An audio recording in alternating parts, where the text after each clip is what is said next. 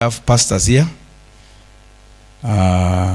Tunajua pastor si lazima mtu ameenda kuwa referent, unaweza kuwa tu umeguzwa roho na ukupande hiyo. So kuna volunteer. Naona hakuna mkono imeinuliwa. Ndio huyo madama amekubali. So utatuambia jina lako, alafu basi utuongoze kwa maombi. Can someone get this mic for her?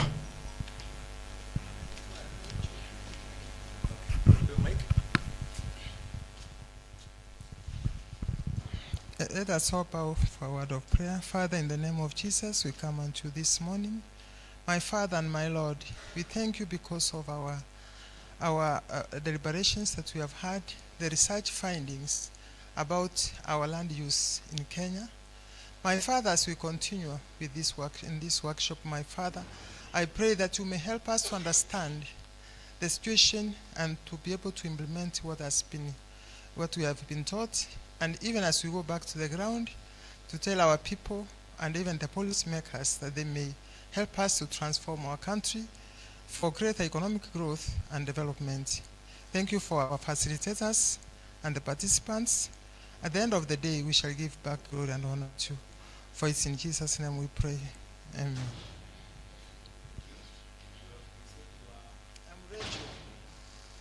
Mimi naitwa Rachel Omwenga. I'm from Nyamira County and Kisii. I'm in charge of PhD schools, and on the ground I know what our people are going through. I know how the sufferings in the families, because the land use, they are not able even to feed the children, and we are expecting more from the people are coming up with no land, with nothing, no economic activity, and therefore this workshop is very timely. And we believe that we're going to implement it. Thank you. Okay, thank you very much. We appreciate the prayer, and we appreciate you. We appreciate that you've come all the way from Nyamira to be with us, and we also appreciate the fact that you recognized how the outcome of this workshop or this research will be beneficial to our people. So I know that we have new colleagues, new friends who've joined us today. If you are one of them, kindly just stand up and introduce yourself. We did major introductions yesterday, but I know probably we have one or two who might have joined us today and would like to know who you are. Is there anybody who is joining us today? Please pass on the mic. Michael, pass on the mic. We want to know our new friends who've joined us.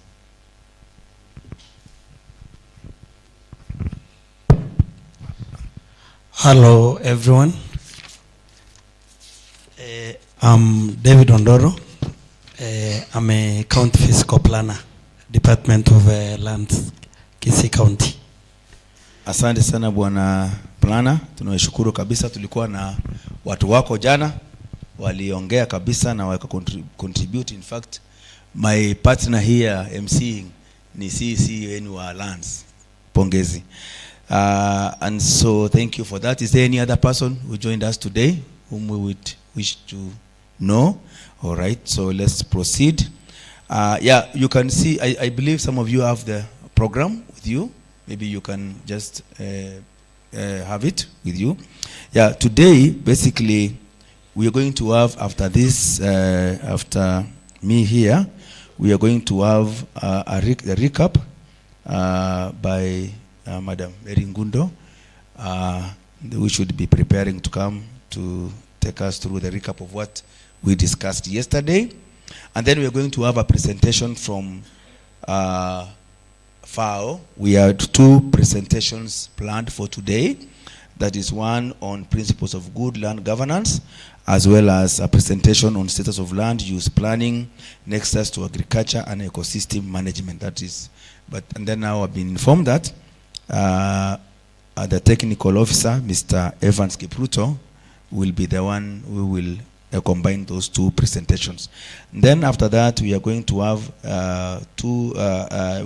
today 3 panel sessions. So we will have the panelists appearing here. Then we will have a moderator for each of the panels, and the moderators then will guide discussions by the panelists and of course by participants. And just to remind ourselves The first panel is on land use planning from the county land practitioners by CECMs, that is the ministers for lands in the counties, county director planning, and then the members of that panel or the panelists are Charles Kagema, Honorable Nyarango, Professor Iravo, Stephen Oboso, and Mercy Sau. Are they around? Are they here with us? Wako na sisi hapa kweli? Naona, sorry, I've just gone ahead. That is the second panel. The first panel actually is the panel on advisory and proposed models. Advisory and proposed models. And that is the panel that is going to be moderated by Charles Kagema. Charles Kagema is here with us. He's our Director Land Use Planning, and it's NLC Director Land Use Planning. And I can see that we have Dr. Wamushiru. Wamushiru, you are there?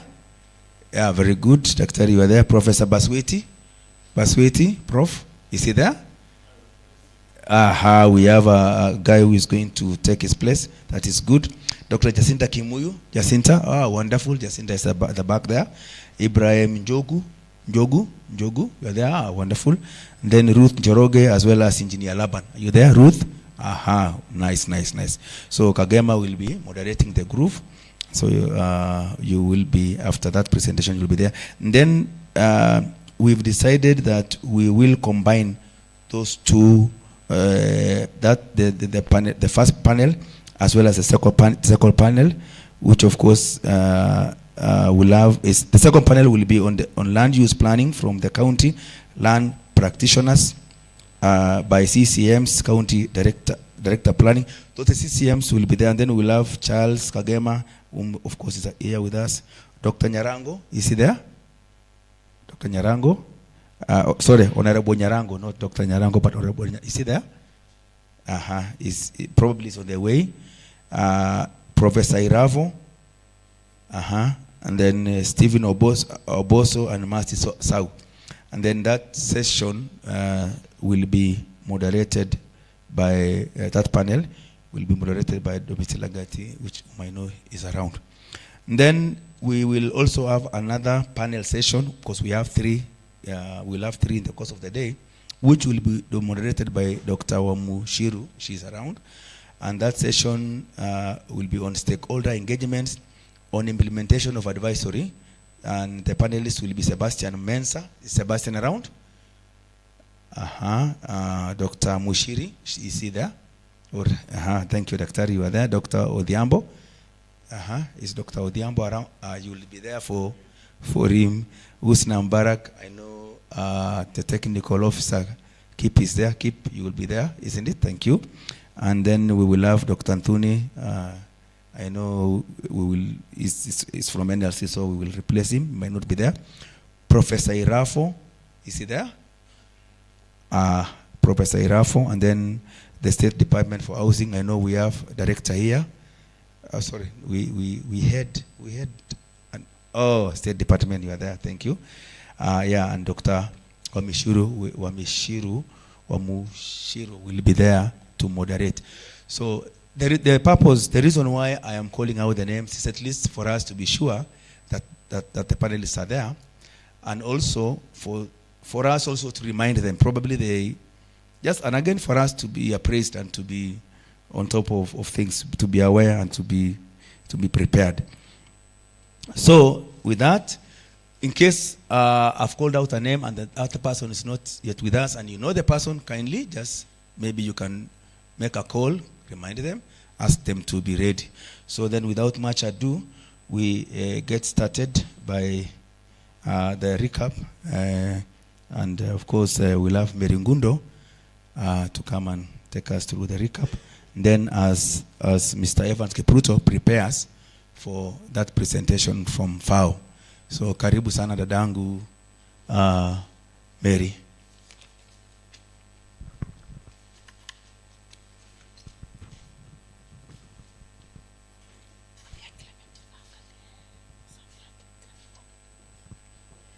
Thank you very much, Bwana Letangule. for this opportunity. According to the program, I'm here to do the recap. My name is Mary Ngundo from the National Land Commission, and good morning. Remember, a recap is just like a teacher. We are trying to remember, all of us, what did we do yesterday? How was the program? How were the speakers? What was the content? And what was our take-home by the end of the day? Before I start, our chairman yesterday, that is the chairman National Land Commission, brought a very important aspect of, this is a process where an array of institutions, people, stakeholders have come together for a common purpose. We have a very infamous story of a pilot carrying mentally disabled or mentally incapacitated people in the plane, and they were really making a lot of noise. Then the pilot told one of the leaders, "Can you go and make your people quiet? If you do that, I will allow you to pilot the plane for like 20 minutes. And he went back. After 10 minutes, he came back to the pilot and told him, they are quiet. And for real, the plane was quiet, no more noise. So the pilot asked the madman, "How did you do that so fast?" It's like, it was very simple. I opened the door. All of them flew out. So there is no one at the back. So remember, we are here together, all of us. And we have to soldier together. If one of us opens the door, what will happen? Your guess is same as mine. We will not soldier together. So on the recap, yesterday, we had our distinguished guests who were here, starting with our Honorable Governor, Simbarati. And what caught my attention is that Kisii needs land, yet we are undertaking the land fragmentation. Remember, the rehabilitation of the garbage site, which the governor talked about, the need to reclaim the river in search of land for development and agriculture. And yet, on the other part, we are still undertaking the land fragmentation. We are asking ourselves, are we speaking the same language? Here we are trying to save our land. Next time, we are trying to subdivide that piece of land. Same people in the same county. And then our question, today's activity, that is the question of land fragmentation in the country. How serious are we when we are doing all this? So the enthusiasm of the county government of Kisii to reclaim land shows the positive action the county is taking towards making land available for various development in the country and as a county. And actually, I liked how the governor brought out the collaboration between the Kisii University and the county government. Most of the universities are not collaborating with the county governments where they are domiciled. But in Kisii, we saw a very different story. And then the other issue which came out very well, Vihiga and Kisii are cousins. The governor brought out the issue where, yes, the Kisiis are the ones who are undertaking the fragmentation of land or subdivision of land to very small parcels, but followed by Vihiga, who are their cousins. So it was like Kisiis and Maragolis are one and the same thing. I don't know. The Maragolis here and the Kisiis are the ones to bring out that and tell us whether they are real cousins. The vice of the commission was very deliberate to bring out the issue. We have really been complaining. It is the population. Tuna watoto wengi. That is the reason we are undertaking land fragmentation. But is that true? She brought out the issue about Japan. What is now happening?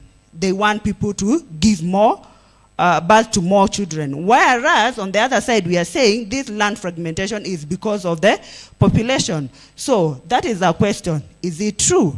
Do we need to reduce the population or do we need to curb the disease which is affecting us and which is land fragmentation.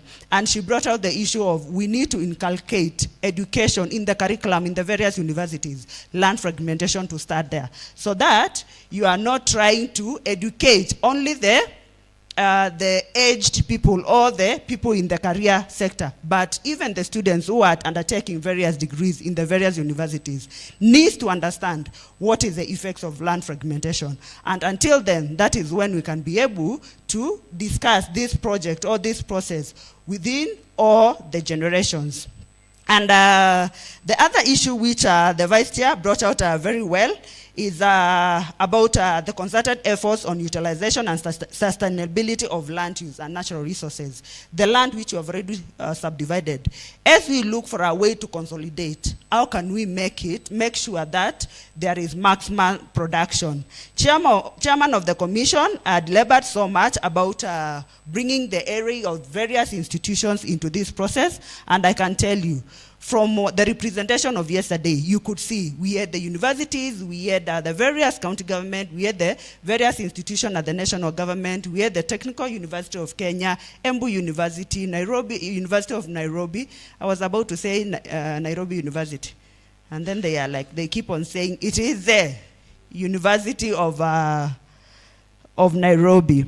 I went to Maseno, so we can also say the University of Maseno. And Chairman also brought about a very important thing. He was like, if at all you fly around Keroka is in Kisii, Nyamira, the border, you will see a kibera in our rural areas. Isn't it that pathetic? Can you imagine when you are in Nairobi and you miss the basic utilities, you wish you are in your village, where you get free clean water, you get the environment is clean, and then we come to Kisii and find another kibera in Kisii. Those are things which we really need as experts in our various fields. We need to look into. It is not good and it's not health for us. It is also not healthy for the generations to come. And he brought out the issue in 1970s. Minimum acreage in Nyamira was around 20 acres. As of now, it is even less than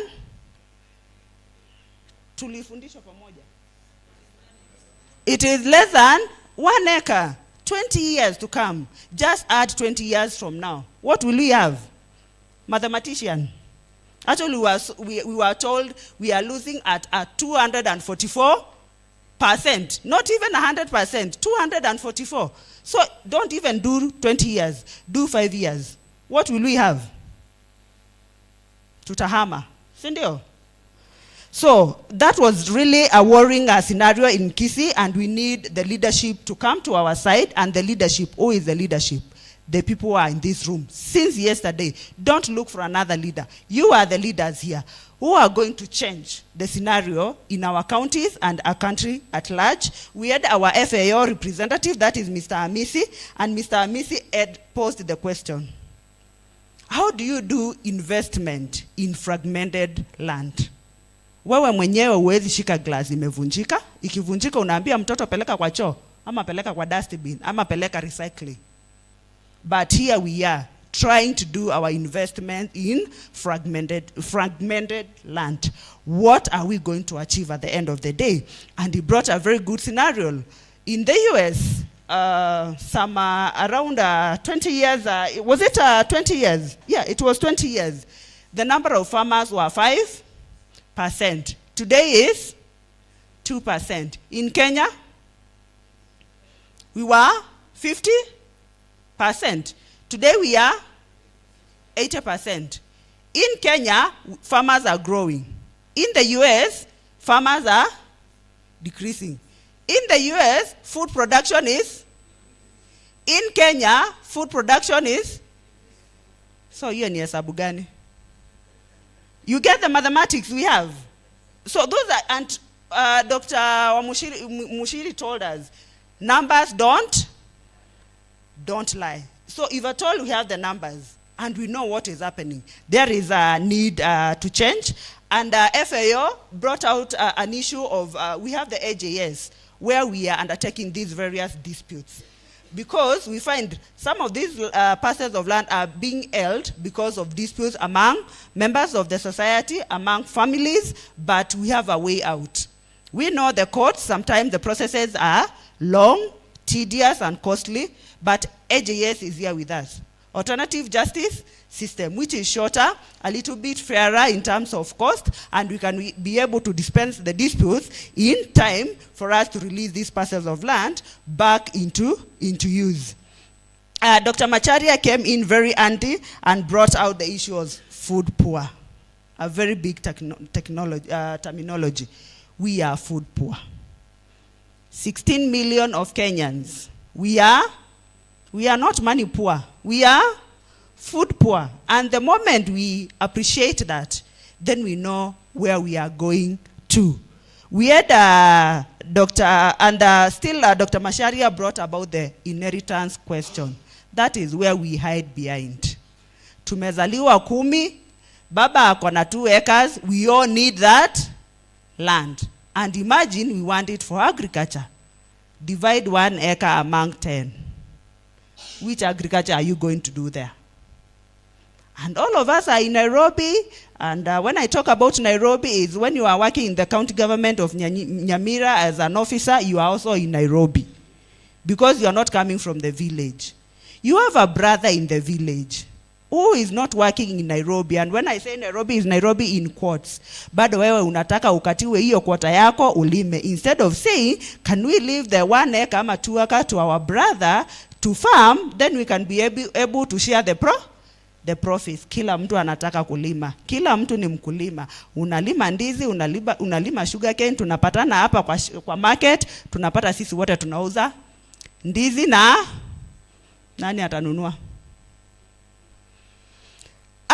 Then we had a very good presentation from 2 doctors. Actually, that was the 3rd doctor, Dr. Wamushiru and Dr. Frida Mugo, who really delved into the problem statement. How did we get here?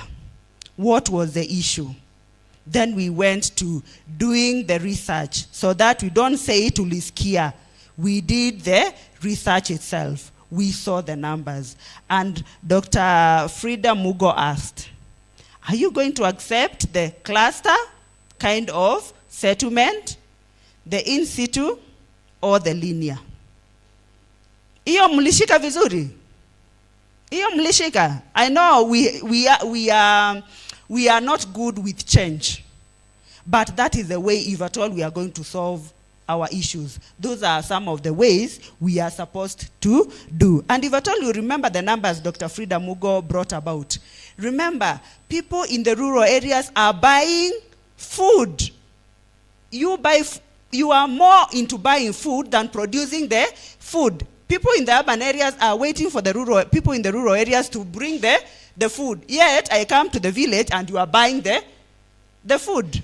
The math is not mathing. That is what the Gen Zs will say. Then we went all the way to Gen Z presented to us the implementation framework, the reforms, and also the implementation structure. We are asking, is it the problem of legislations? Are we lacking legislations? And what was coming out was, no, we are not lacking legislations. But we have challenges in implementation of those policies, weak implementation framework, and we need to have a framework where we can be able to implement these various policies we have for the sake of averting this issue of land fragmentation. And Okumu closed the session by bringing out the issue of, can we give incentives to farmers so that they can be able to appreciate the farming and also to move away from land fragmentation, but to maximum utilization with the land we have. And he posed also a question. Land fragmentation is not a cultural issue, or rather a colonial issue. It's to you to determine whether that is true. Is it a cultural issue, or did we adopt it from our colonizers? So that is something we need to think about and understand. And that brings me to the end of the recap. I know you also learned something. What probably from what I learned is not what you learned, but at least those who are not with us yesterday, at least I've gotten a glimpse of what we discussed and what was our take home. And as I step down, I had, is that video ready? If not, we can, I wanted you to see a 1-minute video. Everyone knows the black hole theory. You know the black hole theory? For the benefit of those who don't know, can we play that video? It's 1 minute or 2 minutes. And then I can hand over the mic. Imekata.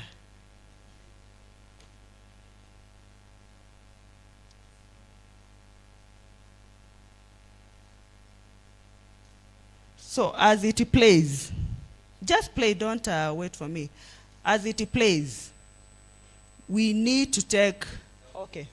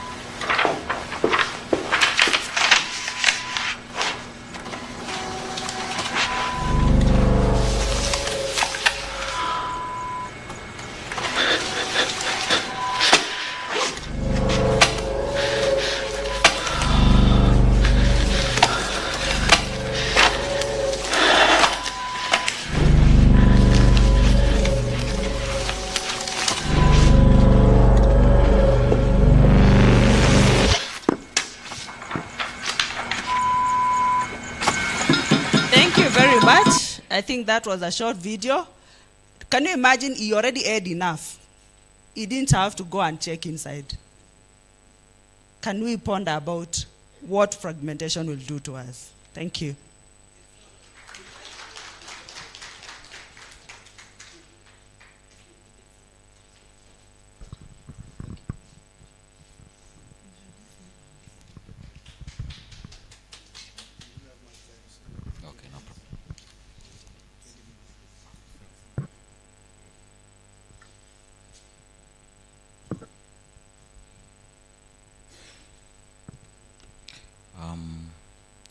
I think all protocols observed.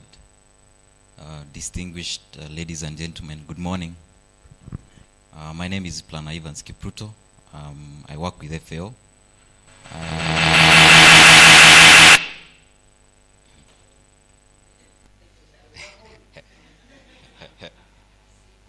Okay.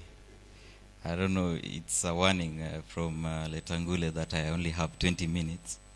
So, and he's using other methods and methodologies to intimidate me. So I've been tasked to make a presentation on, we had 2 presentations on principles of good land governance and the status of land use planning and nexus with agriculture and ecosystem management. And maybe perhaps I just want to introduce FAO. FAO is an intergovernmental organization. I know most times people assume or make assumptions that FAO is a non-governmental organization. It's a UN agency and it's a government agency. It supports 195 countries, including the European Union, to eradicate hunger and to ensure that we have adequate food security and food nutrition. That is our main responsibility, and that is what we are doing in the country, Kenya. So this presentation, I'll try to summarize in the 20 minutes that I've been given to look at the key facts and statistics globally, give some background here in Kenya, and then also highlight something on the status of physical and land use planning and urban forms in Kisii, and then factors contributing to the current status of planning, and possible solutions to land fragmentation, and cite a few examples, including lessons from other countries that FAO has worked in. So some of the key facts and figures. In many developing countries, most people rely on land and natural resources for their livelihoods and even their coexistence. Around 70% of land in developing countries is unregistered. That's another fact. Around 3.2 billion people are facing or are being pressure on land resources are undermining their well-being. The other facts is 50% of countries for which data is available have weak legal protections for women land rights. The other facts are 84% of farms are less than 2 acres in size and use only about 12% of world agricultural land. 1 billion people perceive they are at risk of being evicted from their land or homes in the next 5 years. 30 to 50% of the world's total land area held by indigenous peoples. 10% of the world's land legalized property. And then 1% of farms operate or control more than 70% of the world's agricultural land. Less than 15% women make up less than 15% of the world landowners. 177 human rights and environmental defenders lost their lives in 2022 for defending their land and the environment. 64 of them were indigenous people.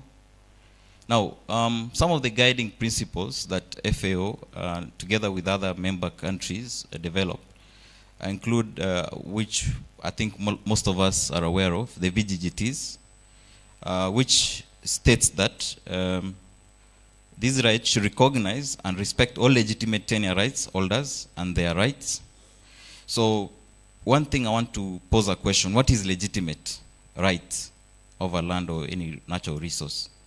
So, is it legally or formal or informal recognition? So, VGGTs identifies as legitimate rights as both legal and those societally recognized rights over land. The other guiding principle is they should take reasonable measures to identify, record, and respect legitimate tenure right holders and their rights, whether formally recorded or not. And then we need to refrain from infringement of tenure rights of others, and then to meet the duties of associated with tenure rights. And then the other 10 principles is we need to respect human dignity, even in our decisions and processes in land governance. We should ensure non-discrimination in everything that we do, equity and justice, gender equality, holistic and sustainable approach, consultation and participation, rule of law, transparency, accountability, and continuous improvement. These others are also some of the guiding principles. I don't want to go into the details of that. So I'll go straight to the status or background in land in Kenya and contribution to agriculture. So we all understand that land is a finite resource in Kenya and even globally, as underpinned by those facts and statistics. And we actually recognize that we need to protect this land for not only the current generation, but even the future generation. So FAO recognizes this, and through the mechanism that are there to discuss, we put up what we call a World Soil Charter sometime back in the 1932, which now informed the formation of Food and Agriculture Organization. So some of the key statistics in Kenya is agriculture contributes 35% of the GDP and 60% of export earnings. 75% of Kenyans make some part of their living through agriculture. 1.5 acres is the average land holding size, especially for key food crops.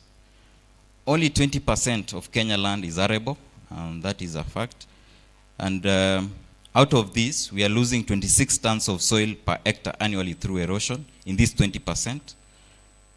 Over 80% of the population is settled only on the 20% that is arable. That is the population of Kenya.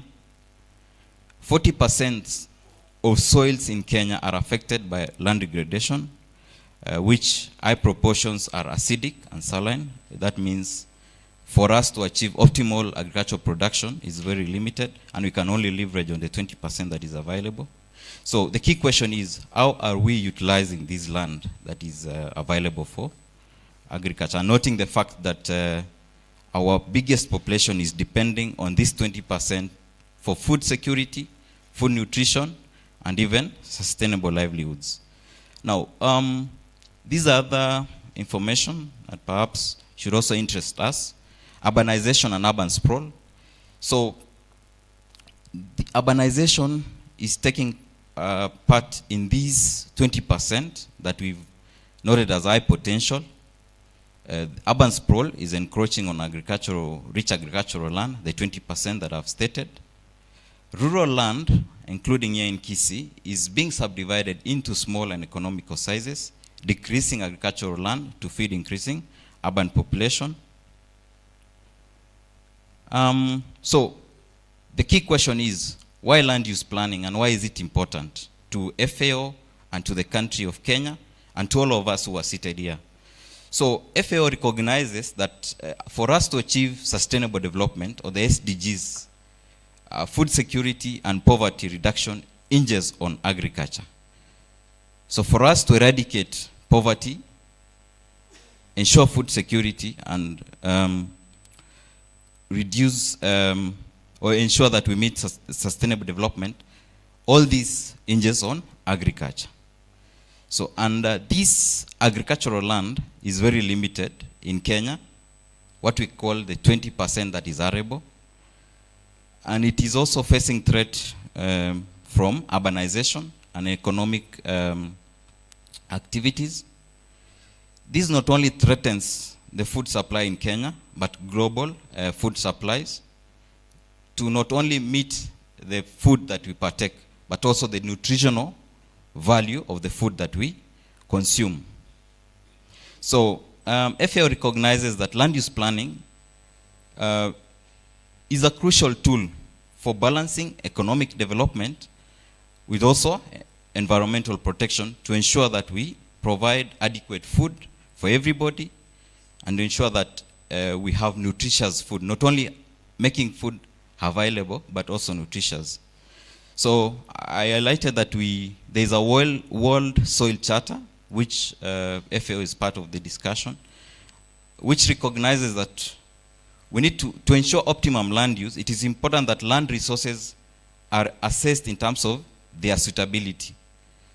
So that means for us to ensure that we optimally use the soil resources that we have countrywide and even globally, it's important that we optimally assess their suitability, so that whatever use we are putting in place right now can also sustain the use in the near future and for generations to come, without affecting the land use options that can be proposed in the next generation. So FAO Kenya commissioned a study in Kenya just to understand the nexus between agriculture and land use planning in the country. Some of the things that we noted is, as a country in Kenya, we currently have the National Spatial Plan, which basically is a 20-year plan running from 2015 to 2045. It covers the entire territory of Kenya. I will not want to belabor into the details of this plan, but it provides a general framework of how the country should develop.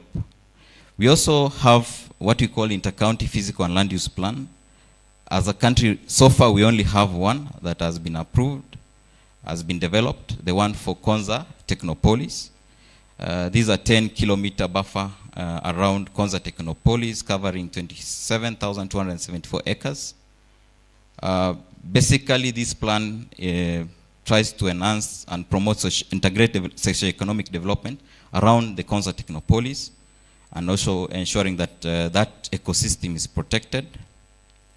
In the country, in terms of, and in the county level, in terms of county spatial plan, if you could go to the next slide, and perhaps you could go to the online link. I just wanted to demonstrate.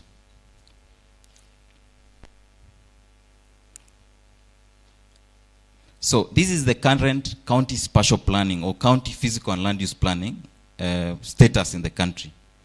So we have all the 47 counties are required to prepare the county physical and land use development plans. That is according to Section 110 of the County Government Act. Section 104. So this plan is a GIS-based plan. So this plan is supposed to customize or domesticate what the National Spatial Plan is providing and develop or guide spatial development framework at the county level. So far, we have 19 counties with approved county physical and land use development plans, including 2 cities with integrated urban development plans. That is Nairobi and Mombasa County.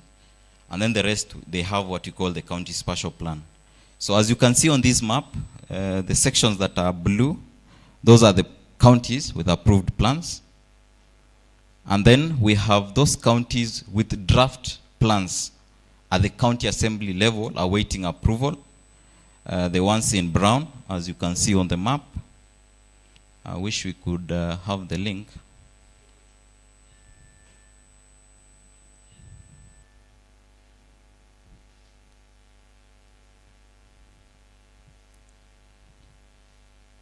Okay.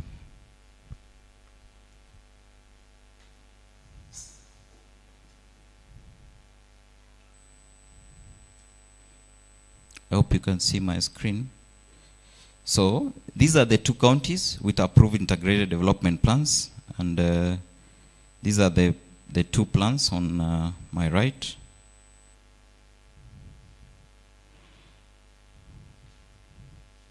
And then these are the ones with approved county spatial plan. That is Trans Nzoia, Nakuru, Kilifi, Bungoma, Kericho, Kwale, Migori, Kirinyaga, Lamu, Kajiado, Nyandarua, Narok, Makueni, Siaya, Baringo, Bomet, and Nandi County. And you can note most of them are either in part of Central Rift Valley, Lower Rift Valley, and the Coast region, and parts of Western Kenya, and including Nyanza. So as you can see on this map, the northern part of Kenya is still not planned. And then we have those plans that have been developed but are draft at the county assembly awaiting approval. That is Laikipia, Nyeri, Murang'a, Nyamira, Samburu, Tharaka Nithi, Uasin Gishu, and West Pokot counties, as you can see on that map. And then we have those plans, they are at situation analysis stage. That is in Kiambu, Garissa, Isiolo, Kisii, Kitui, and Taita Taveta. And then those ones that we call inception, a majority of them are in northeastern part of Kenya and parts of western Kenya and eastern Kenya. including Busia, Embu. I'll not go into there are 14 counties.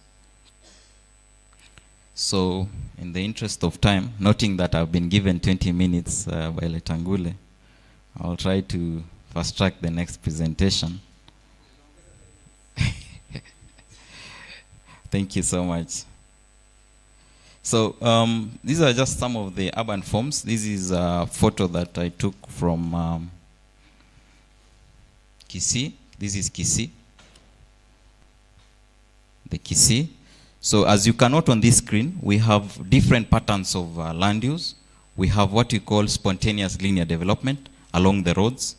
We have planned core urban areas and unplanned peri-urban areas. We have mixed land uses, as you can note on this screen. I don't know if all of us can see the image. This is also Ogembo in Kisii. We have both compact urban areas with mixed land uses, core urban areas with the planned land use, and then we have rural land with unplanned developments or uncontrolled developments. So some of the factors that contribute to the current status of planning, some of the things that we noted in our report is weak and unclear institutional frameworks for managing agricultural land, coupled with contradicting and poorly implemented legislation, including the County Government Act, as you can note on that screen. Yes, the law requires that every county should prepare these plans, but there is a confusion because the County Government Act requires that a county prepares a county spatial plan. At the same time, the Physical and Land Use Planning Act requires that a county prepares what you call a county physical and land use development plan. So there is that contradiction between laws. And then the Urban Areas and Cities Act requires that we prepare an integrated urban development plan, which is now becoming easy or difficult for counties to really know which plan they need to prepare. And then we have legislations that are not conforming to the current constitutional regime, including the Survey Act, the Land Control Act. Those are few legislations. We have unclear and narrow interpretation or simple abuse of legal frameworks in the country. That is what our report highlights. Lack of clarity in the order of preparation of plans. What comes first? Perhaps most counties are preparing the local plans before the county spatial plans. Others are preparing the county spatial plans and then they prepare the inter-county physical and land use development plans or county spatial plans. Weak enforcement of the time frame for plan preparation and approval. Ideally, legally, a plan should be prepared within 18 months. But you find some counties are preparing a plan for more than 18 months, and perhaps you also find a plan can be prepared, and then during the approval by the assembly level, it takes more than the 2 years or 18 months, which I don't know if this plan will need to be reviewed or should it be approved. That's a question that we need to ask ourselves. And then lack of clear mechanism for implementing the spatial plans in general, and in county spatial plans in particular. How are we implementing the national spatial plan? Specifically, to ensure that whatever is being prepared at the county level conforms with the national spatial plan. The other one is effectiveness of stakeholder engagement and participation. How effective our stakeholder engagement during preparation of these plans? Do our people recognize or know what should be in a spatial plan, or whatever is being captured or being proposed? Does it align well with what is practically and globally recognized? And then current practice of preparing and approving change of user is not sustainable, and perhaps is the biggest contributor towards what we call land fragmentation. And then lack of clear urban and peri-urban boundaries. So we have urban areas that have been delineated with we have municipalities with 6,700 square kilometers in this country. At the same time, we have a city of Nairobi, which is around 890 something square kilometer. So whatever, and this municipality, if you are to look at it, is around, ideally a municipality should be between 70 and 80 square kilometer, or 50 to 80 square kilometer. But if you are to do a study today and analyze all our municipalities, 107 municipalities established in this country, you realize that most of them exceed the 80 square kilometers. And most part of the municipalities are rural. And what that can mean is this rural that we've introduced to the urban area will be converted, used to this commercial and sustainable development.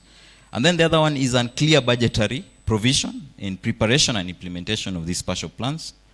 And then the tenure rights granted by predominant freehold system. This is a big issue in the country. Most of our tenure system, despite most of us not being registered, the tenure system in the country is freehold. And really controlling freehold is sometimes a challenge, and perhaps you may need to also do a study around how other countries are doing in terms of the tenure system. And then land control boards model and sustainable. Currently, the practice is land control boards are issuing consent for subdivision of agricultural land without requiring the physical and land use planning regulations from the county government. So the report notes that this is unsustainable. So this is our dilemma. So in 1975, noting that, well, this is an example, and don't crucify me, but African man perhaps would have 2 wives with 2 acres. That is in 1975. So this man with his 2 wives subdivides the land to each 1 acre, 1 acre. Each family gets 1 child, so it means they will have to subdivide the land to half and half. That is after maybe 1992. And then in 2012, this family has grown to 12 children, and they have to subdivide this piece of land, which is 2 acres. So my question is, in 2022, where will all these 22 children get their land or portion of land? That's our big question and our dilemma. So possible solutions to land fragmentation and examples are cited by FAO, and we have several guidelines. So number 1 is land consolidation, where you're reallocating land parcels to reduce fragmentation, or you're consolidating more than 1 parcel of lands into one for purposes of either infrastructure development or environmental conservation or protection, and also other uses including agriculture. And then we have land banking, where the government acquires land for future investment. It can include agriculture. For instance, here in Kisii, we could think about, can the government of Kisii County or the other counties that are represented maybe put aside a budget and acquire land within the county from these individuals that you feel they've already over-subdivided their land, consolidate this land for put a use, maybe agriculture, and then make use or invest or bring all these people that you've compensated or facilitated to do this agriculture, an intensive agriculture, and provide the required mechanism. And then we have what we call land rental markets. This is you facilitate farmers in enlarging their holdings through leasing. So perhaps you've already land banked. Now you lease this land to individuals to do intensive agriculture. The other one, I'll not go into the details, but I would just want to highlight some of the FAO works around land consolidation.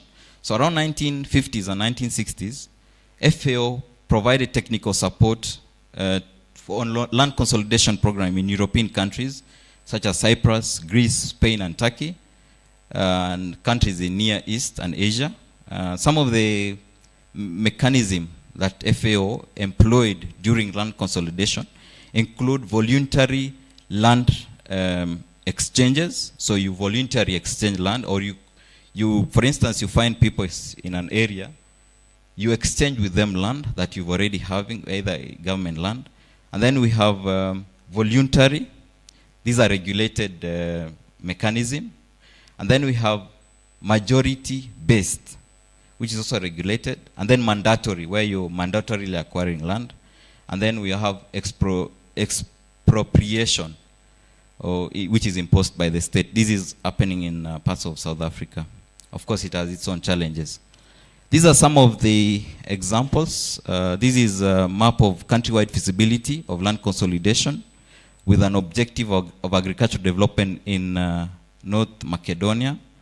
So what the country did through FAO is they did a feasibility study and a suitability analysis of the land in the country and identified areas for specific uses for agriculture. Despite the fragmentation, now once they've done this, they know those areas that are very low in terms of the use for agriculture and those areas that are very high for specific uses. We also have this one for Drakevo, Bosnia, and it's called, this country is very difficult, Herzegovina. I don't know how many of us know this country. So these are some of the maps.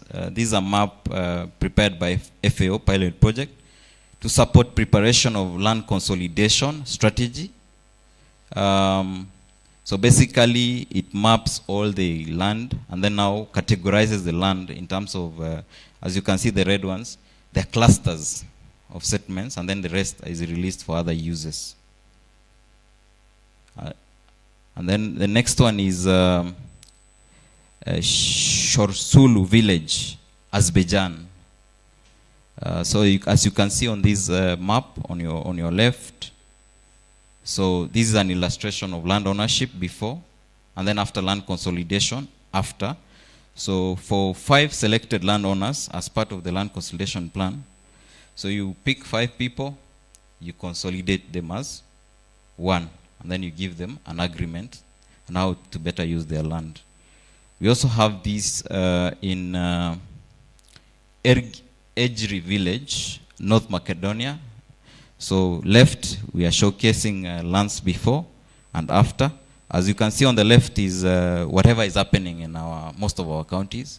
A lot of uncontrolled or unregulated fragmentation. And then now you formalize, but now doing proper regularization and also proper designs and consolidation of parcels. So, and then we also have finally, this one is in Tegie, Gon village in Myanmar. So similar, whatever is happening in our country, and then now you rearrange all these plots, and then you have them properly planned and properly rearranged. So these are others, just images showing significance of planning in those countries and how before and after. So as you can note on these images, there are those ecosystems that are not changing. Maybe you've gone really fast. But on these other one, you see those facilities like natural ecosystems. Before, they are still there, and after, they are still there, or they have already been mapped and they cannot change. And then we have the last image showing cluster development, where you have people settling in a central area, and then the rest is released for agricultural activity. So these are some of the documents or resources that you can visit and use for maybe further research and information. And I say thank you.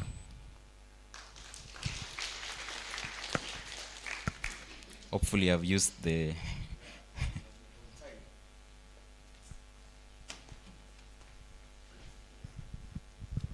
Okay, tumpigie makofi vizuri. I want to appreciate the 2 presenters. I want to appreciate our Deputy Director Planning, Land Use Planning, Madam Mary Ngundo, for that wonderful recap. She presented vizuri sana. It's like it was flowing. We were able to, like those who were not there yesterday, you would actually feel that it's like she was able to make us feel that you are present. And also for the FAO, the good presentation. He shared about the experiences in other countries. By the way, Bosnia is not so strange, so new to Kenyans. Those who are as old as I remember, we had our peacekeeping post in Bosnia. Sindio? Sikuna wenye walienda Bosnia. Yeah, from my village, I had some guys who went to Bosnia to do peacekeeping. And when they came back, they had a lot of stories to share with us, and of course, money. UN kulikuwa na pesa wakati huo, si ndio? Walikuja na, lakini hawaikuwasaidia sana juu they were young and they came back with a lot of money. So walitu tembeza tukamaliza hiyo pesa, lakini si ni maisha. So Bosnia ndugu, Bosnia Herzegovina tulikuwa tunaambiwa hiyo mastori ya huko kidogo. So before we break for tea, we would like to take a few questions from us on those two presentations and also on the presentations that were done yesterday. So let's have a few questions, and then the panelists we have here, the experts we have here, and also the presenters can answer them before we break for the tea. So from my left side, if you have a question, any issue that you would want clarified, this is your opportunity. I would like the staff to have the microphone ready so that they can be given to whoever has a question. So anybody with an issue with a question or a comment on my left, ndugu yetu mmoja wawili wako hapa. So the presenters and the other experts we have here, daktaris, mkae tayari, kuna maswali, sisi wote tutajibu. Haya ndugu yangu, amuka, simama, tuambie jina. Simama alafu tuelezee jina, and then you post a question. Good morning, everyone. My name is Stephen Oboso from Nyamira County. My question is, when we were doing the 2010 Constitution, I think the land issue became so hot that the conveners slowed down in dealing with the land issue in Kenya. That's why we now have a partially devolved land regime, while the national government is still dealing with the private land. Now, this land is not going to increase. It will keep on diminishing as the population grows. Other countries have moved away from private land issues, and the state tends to own all the land. It makes it easy for them to plan, so that when you want agricultural land, you simply move everybody away from it into the cities, and you have agricultural land. That's why we had that 5% in the US is supplying more today than 10% 20 years ago. So in Kenya, do we keep on lamenting about, if you look at the picture on the extreme right, about land fragmentation, when the state can take over all that land and move all those people to some market center, and then use this land properly? Up the hill we have forests, and down here you have other forms of agriculture. Why are we shy as a country to bite the bullet? See the comments, so I just the remarks to the presentation. Proceed, my friend. Your name? My name is... the institution you are representing? Yeah, my name is Professor Maobe, Kisii University. I congratulate the Land Commission, National Land Commission, for coming this much far. The Land Commission and the stakeholders who have participated in bringing all this empirical information, a lot of evidence forth. Now, my question is, or my observation is that you have come up with interventions intervention number one is administrative intervention, whereby you have suggested this and this should be done, could be done like this, and so on. That is fine. And you have identified the factors which would support, which would, the changes or the legislations that where they would be required and so on. Now, my other observation is that since you have come this much far, what is the way forward? Especially, you don't seem to have concluded the work on the models for consolidation. Dr. Frida Mugo here did present some models on farm programming. The FAO has presented some models also, which the FAO has used in other countries and so on. Is there no need, or is there a plan now going forward for these models to be refined into treatments, into specific refined models, which then can be grouped into the areas where they could easily apply, and then supported in terms of pilot? Is there a plan to pilot some of this model in small scale before they can be presented for upscaling? Because as it is now, you cannot actualize those models on the ground before you pilot.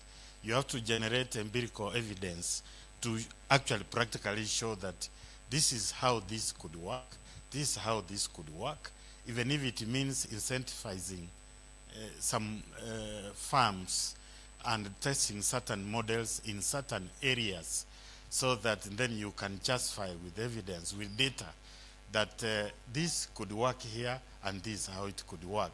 Otherwise, if you leave it here, then it is only administrative interventions which can be effected by the fiscal planner, by the lands office, and so on. You know, I'm from university and we are researchers. So there's need for the same stakeholders who have brought this work this far to come together, to bring us together, and then we plan how to pilot some of these models so that NLC can now speak with a lot of confidence. Here are the models, here is the data. Otherwise, from Herzegovina, you cannot take them to the ground and so on. So that is my remark, the way forward, this far. And then what is the way forward now? Thank you, Professor Maobe. We appreciate those concerns.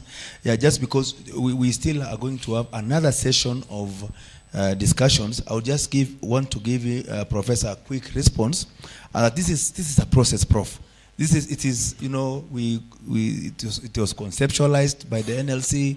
The whole idea was then researched upon. We brought on other stakeholders. So this is part of it. And if you look at the program, we are having a session on way forward at some point. So Dr. Mary, include those concerns from Professor. We are also having sessions like the panel session on stakeholder engagements on implementation of advisory. So that speaks to that, yeah. So there will be a session in which those plenary sessions, in which those issues will be discussed, and of course the way forward, Dr. Mary, you will include those concerns. We will address those concerns at that point. But thank you for that. It is a process. We are still moving on. We are actually trying to get a buy-in from the politicians. You saw whom we had yesterday, the governors. So we are slowly bringing them on board. We are on that journey. And hopefully those issues, those concerns that you have, like piloting, like now the national government, county governments picking up this idea, mainstreaming, owning it, but then it will be easier for those proposals that you have. It will be easier for them to see the light of the day. So I saw an aunt at the back there. Okay, madam from PAG Church. I'm also a farmer. Good. Yeah, Karibu. I want to clarify, to propose that the 20% of Kenyan land which is arable, I think that is not true. With the devolution and the creation of governments and irrigation, there is still a lot of land which was arid, but which is now being productive because of irrigation. So this percentage can go up from 20% to a bigger percentage, because what was lacking is water, and we were able to irrigate. Two, going back to the new constitution, the 2010 constitution, we had individual land, community land, and the national land reserves, which were kept for future use, which is a lot of land which is not registered and which does not have the owner. So we also need to venture into such land so that it can be put into use. For Nyamira and Kisii, I want to say that we are really disadvantaged because we had small land and we have people who are working. If there is a way, this population which is unemployed because of the small land, they can be given an opportunity to go to the land which is not being used. They can hire the labor from this community to work there and produce and put it into use. So otherwise, there is a very pertinent issue which was raised at 2022, the year 2022. Very many people lost their lives because of land. This is the team which is in this hall. You are the people who can solve land crisis in Kenya, not politicians. Let me be very frank. Because there are areas like West Pokot, there's a lot of land and the people are not having title deeds. They don't have ownership. So they are just dying in poverty when there's land which is somewhere which is not being given to the people. So let us widen the scope from this hall to go to the villages and all the other parts of Kenya, so that, because when we talk about economic development, we want the whole country to develop evenly, so that we can improve in development, so that we can move towards the developed country. Otherwise, there's a lot of land in Kenya which is not registered and which is not being put into proper use. Thank you. Thank you, madam. You remind us the name? Rachel Mwenga. Asante sana, Pastor. So, any other person? I think we can just take them down so that later on, as we are winding up, we can respond to them. So, and we can also ask about what transpired yesterday. Karibu ndugu. Name, and then from the institution, then the question. Good morning. The comment. My name is Steady Mike from Vihiga County, and I have a concern and a question at the same time. In the study that was done on the land fragmentation in Kenya, classically you find that they find that Kenya land, 84% is ASAL, 16% is arable. And in the discussion yesterday, the fragmentation or the focus was only on the 16%, which in the finding, they say that 80% of Kenya population, they're trying to pressure that 16%. What about this 84%? What's the focus? Yesterday, there was no discussion that was tackling the 84% of Kenya land. 80% are scrambling for 16% of land. And yesterday, executive talked about China. When you go to China, if you read about their land, it's really fragmented. But the same China, if you look at it, they have protected large tracts of farmland. How? One, you find their policies and their technical approach is what we should focus on also, to include in our study and see if it's practical in Kenya. Like land reclamation. Can we now change the focus to reclaim larger part of this 84%? Instead of trying to change things which will cause a standstill in Kenya in the 16%. We also look at the 84%, the ASA land, instead of this 16, because 16, with 80% of Kenya populations trying to survive, to live in that area, because if you look at the 16% area, it has a conducive environment for survival. That's why all the population that's striving to live there, they're fragmenting that land because it's conducive for survival. They don't want to go and fragment the 84%. No, we can turn our focus. How can we reclaim this 84% to ensure food security in Kenya? And at the same time, we do basic farmland zoning in the 16%. So the question was asked yesterday also. Is fragmentation a problem for food security? Sawa ndugu, tumesikia daktari. Let's take down those questions.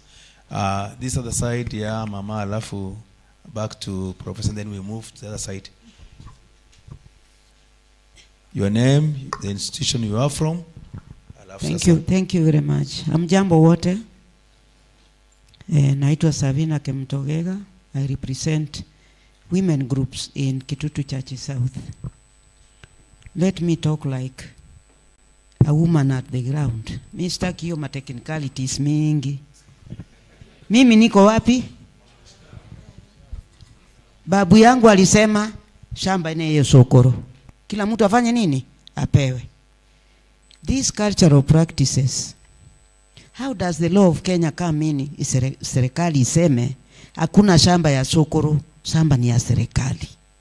If we start from there and sensitize our people, watu watajua ya kwamba shamba ni ya serikali.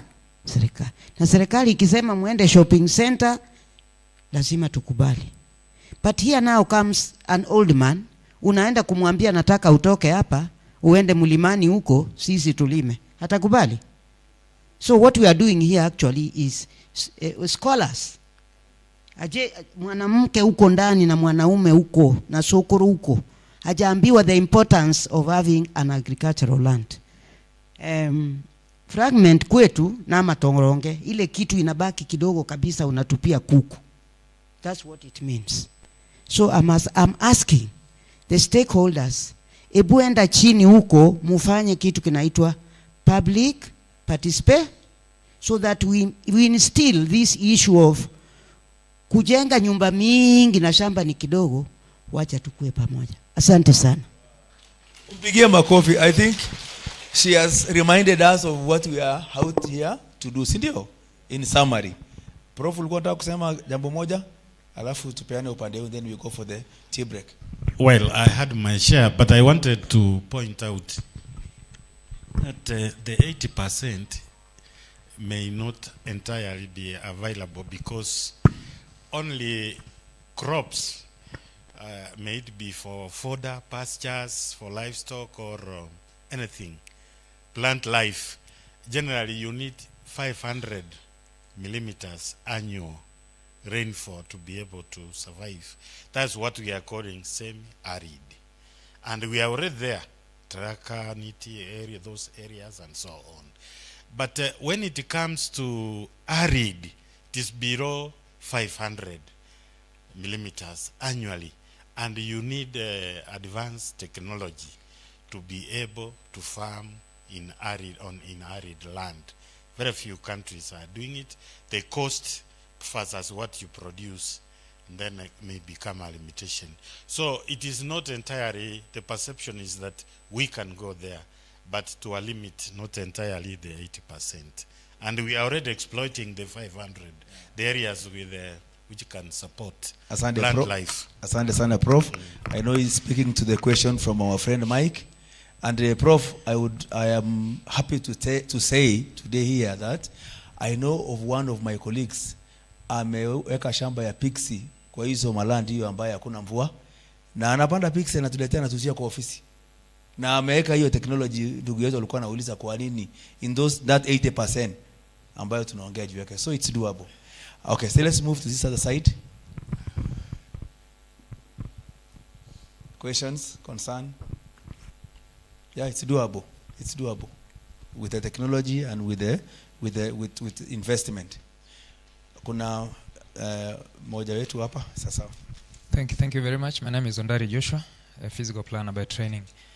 I think I like the conversation that we're having, and more so the mama who has raised concerns that are really on the ground. I don't know whether the statistics we're talking about relate to the registered parcels or documentation. Because, for example, in Kisii County, if you want to really see the real RM, Registry Index Map, just fly. You just fly with a plane and you'll be able to know exactly the fragmentation issues we're talking about. Because based on the cultural issues we have talked about, people are given, they are shown where to maybe build or to cultivate, but ultimately they don't register these parcels. So at the end of the day, maybe the data in the office, when it comes to the security of tenure, the title, they don't have. But on the ground, things are totally different. So I think the discussion, the bearing of the discussion should be what ought we to do for the people are given land, and they maybe do the fences, do the walls, and then ultimately they don't register because this is ancestral what? Ancestral land. This is really affecting us. And then number two, Kenya does not lack laws. We have more than enough laws to guide the issues of land sector, and more especially when it comes to subdivisions. But the real issue maybe comes from the institutions that have been put in place to spearhead this process. For example, when it comes to subdivisions, we have the Land Control Board, and they're guided by an act. They're guided by laws. But in that Land Control Board, the question I ask myself, do we have professionals to guide the process? Because we do speak here at this level, but then where things are being cooked, we are lacking the expertise or the knowledge to guide on how it's supposed to be done. So that issue of the Land Control Board process is very important. And you may find that professionals are left out, but at the end of the day, the lands are registered. For example, when you do away with a planner at that very moment of subdividing, and yet we have the standards and guidelines on how land should be subdivided, we miss the point. When it comes to registration, there's nothing that will stop a registrar from registering that parcel because it has followed the process. And then another thing, as county governments, we have a duty, we have a mandate to regulate and control development. In as much as there is this push and shove between national and county, as a county government we have a duty. If the processes are not followed as per the law, then we need to raise an alarm and say, no, this thing should be followed as it is stipulated. But sometimes we also move a bit backwards and watch as things progress. I think that is my comment on question. Thank you, Bwana Odari. Kuna mwenzako hapo karibu na wewe. Our team, please take those questions. We will respond to them at some other point. Okay, thank you. My name is Cyrus Mugire. I'm a planner too. And maybe my question could be, we are seated here today. Of course, we are not informing each other new things. These are things that we have talked for quite a while. And we are discussing about minimum land sizes. Sometimes I ask a philosophical question from my end. Why should we not talk about the maximum? What is happening with the maximum land size? If we have that discussion up to that level, we are able to foresee something.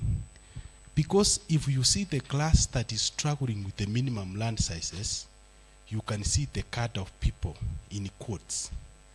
But the maximum land sizes, you can equally see the cadre, the class of people that hold that kind of land.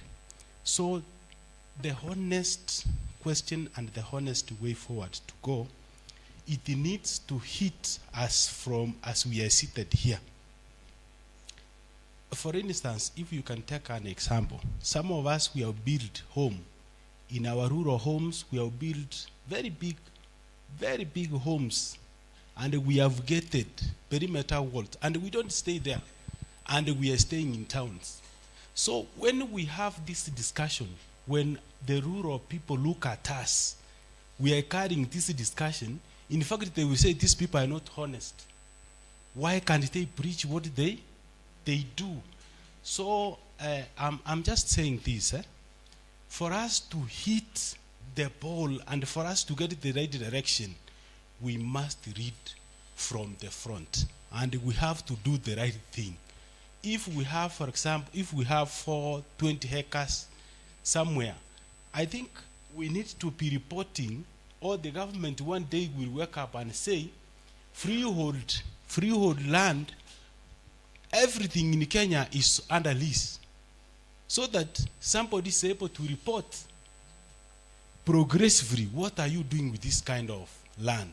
So that if I go to the government today and I want to do onions, I will just approach the government and they say, I need 200 acres of land, provide for me. I pay. Then I'm shown, I go maybe to Masai, or I come to Kisii or Transoya, I get my 200 acres of land, I do my onions at least for 5 years, I get out, something like that. So we need to have, for example, when I look at the people whom we are engaging here, political class is very key, very key. And I've liked the way the woman leper said, that lady. You know, the clique of professionals have taken this discussion so high that the rest of the members could not understand us. There is a lot of calculations here and there. But in one word, what can you tell, like the woman representative, just to understand, to bring it at home, that this is the take home, this is the way to go. That is the discussion we need to have. Thank you.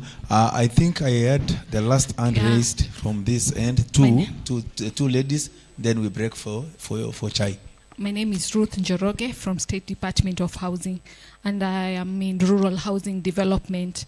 I know affordable housing is a good thing that is happening in our country, and maybe I will have my chance to speak later in the panel session. I just wanted us to think about our basic need, food, shelter, and clothing. Already FAO wameongelea about the need for us to have food and how to plan. Even yesterday's presentation, also we discussed a lot about food. And now I am coming in terms of shelter, especially now in our rural areas. We need to plan, we need to ensure that we are living, tunaacha shamba, tupendane, we stay in cluster development. There was a presentation up there by someone from FAO, alituonyesha a beautiful picture of Netherlands. Tuache mahali, tuishi kando, tujenge manyumba. And that lady, Mama, you've done a very good presentation. We are planning to do a pilot this area, Nyamira, Kisii, and our people from Vihiga.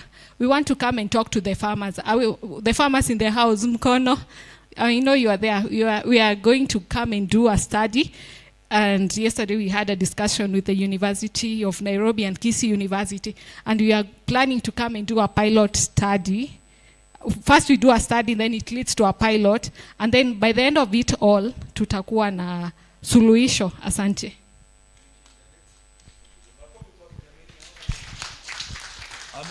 Actionable way forward. Okay. Sawa, karibu. Jina? Yeah. Thank you. Good morning. My name is Frida Mugo from the University of Nairobi. I have two comments. One is to FAO. I would like them to give us some examples of funding models for the kind of interventions that are coming up for this kind of work. Funding models. And the second one is on the 84%, the ASALs. Yesterday, we did not have enough time to cover everything. We have proposals for the ASALs, and one of them is, maybe before I go to the proposals, ASAL counties have been doing very badly in food security matters. with the Turkana leading almost throughout for the last 15 or so years. And Kisii, by the way, is is getting very close to the Turkana level. I think Kisii is number 5 from Turkana. Yeah. If you look at the food security mountain, which is there in the study that was done by the Kenya National Bureau of Statistics, it was published in December 2024. Kisii is doing very badly, even Nyamira, Vihiga. Mainly the high potential counties are not doing well in food security. But what we are recommending for the ASAL, we call them ASAL, is that we invest more in irrigation. And because of the insecurity issues in the ASAL counties, we are proposing that communities be moved along to live along the road, what do you call it? The transport networks in groups of not less than 600 households living together. And then we have dams, earth dams, whatever formula of dams the engineers can tell us. So they are living together, and then they are farming using the irrigation water. So the food security situation is taken care of, but they can still continue with their pastoral practices, because land there is not individually owned. It belongs to the community. Now, the calculations that we have done for what we are indicating household land is to help for planning purposes. Yeah, what our brother is talking about, physical planning, zoning, that in this area you need this much land to sustain this many households. But the main settlement area should be along the road, and they will be farming from irrigation. And we have recommended 2 acres of land if they will be living together in clusters, or 2.5 acres of land if they will be living in individual households. What do I call it? Individual farms or something like that, but clustered together. Now, why are we coming up with a minimum of 600 households? We are looking at a unit, a community that can be able to sustain a school and health facilities, yeah, the social amenities. That's how we came up with the 600, calculated the household size, the number of children, and so on, to be able to know how many can stay in one place. Minimum 600. Now, we got a case study from Turkana, which was showing us some of the directions that we can go, and that's how we landed on that. Thank you. Thank you very much, Dr. Frida. Let's clap for the 2 ladies. They have responded to some of the concerns that had been raised, and they have even gone ahead to give us way forward, actionable way forward, like from the Ministry of Housing, and now for our brother there, Dr. Frida has told us that kumbe kuna pia mpango for the ASAL areas. They also have a plan for ASAL areas. So without much ado, we break for the tea. How many minutes? Let's be back by 20 minutes. Could be okay. Let's be back by 11:20. Then we wrap up the remaining sessions. Haya, let's not waste time. Please, we are constrained on time.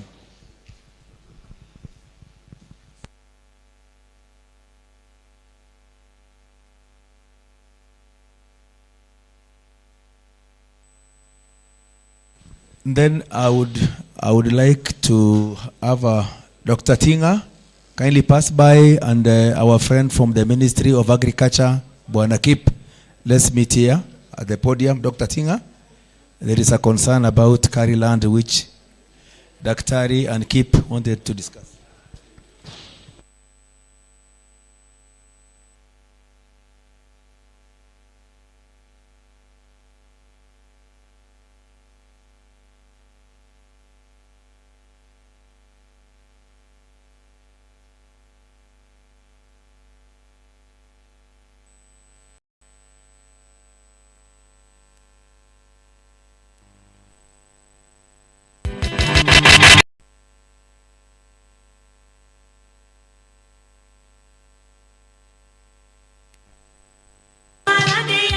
mwana tango mosusu elekaka bondeko toyebani bomwana totamboli Kenya mobimbanga na yo Nairobi Mombasa Nakuru Kisumu toyebani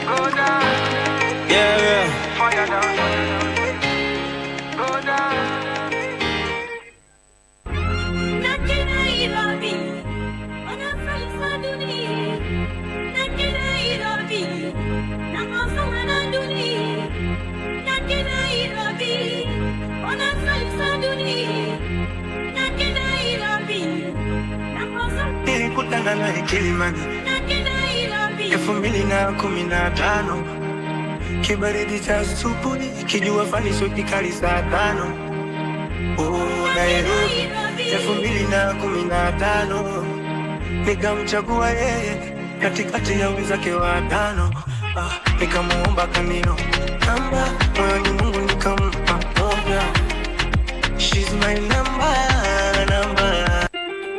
nikamuomba kaniomba namba moyoni wangu nikampa moja now she's my number yani namaanisha kwamba ndo tushawana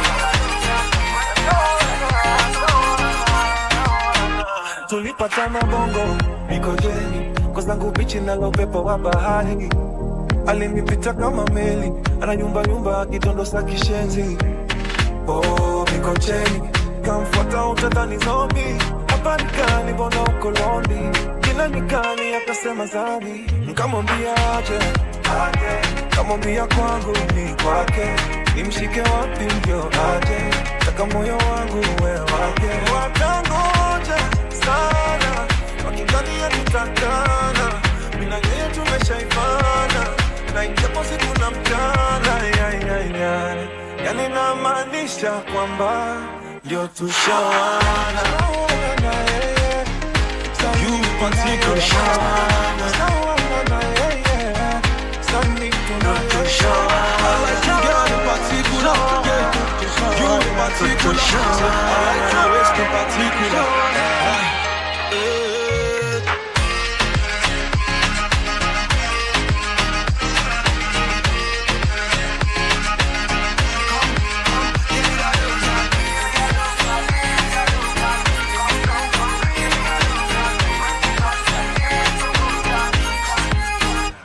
Halo, nimekuja na tangazo.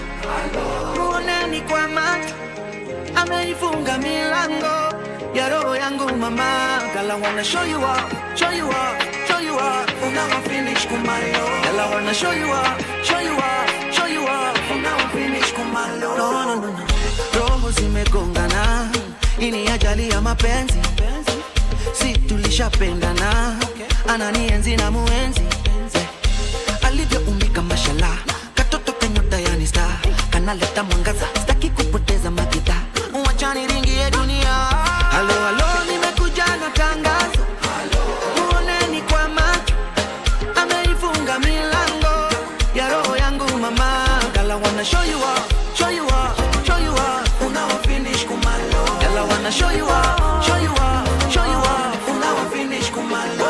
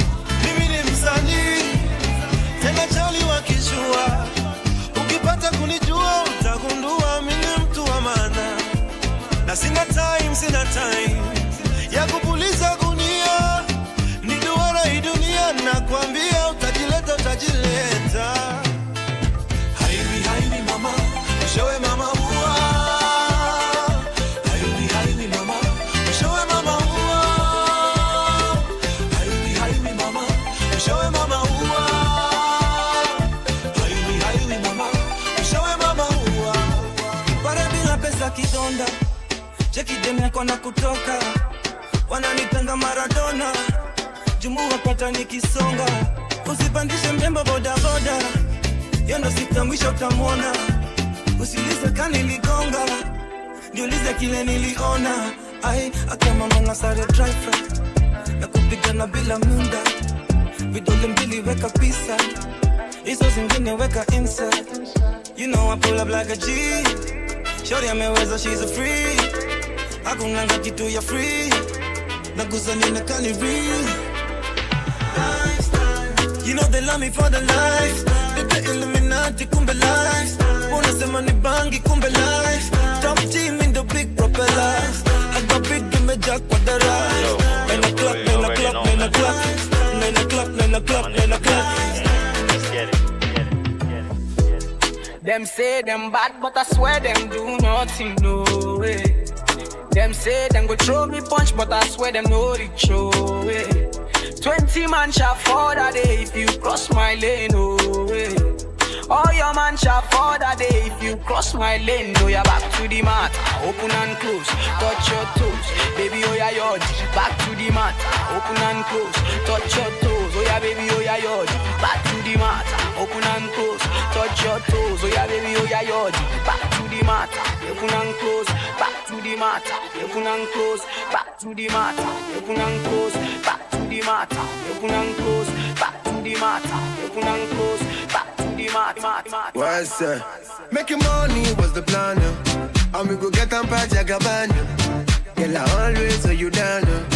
Anytime that you feeling down, mama say, girl, make you settle down. Tell her say I don't get you down. With the smile, make you know the frown. Say no one can pull you down. So me sing say, win, win, win, win, win, win. We go the win, win, win. You don't know like none of them.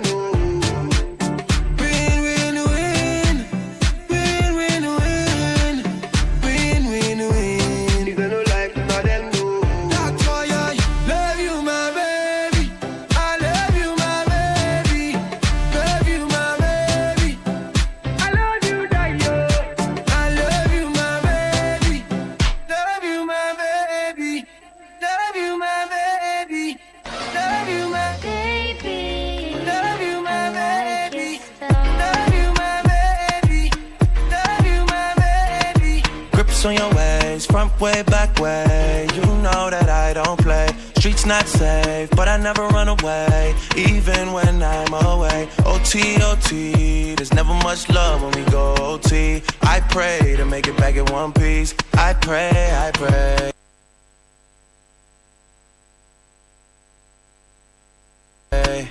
That's why I need a one dance. Got a Hennessy in my hand.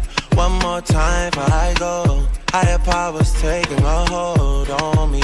I need a one dance. Got a Hennessy in my hand. One more time before I go. Higher powers taking a hold on me.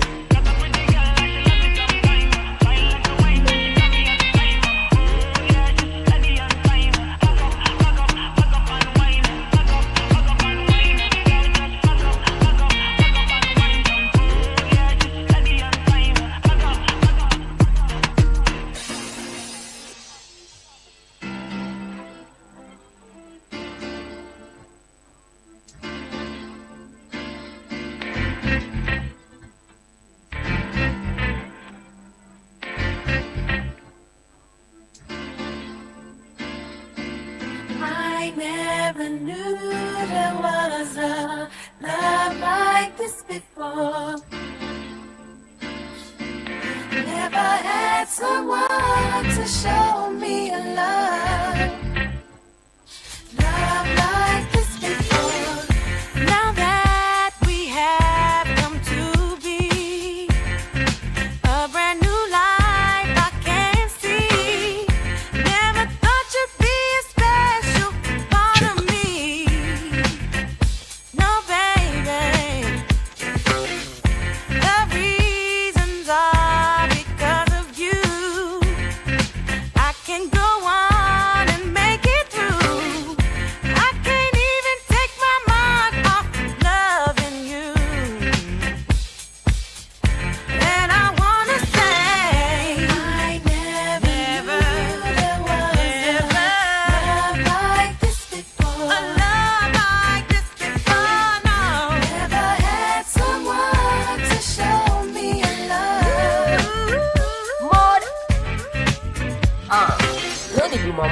sani saa 6.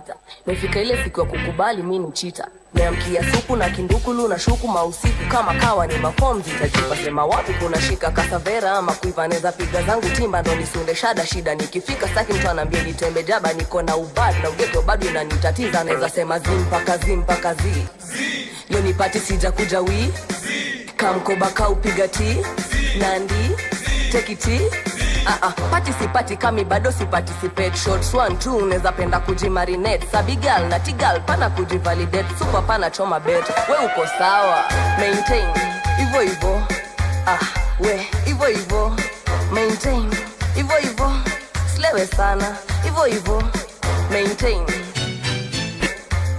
we hivyo maintain hivyo slewe sana hivyo maintain hivyo yeah we hivyo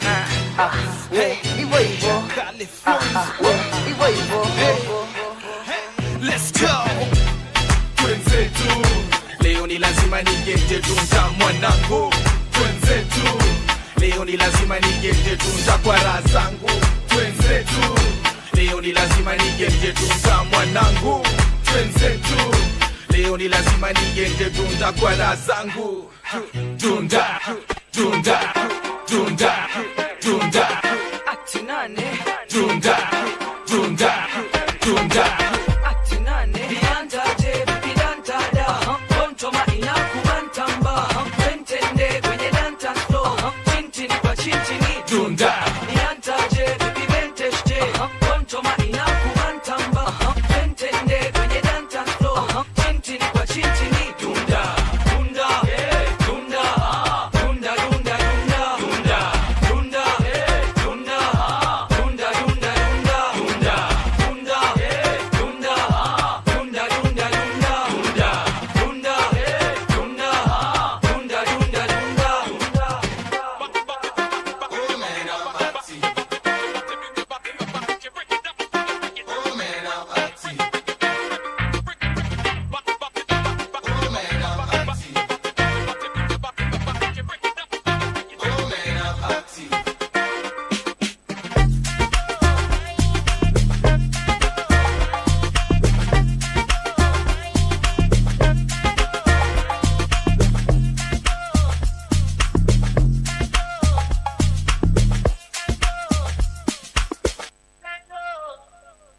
Shake that thing, miss. Can I shake that thing, miss? Annabella shake that thing, yeah. Donna, Jody and Rebecca.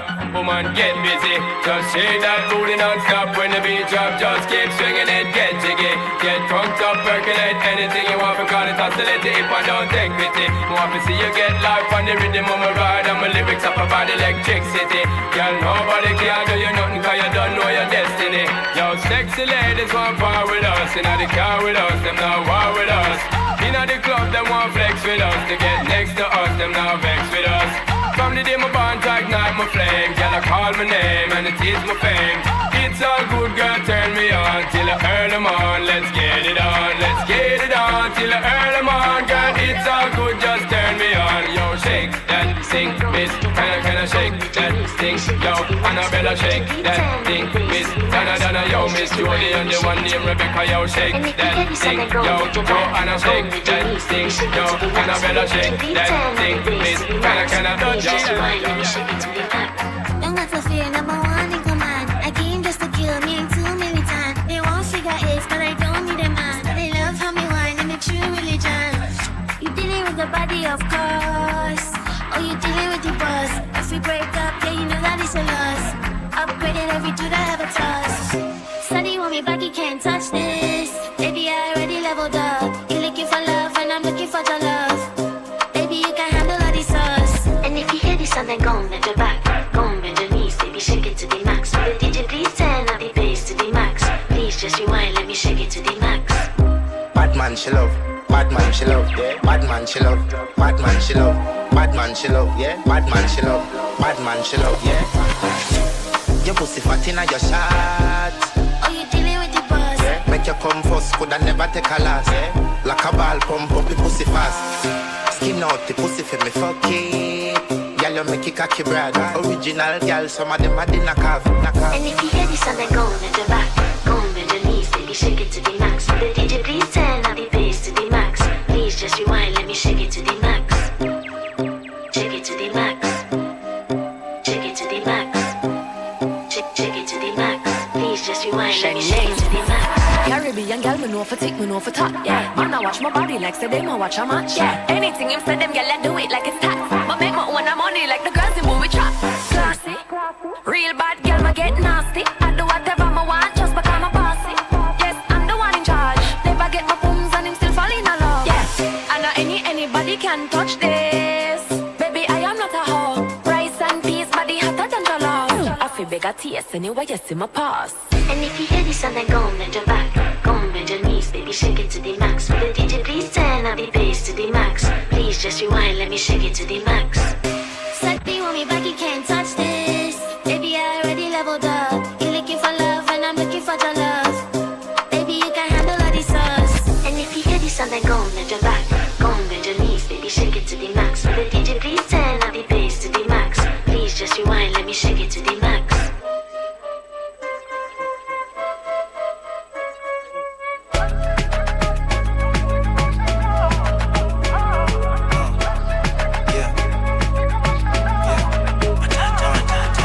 Nyachenya shipite boss kwani mimi nugu. Sikose nguvu baby girl mi ukula njugu.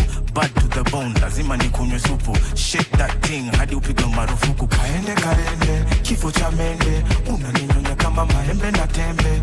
Gembugu vitu zetu usiseme. Wacha wabaki wakidhani kuna venye. Peleka juu, peleka chini.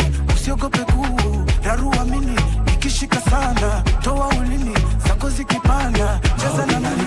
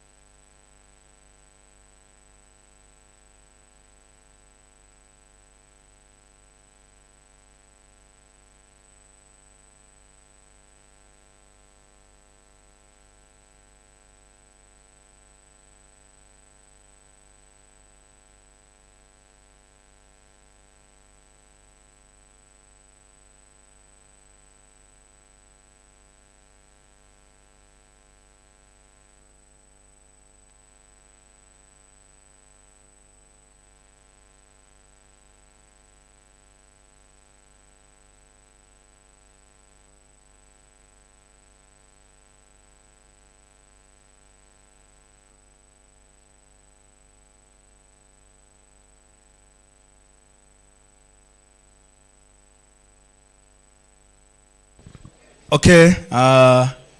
Good morning again, participants. Let us take our seats. We are almost resuming. I would like to have, let's call our friends. Let's call them. Let's ask them to come because we want to start. We want to finish early. So for us to be able to finish early, we need to start on time. We're already late by some few minutes. So just ask your friends to come as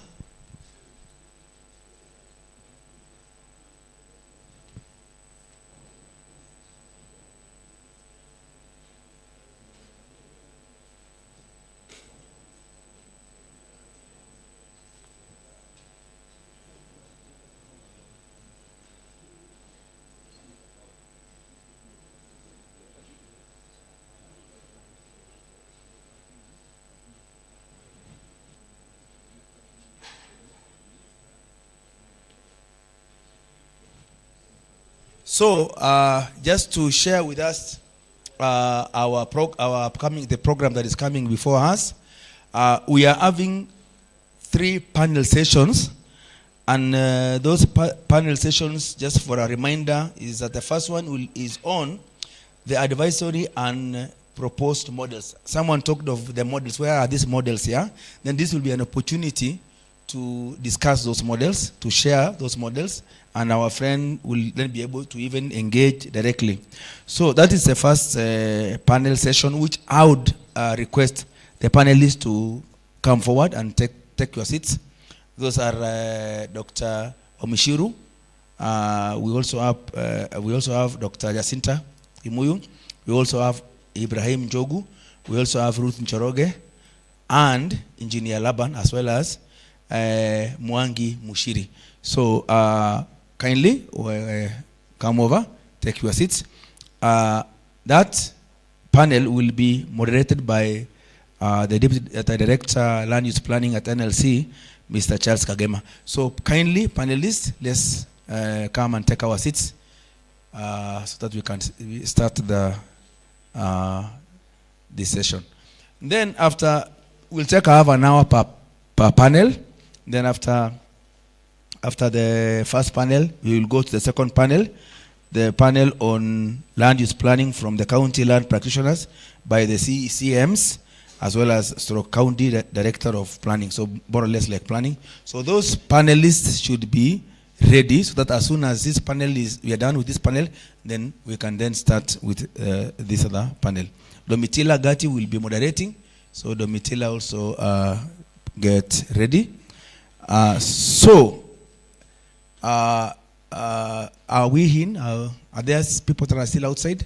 Kindly ask everybody to come in. Let's call our friends, ask them to come so that we can start together. So the moderator for this panel, that is Bwana Charles Kagema, director. You can come and take the mic from me. Then you start your. You get it started. So someone ask the director to come.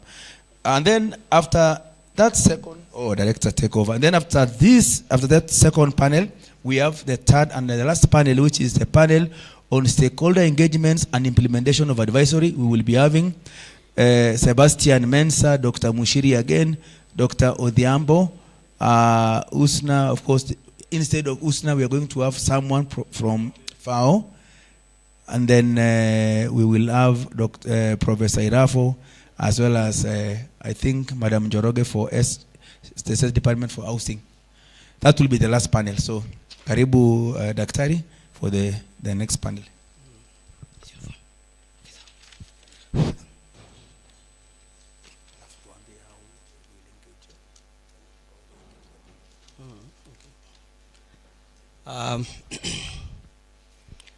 Good morning, or it's still morning. Thank you very much, our moderator, Ereja.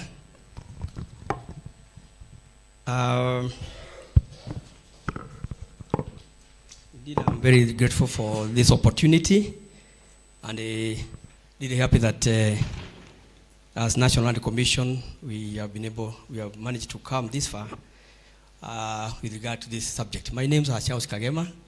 I work in the National Land Commission, as a director, National Land Use Planning, and also matters to do with research. Thank you very much, the panelists, and you are very much welcome. I can see we are full house. Before I give you a chance to introduce yourself, I don't know why I feel persuaded to do a kind of a very brief poll in terms of, so that we can perhaps get to know this matter that we are discussing, this fragmentation that has actually attracted that kind of attention nationally. Who are the culprits? Ama tunafanya kidore hivi, all of us. So as by way of a show of hand, and don't lie. Be truthful to yourself and to God.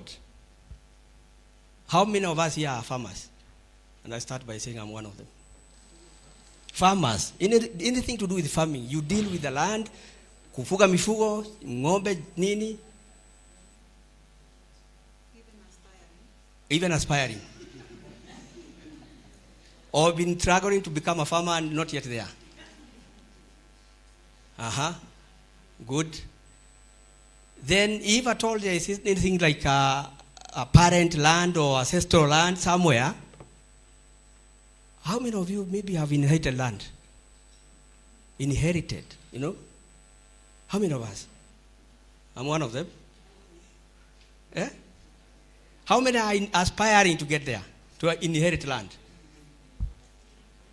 Amen. So what I'm saying, the experts, the people who are really propagating this gospel, perhaps they are also not a believer in that. Because we were told inheritance is the chief driver of this land fragmentation. So as it was said yesterday, it must begin with us. We must begin it here.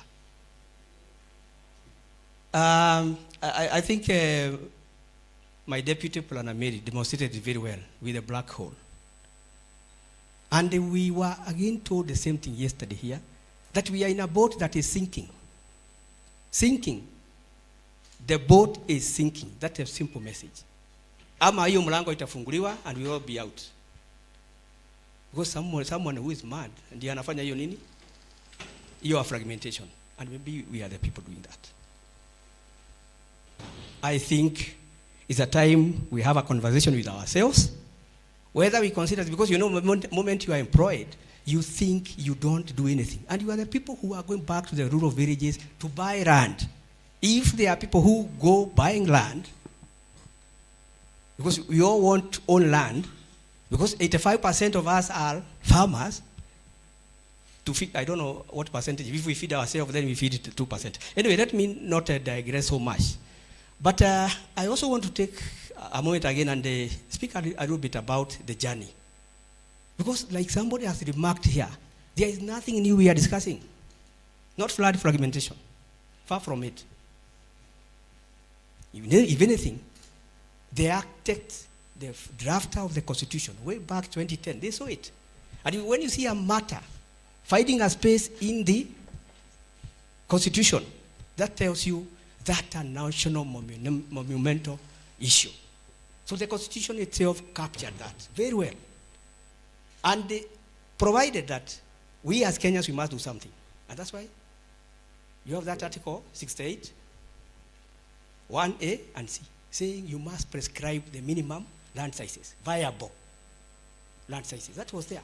And of course the maximum. All that was there for sustainable land management. Because if anything, we were given principle to follow when we were using our land. And then the Constitution went ahead to say, prescribe how we need to do it. So like somebody has said there, we are not lacking in terms of laws. We are not lacking in terms of, if anything, before even the Constitution, 2009, when we give ourselves a policy on land, policy talked to, they spoke to the same matter. But how many years down the line we are here? Hatujafanya kitu. So where is the issue? It's not a mwelekeo. Again, now I look at the Land Act itself. For me, Land Act took it home. The sections are there providing for minimum acreage of land. Institutions were formed, including the NLC. The cabinet secretary has been given power to prescribe penalties for anybody defying. All those things are there. Confirm it. It is there. Under section 159, section 160 of the Land Act. Those things are there. So, brethren, when we are here, we must tell ourselves, what is it that we are looking for? Because it's not to understand this thing. Like our commissioner said yesterday, we must quickly move away from diagonizing, because there is nothing we are diagonizing. We know our disease. Tunajua ugonjwa wetu. We only need to now take action. And it is ourselves to do that. Well, finally, I think in 2015, we know there was that attempt to come up with a bill, which found its way all the way to Parliament. Mkenya, excuses, this thing was thrown out. That is not based on any scientific, method to arrive there. Whatever prescription they had given there, they were not derived scientifically. And that's the reason why then it was thrown back, and we are told to go back to the drawing board. And that's how the commission find itself here, with our collaborating with our researchers, with our institution of higher learning, the best brains we have around, so that we can now go back and fix that was given as an excuse. But I always ask myself, even when you prescribe a law, because maybe this advisory may end up becoming a registration if it gets a favor in Parliament. Are we going to implement it or not? Anyway, that is, according to me, the scenario. That's where we are. Perhaps not that we don't have anything. And now that we are sat here and have been taken through models which have been done scientifically, telling us for this particular ecological zone, if you go below this, you'll become worse than we are. We have already been told we are food poor. So, let me tell you, anybody, even your own homestead, yourself as a person, as an individual, if you don't have food, you are a beggar, you are poor. And let me tell you, those who think that they make money because they are employed, or you have your ways of making money, and therefore you can buy food, far from it. There's no way you are going to have your food in your house, homestead, or in your house, and somebody else akufeja. It will not happen. Issue of food is a security issue. Political stability, and all that. So this is something we are not going to take back. And no matter how we try to come up with theories of how impossible it is, this is something we are going to do. My brothers, let us not allow to go to the local bottom, because it has happened in some countries we have seen. It is happening. They are reorganizing themselves. But as Kenya, let us not allow ourselves to go to the local bottom, so that we can wake up and take action. We do it now. Now, so I want to ask our experts to introduce themselves very quickly. The panelists help us maybe to dissect a little what came out of the presentation, to make us understand and take the message home as we leave this place. So, welcome. Introduce yourself very briefly. Then we will also now, after that, take maybe a round of questions, one or two, which you can try to expound a little bit on what is your take on this matter. Karibu. Thank you. My name is Engineer Laban Kiplagat. I'm from the Ministry of Agriculture, specifically State Department for Agriculture. And I'm happy in this meeting today because we are addressing a very pertinent issue that has been very elusive for us for a very long time, as much as we try to secure Kenyans from food insecurity. It has been a bit challenging. I was telling the researchers that I headed a division that was in charge of maintaining agricultural land inventory. And that inventory I don't have because it is always changing until I even don't have. And then compounded by the county, its devolved function, we lost track. But I think the truth is that we are having a serious challenge. So I'm happy, and I have been silently and intentionally quiet because I knew this is where the solution is coming. On our part, we are ready to comply as long as the Crown has spoken. Thank you. Thank you. Okay, good morning. Good morning. My name is Ifem Jogu. I'm a physical planner from the State Department of Land and Physical Planning, and I'm happy to be here. Good morning, colleagues. I am Dr. Jacinta Kimuyu from the Technical University of Kenya, a surveyor, I'll say geomatics engineer, and also an expert in climate change adaptation. And that notwithstanding, this is the forum where we meet as experts from diverse areas to look at the issues and give solutions. In my line of training, I have understood that it doesn't matter how much knowledge you can create, but what matters is how you can convert that knowledge into a solution that can help mankind. So we are here now to come down from the classrooms, from the lecture theaters, from all those big offices to sit together and look at one problem that is facing us as a country: land fragmentation. When I saw people raise hands about owning land, I'll say it is a culture we have been inheriting from everybody. And I would like to quote a senior professor, Siaga, I worked with in 2016 when we were developing the first model, which Dr. Mary talked about yesterday for ISK.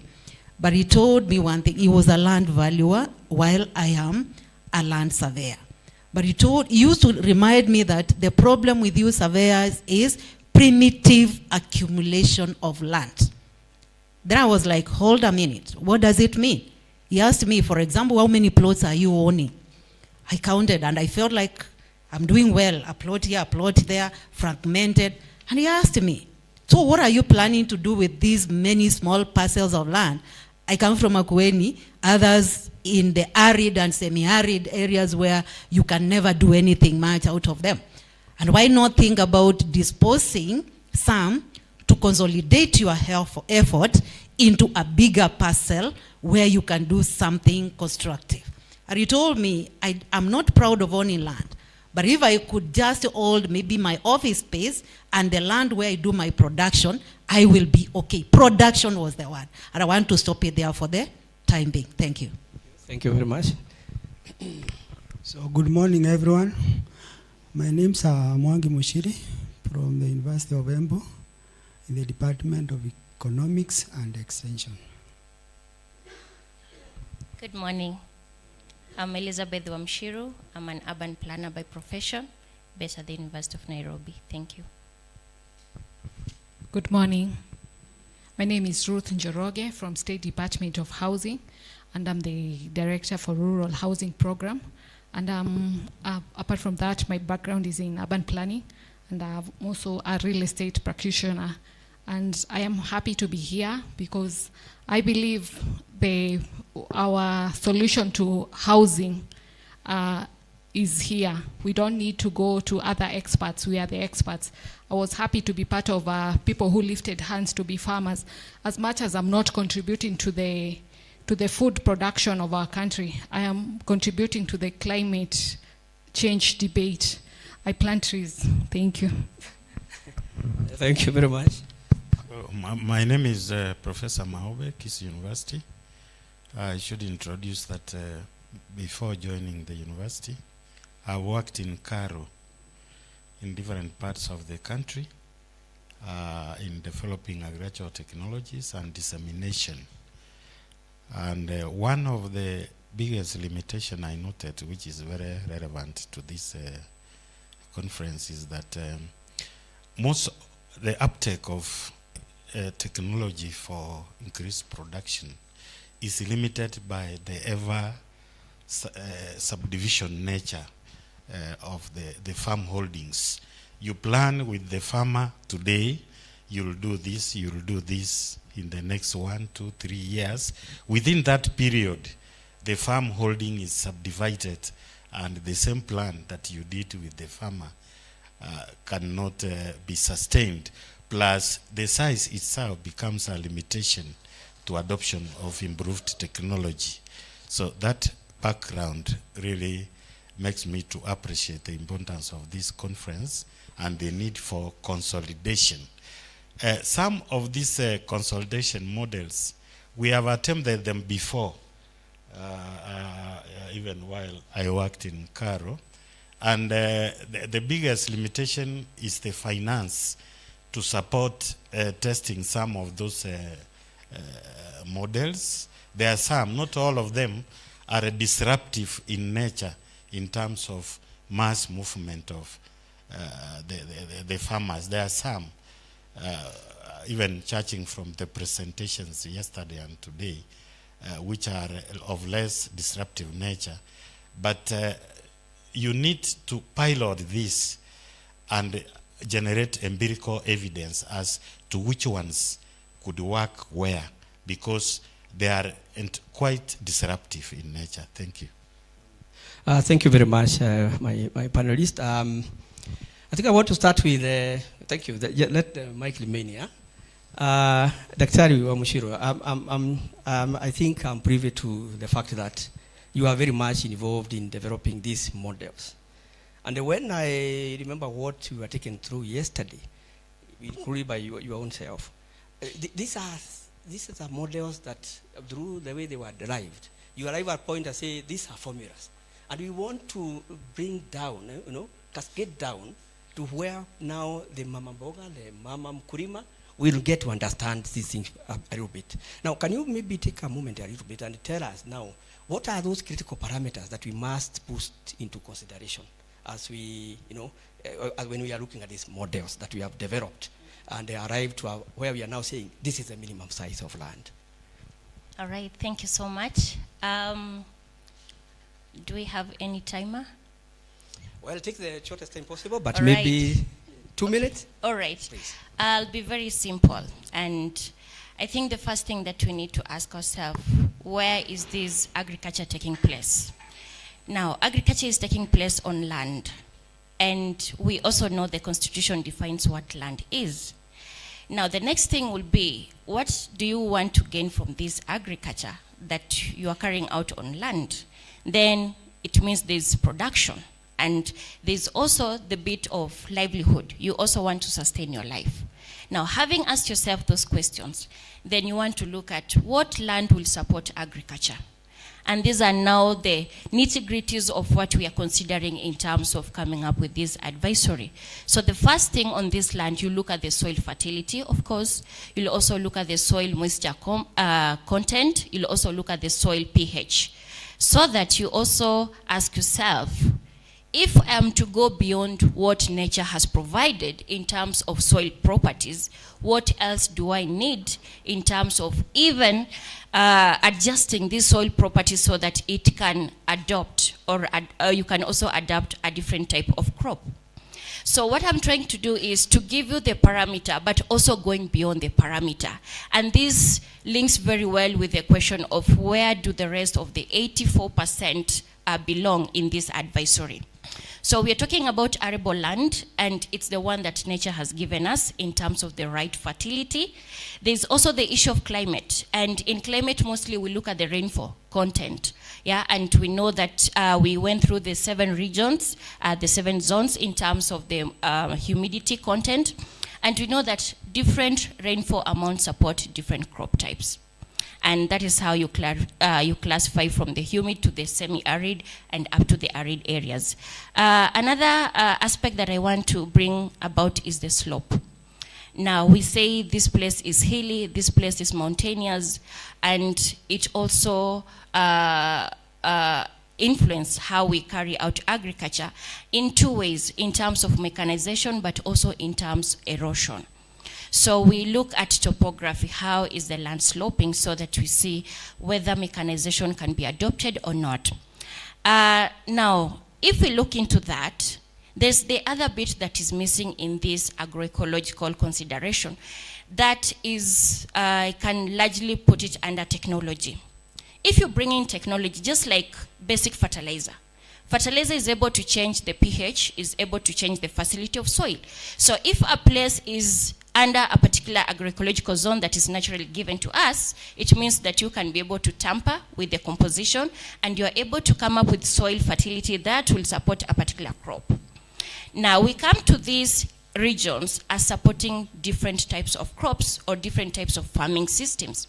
There are areas which support tea, coffee, or even cattle.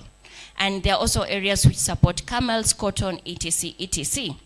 Now, does that mean that you are confined to only carrying out those particular crops? We have technology in terms of also changing the genetics and the varieties of crops that can be grown under different modified conditions so that we are not just food poor based on the agroecological parameters. We can introduce crop-resistant species, for example. We can also do crossbreeding, and we come up with stronger breeds that can be supported in particular zones. Now, I also want to go back to the issue of supporting the livelihood, because we are carrying out agriculture, not just for our stomachs, but also so that you can get and earn income. And we're saying that we are not looking forward to all going to the university, getting into white-collar jobs. We also want to attract people to getting back into agriculture as a form of livelihood. And so this agriculture has to sustain that. What is the minimum monthly income that a household can live on? So that is also an important parameter that needs to be considered in this advisory. And I believe details of that were given in terms of how a family distributes its expenditure on food and non-food items. We also need to look at back to population, which is an overriding parameter. We are talking about numbers, how we are growing. So we look at what is the average household size in a particular region and what is the growth rate. And so with that, how then do we start structuring our land so that it is able to cater for the sizes of households that are coming up? Over and above that, I want to go back to a country like Israel. Israel is 60% desert. It also has the same size as Kenya, 20% arable land. But we know a lot of technology, irrigation, smart irrigation, a lot of companies, and I'm sure a number of us have even purchased farm equipment from Israel. They're exporting experts, and they're also exporting their technology worldwide. And there's producing water-intensive crops despite being a desert. They're doing crops like citrus fruits, they're doing tomatoes, they're doing avocados. And these are water-intensive crops on a desert.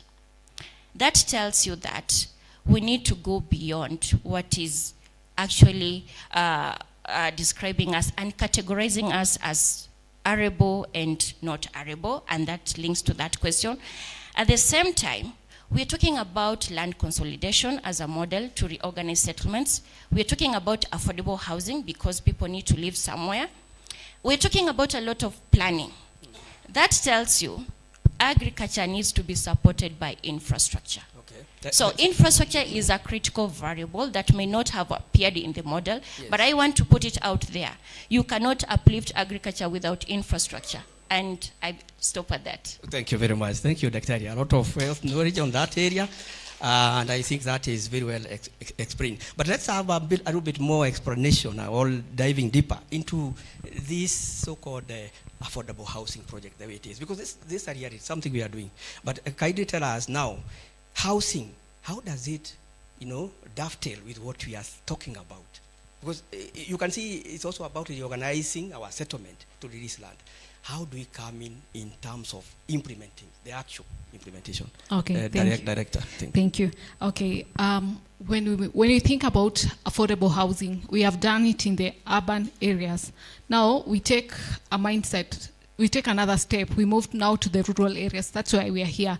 That's why we have to speak about agriculture land, free up some land so that we can do our rural housing units. We adapt a model of cluster development where we can agree a certain percentage of our land we free up for agriculture, and then the rest we free up for housing. And why are we saying rural housing? So that when we do, Dr. has just mentioned about infrastructure, we put the right infrastructure in the right place. When you talk about infrastructure, what do I mean? I mean power, water, sewer, Wi-Fi for our new yeah, the new thing in town. And then for agriculture, we put required facilities, infrastructure, water, infrastructure like markets, you know. For example, if we do our units properly, then the farmers are guaranteed markets. They are put in a circle. They get incomes, guaranteed incomes, not, I mean not pay slips, but incomes. And then they are able to afford our units of rural housing. And then by the end of it all, we will be food secure. We take an example of countries that have managed. What did they do? An example of China, for example. They had a period of food insecurity. They died in millions until one day their government said, no, enough is enough. We need to take up action. That's why they decided, as much as we have, our land is fragmented, we need to put up a spirited effort. We consolidate our land use, do our affordable housing, rural housing, and then we free up land for food. Once we are food secure, we can afford houses. I don't want you to be my customers for housing, yet you're hungry, yeah? And if you check the way we are doing our affordable housing models, we are doing houses, we are doing markets, we are doing schools, we are doing hospitals. Why? Because we want our people to live in a place like a gated community where everything is guaranteed. And then I will also speak into the universities, and we have a Department for Institutional Housing. Yesterday, the VC for Kisii University also mentioned that they can only cater for 500 students. What about the rest? So if we plan for them, all of us will live in a decent place. You know, where you sleep matters because it is your motivation. What gives you energy to wake up, yeah? And over tea break, I was talking to someone from FAO. I was telling them, you know, you might take it lightly. There's the 1,000-day theory. You can Google. It speaks to our children. What we give our children between 0 to 5 years matters. So if we cannot afford to give good quality and nutritious food to our children, what will become our futures? Where will our professors come from? Yeah. So in conclusion, I just want to say the minute we free up land for agriculture, we also get space for housing, guaranteed place to stay. We are happy citizens. We have become productive, and we are able to contribute to our GDP. I know when we look at our mortgages to our GDP, we are still doing below 3%. We are doing about 31,000 mortgages in relation to our GDP, and we are a country of 50 million. That means we are not producing enough units. I can go on. Let me stop there.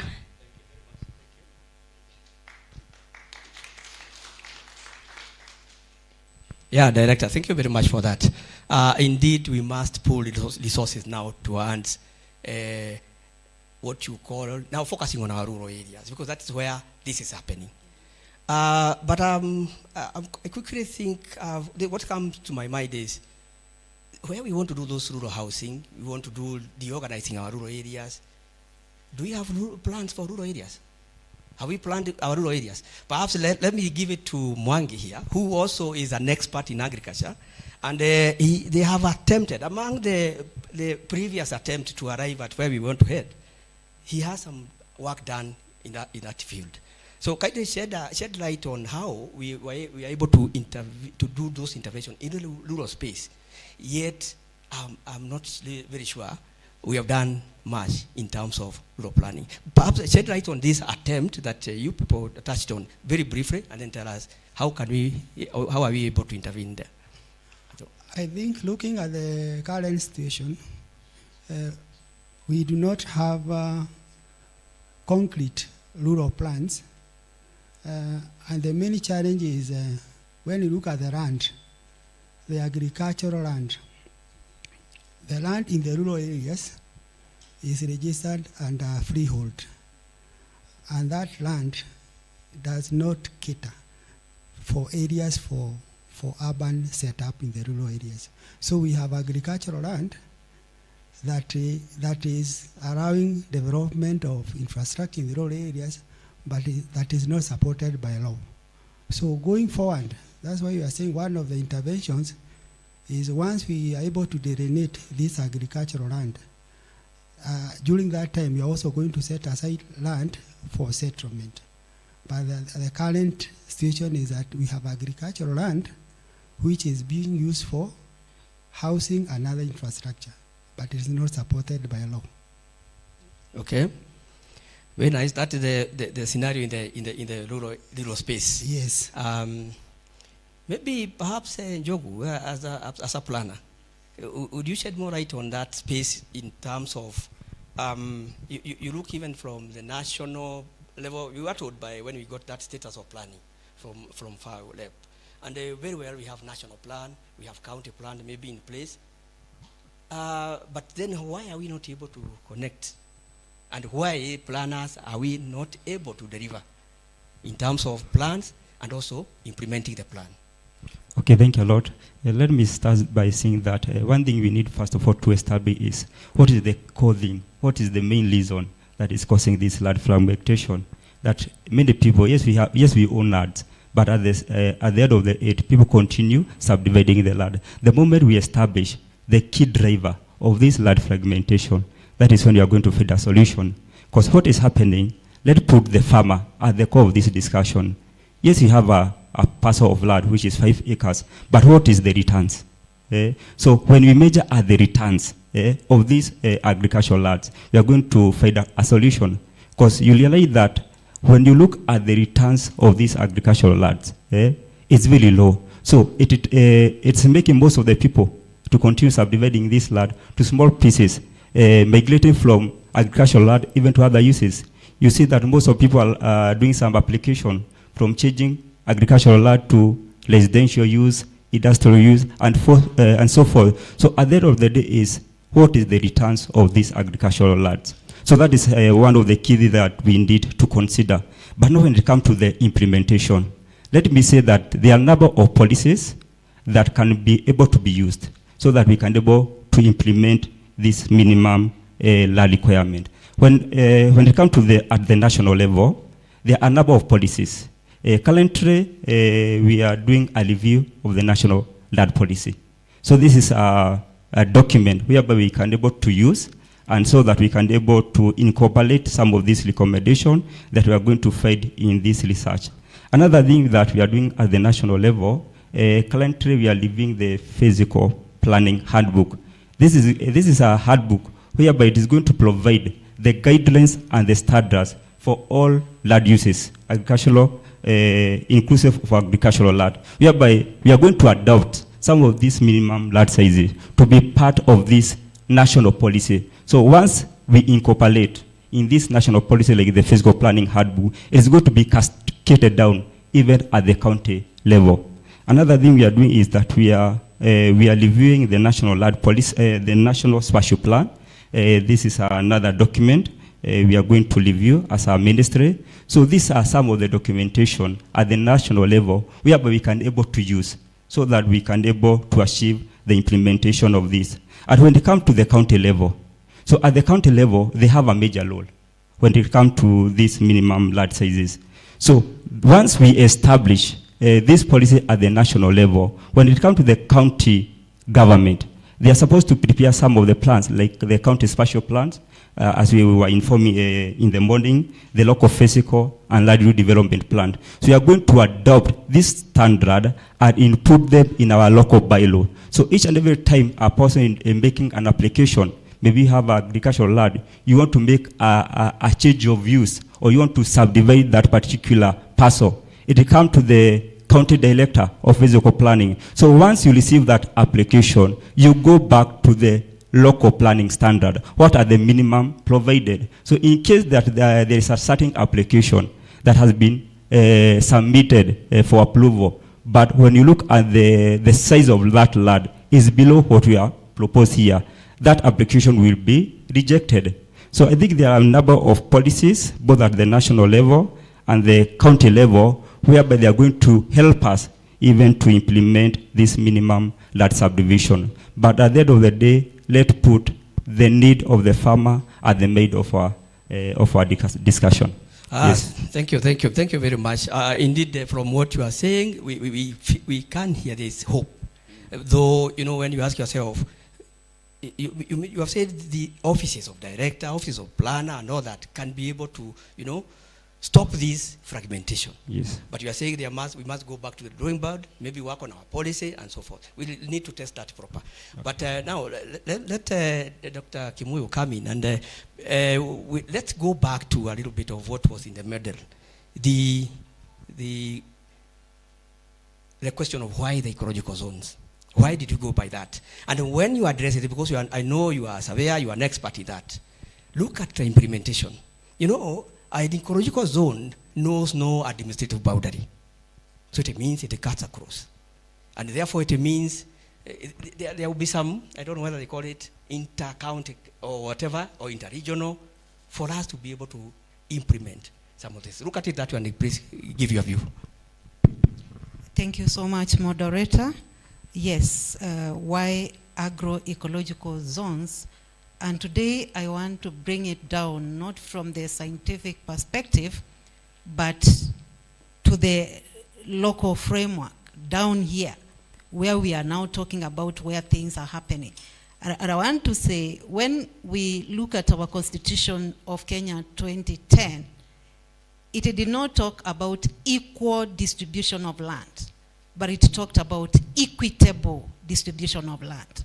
And the reason why the word equitable had to come in is because land is never equal. We have different agroecological zones which are very different, and they can support different agricultural activities.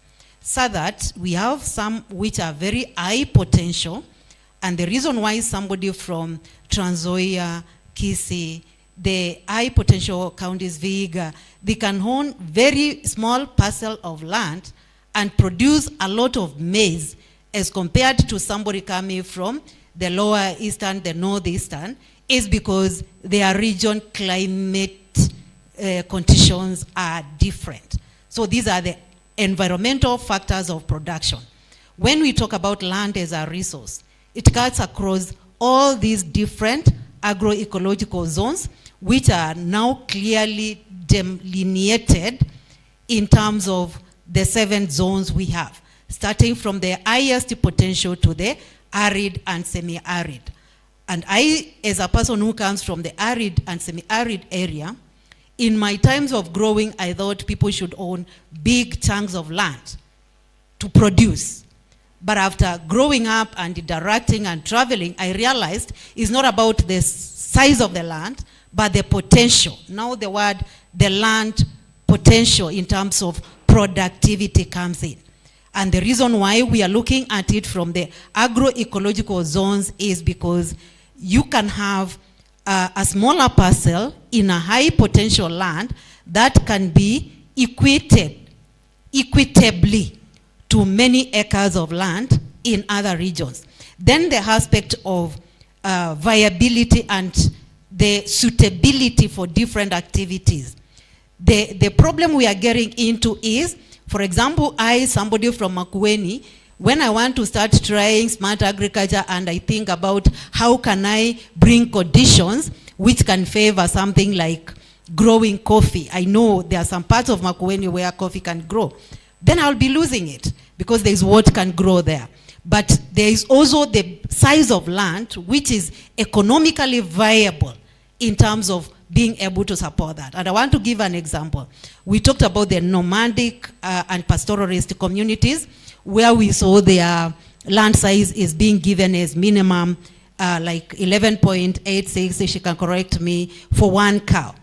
While we know those who do the keep cattle in the high potential areas, they just do zero grazing because they can even grow the fodder and they raise their cattle which are more productive even from the ones we have in the nomad. So we are talking about land being a resource of production, having different potential to support different activities. So now when we are modeling, we have to factor in what are the different economic activities that can do well in different regions, and how much size of land will be required to support that particular activity for those people. But the common factor is we all live and work to sustain our livelihoods.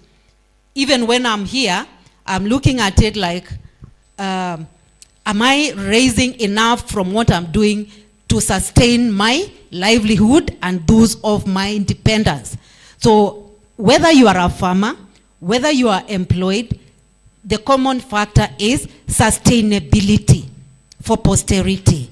So we should engage in viable activities, and the reason why we cannot ignore the agroecological zones where we come from, so that we can distribute the land equitably as per our constitution and to be fair to each and every community.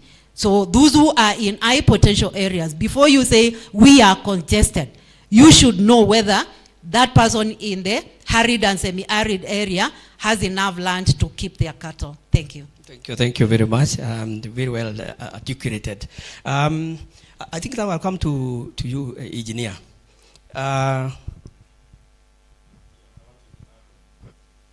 Okay, a quick one. Thank you. I think agroecological zones, there are 7 of them, and as presented yesterday, these are the production zones prevalent in Kenya, and they tend to have the same farming systems. Whether you are in Embu, you are in Muranga, you are in Vihiga. So I guess the purpose of using agroecological zone is for purpose of upscaling, that it doesn't matter whether this work is done in Tharaka Nithi, if there is the same zone in Homa Bay, in Migori, or anywhere, the farming system, the activities are the same. Like she used zone, is it 7 or 5, where we have extensive grazing. Those zones are the same all over, and they are preferent all over. So it's also for purpose of upscaling, that you can develop technology in whichever part, but in a specific zone, and you can upgrade, upscale that in other parts of the country. So it's representative. Thank you, Prof. You have put it well. It's about technology. It's about how we, what kind of innovation we put in place for proper, production. And therefore, I want to come to you, engineer. We ask ourselves then, the question is, have we done enough? Because when you look at this thing that is making us cry all over about the production unit, we have heard of countries that are really facing even a more dire kind of situation in terms of they don't have land. They are claiming land in the sea. Others are very hilly places. But we are here, they are feeding themselves. We as agriculture, from an agricultural perspective, have we done enough? Or is there a way we can innovate and make sure that subunit where we have arrived, that we can still feed ourselves? What technology and how advanced are we in that area, please? Thank you very much. I want to give a very brief story. I heard my sister talk about Israel. One time I engaged somebody from Israel who was consulted by the former president, Moi, in 1979, when they were starting the KVDA. KVDA was supposed to address production challenges in the Asal north of part of Kenya. So they are given military chopper to go around. They went round, and then they came to bring the report to the president in Kabarak. Well, they reported the story that, Mr. President, we have not seen a desert. And Moi was so furious that he had to chase them. That you tell me that you have not seen a desert and you have gone round. To them, they saw the potential in what we are calling desert. So I think even as we talk about this, I know we as a ministry, we know the future of our food security is in the Asal areas. Currently the government is promoting infrastructure, including development, including land reforms. Apparently, most of these Asal areas still remain communal land, and sometimes there could be rivalry when you try to export some other Kenyans to go there. But I believe NLC and all of us, we need to demystify that. So we have that, the ASAL area being the next focus of our development. However, we are also trying to diversify our food production system, our eating habits, and at the same time, increasing the knowledge and the capacity of the farmer so that the little that is there is able to be optimally produced. There's enough technology that we have, and I think if we put that, we'll go somewhere. But more so, there are so many policies, legislation, and actions that try to protect this little land that we have. Apparently, they are not being enforced. So I think this data that has been generated from this study actually should be an eye-opener so that the different stakeholders, as far as taking care of agricultural land, should know how serious it is. And when we call about collaboration, then it should be something that all of us need to agree on. And I'm very happy that even in the research area that like Kirinyaga, where the residents themselves were proposing solutions, if we can pilot from there, I think that could be something that can show the other Kenyans that yes, it's doable as we try to free land for our food production. Sure, true. Thank you, engineer, for that. It's true, we have options. It's only if we go by what we are told about the inertia, the defiance. We don't want to do something about this. Solutions are there. Prof, I want to give you a little bit heavy task. I want to bring to you the question of inheritance. I don't know, you know, it is said to be it is the elephant in the room. How do we, you know, tackle this issue of cash at our land? And you heard somebody saying here that the mama told us, if Sokoro is not aware of this and has not accepted it, you know, it will not happen. And again, even very senior people in this country, they inherit land. Where are the people? As long as they say, no, I can't defy my parents, they want me to take up the land. So tell us, even from the academic background, this research, how do we go about it? And is there any, you know, can you shed light on how maybe you can be able to go there? Yeah, the solution seems to be stopping land subdivision. And the consolidation options are what we have seen. I could say they are disruptive in nature because we are used to doing it differently. But I also notice from the presentations that there are options which were within the same farm holdings. Like if you do farm programming and you are planning and you are in terms of allocate this much land for household, and then efficient use of the rest. From the presentation yesterday, we were able to see that you can actually raise the income from a smaller bit of land than currently used and release the rest for some substantial, reasonable farm activities. So that is non-disruptive, and it is an option that exists, and we are not doing it currently. Otherwise, the change of culture would require long-term campaign, and maybe we target the upcoming generation. Us will not be there forever, but there is an upcoming generation whose ways probably it is very easy to innovate for them potential ways of abandoning those cultures and taking up new ways of life. So we may not look at it in terms of ourselves, but we may look at it in terms of the upcoming generation. This is based on the understanding that in countries like the Korea and so on, quite a good number of countries where they have managed to effect certain changes, they targeted the upcoming generation rather than the present generation, because these professionals seated here, some of them will not be able to change. They will still feel the urge to give the land to the sons, to to the kids and so on and so forth. So if we go like that we are planning for tomorrow, not for ourselves now, because us, maybe we have already done it, and then that way we may have some way through. Thank you, Prof. Thank you for that. Mwangi, as we wind up now, I think I want to ask you to look at the issue of, because you know in some instances, we are beyond the limit. We are talking about land size of 0.001. What is that? When you look at the solution suggested in this model, the land consolidation, in terms of implementation, how do you look at it? How do you see it? I think one way we would like to look at it is from a doctor's perspective, a medical doctor's perspective, with a patient who has arrived there suffering from malaria.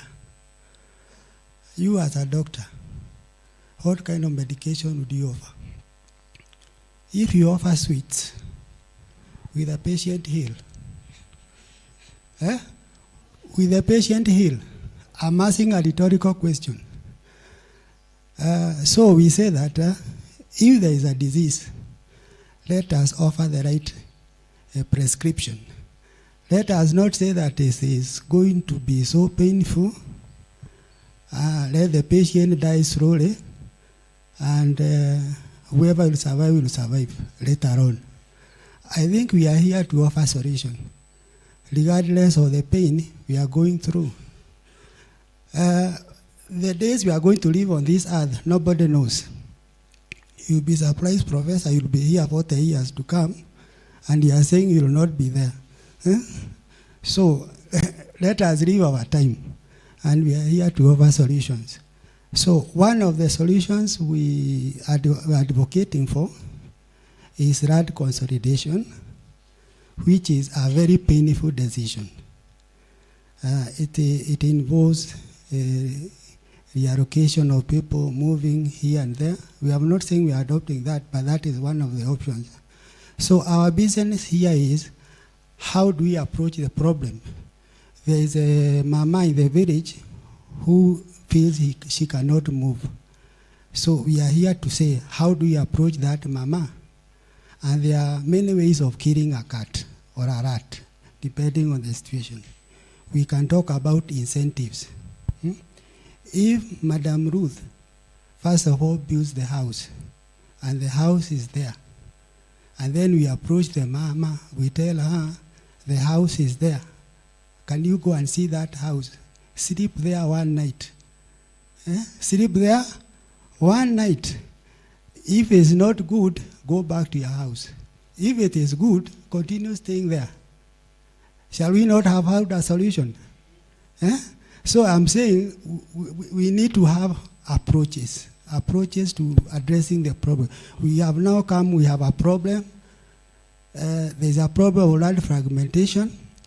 And somebody was asking, is land fragmentation a problem? Yes, it is a problem. I would say it is a problem because it is affecting our agriculture production system. When the land is small, you produce very little. Very, very little. We are talking about trying to empower this farmer. What do you require for that farmer to produce? One of the ingredients is adequate manure. This farmer has one cattle. How much manure can that cattle produce?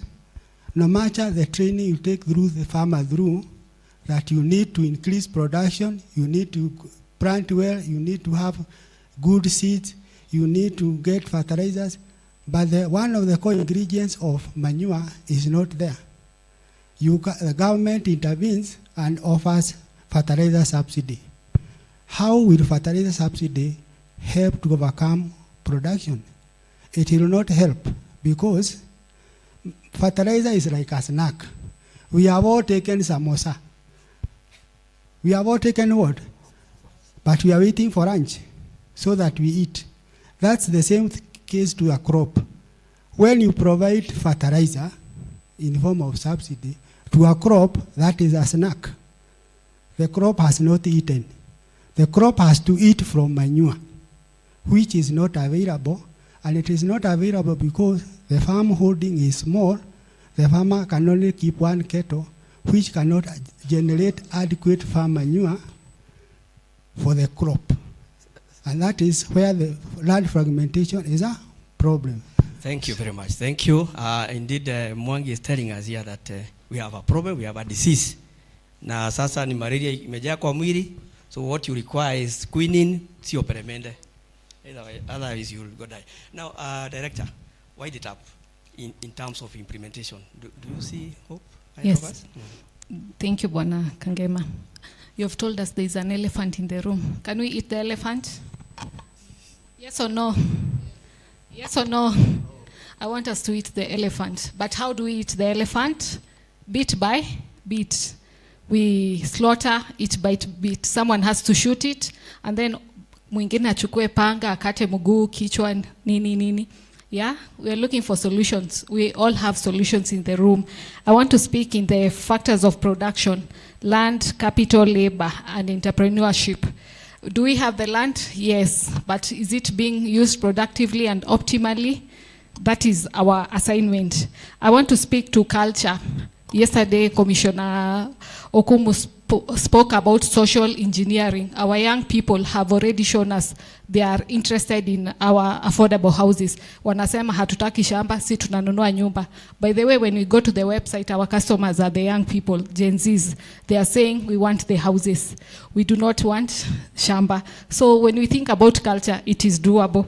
And then maybe finally I can say, we are going to do a study here. I can see the stakeholders from Kisii County, Madam is there, and Migori, Nyamira, and Vihiga. We want to do a pilot, but first we will do a study. The University of Nairobi and Kisii universities are going to be our partners, and our other stakeholders, the farmers.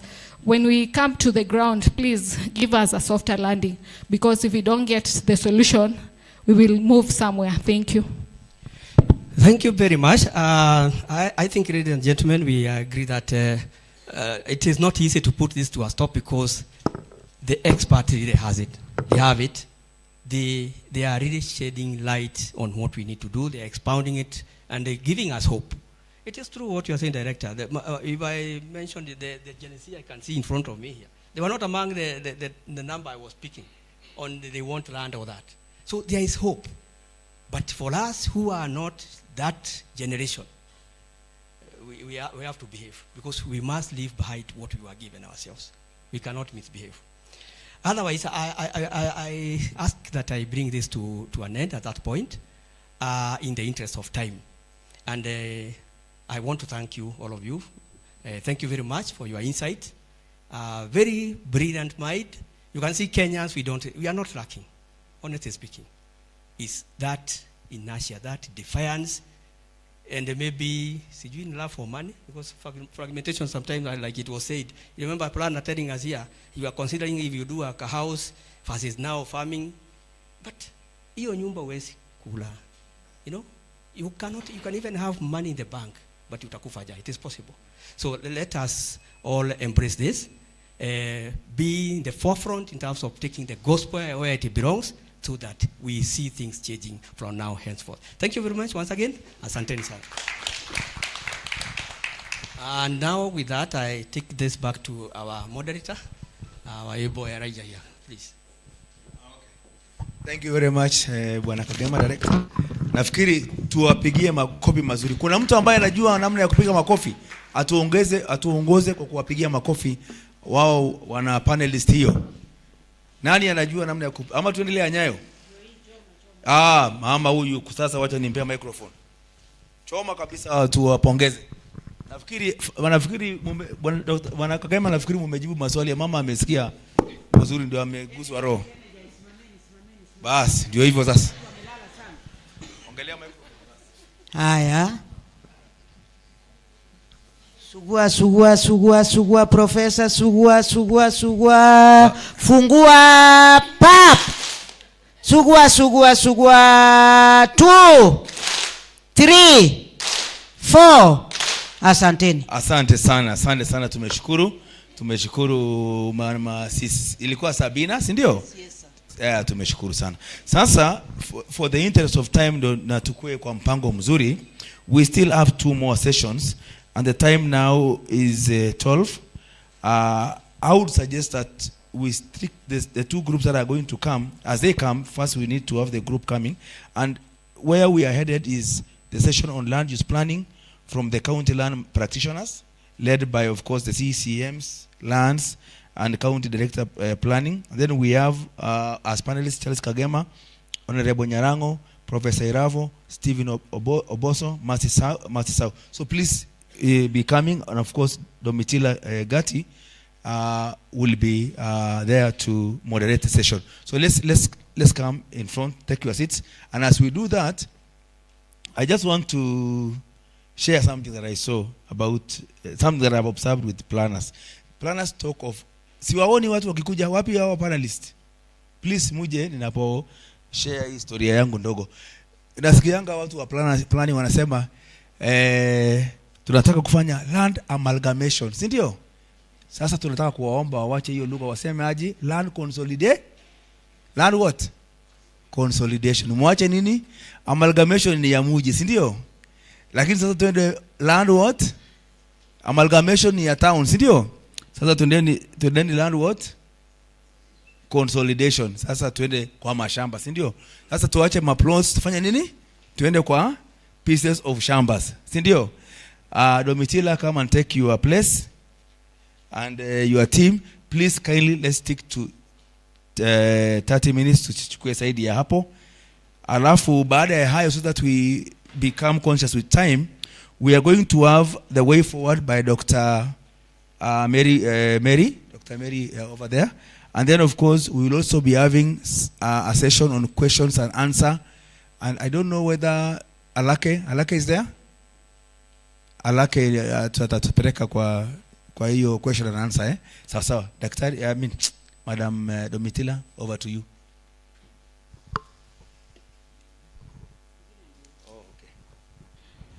Good afternoon, everyone. Once again, my name is Gatti Domitila. I work for the National Land Commission, County Coordinator, Vihiga County.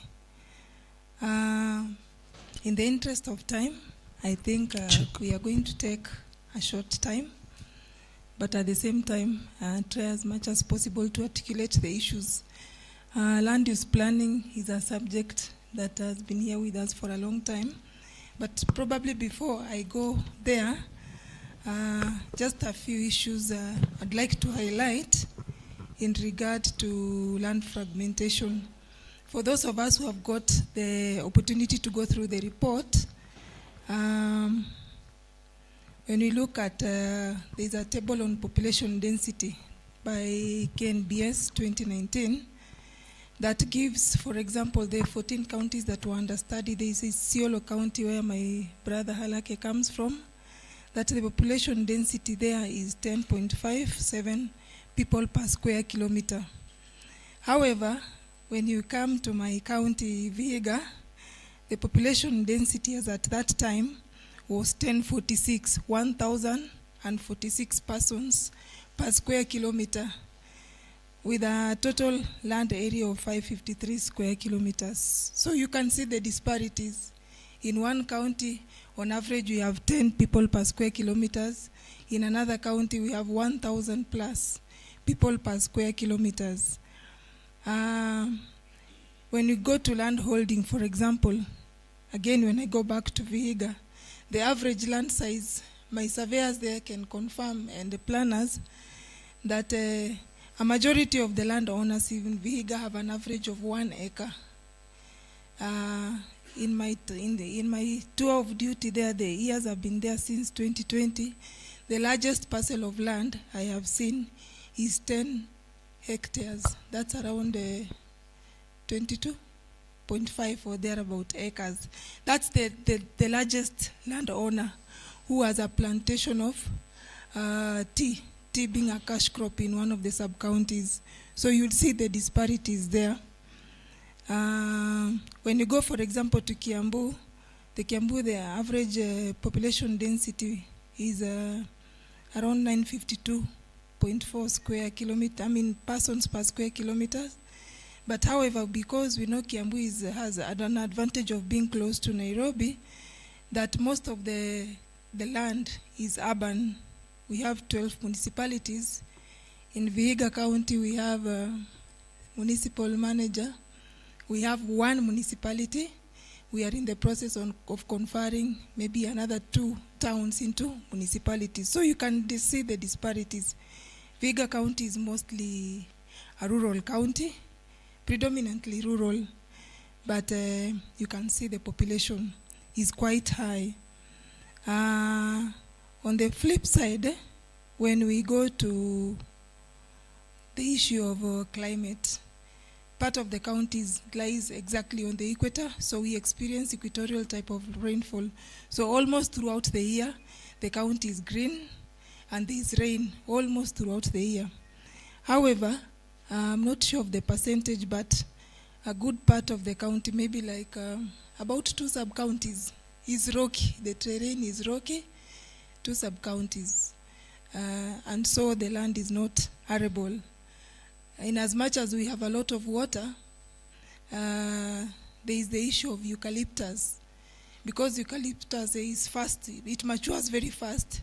So it's a major source of income for the residents. So they plant the eucalyptus so that it matures fast. They sell it in terms of timber and wood.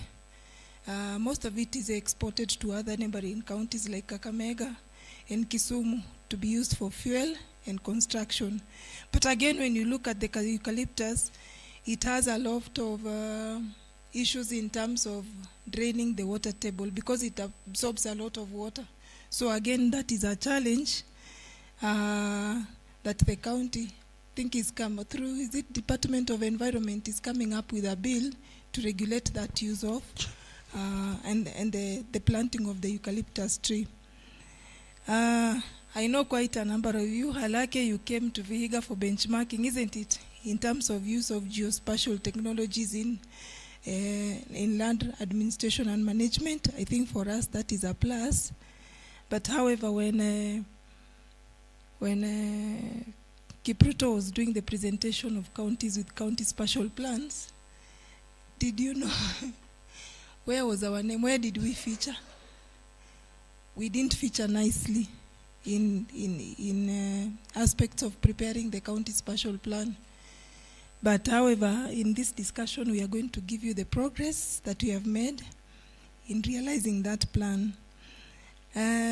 Maybe also, just as I finish, when you go back to the issue of fragmentation, I think in Vihiga, we are doing so badly. Another mzee came to my office and was telling me that in other parts of the county, especially in Luanda, those ones who have gone to Busia, there's a town very vibrant called Luanda. Luanda, the population density is very high. The land is almost, the land is more than, yani it's finished. So what Mzee does, because he has no land to give the sons, he does just row housing, just 1 unit of row housing. Then if he has 3 sons or 4, he will say, wewe mlango ya kwanza, ya pili, ya tatu, ya ine. That is practical information you can do on research. So that's where we have reached, that is all the inheritance there is for a father to give the sons. Then again, when it comes to issues of inheritance, when now, for example, they are identifying the heirs to the deceased persons, you know, in Western, Matanga is something very big. See, those ones who have been there, you know. So when you go to the Matanga, see, you are given that funeral program. So most of them, when you go to the Matanga, you're given the program, but after the funeral, they'll go home with it. So when it comes to subdividing the land, the little land or that formula that I've told you, to confirm the beneficiaries, they will go back to the program. This mzee, the following. So they will read out the names of all the children of the mzee, of the deceased. So woe unto you if your name was not recorded on the program. Even if that was your father, you will not have anything. And then now for the daughters, because now they will eventually, maybe the mzee has died, or the mother died and then the mzee has died. Like now, us women who are married elsewhere, so you'll need to go home. So because us, we also go to demand. That one I've only seen in Vihiga. Even women go back home to demand for land. So we are given one parcel of land when they are dividing, so that now we share that parcel. So those who are reasonable can do farming, or they can tell the brother, you just use this one until when maybe we'll have something productive to do with it. But most of them will do what? Will go back and sell. So that my boss, Mr. Choki, is here.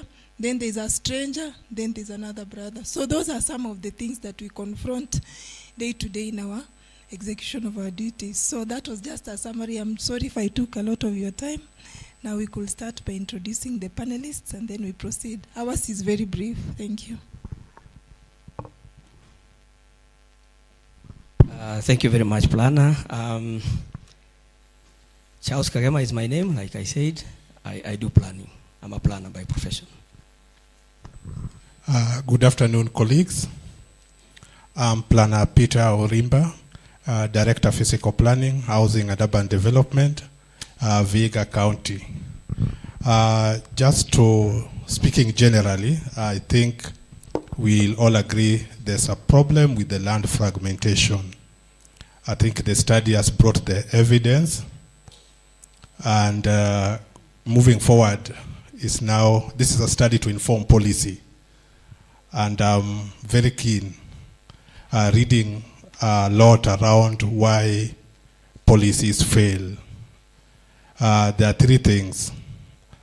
One is policy conceptualization. Then the second one is public participation. Then the finances to implement the policy. I tend to have a feeling that when it comes to the strategies for implementations, I will invite us to keenly look at the concept of change management.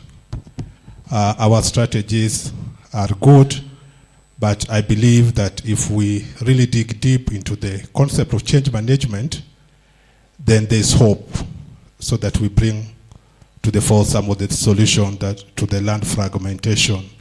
Yeah, it is a hard task to convince brothers that have 1 acre of land that they can do an apartment, so that the first born stay on the ground floor, the second born on the first floor, third born on the second floor, and so on and so on.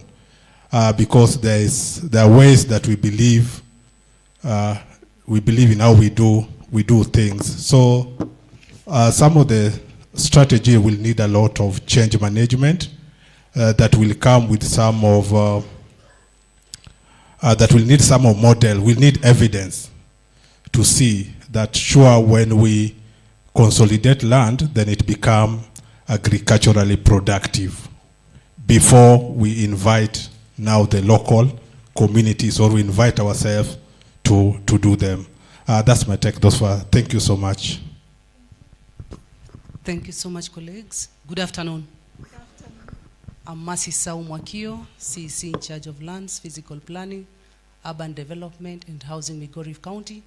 Unfortunately, I'm an accountant by profession, leading that department. Thank you. Yeah, good afternoon, everyone. Yeah, my name is Grace Nyarango. I'm the CEC in charge of lands, physical planning, housing, and urban development in Kisii County. Good afternoon, colleagues. I'm Stephen Oboso, the CEC in charge of lands, housing, physical planning, and urban development in the county government of Nyamira. Thank you. Okay, thank you very much, Tim. Maybe we'll just go straight away to the first question, which is very direct, that the law requires that every county shall have a county land use and physical development plan. So we'd like to know what progress we have made in terms of having that plan be in place.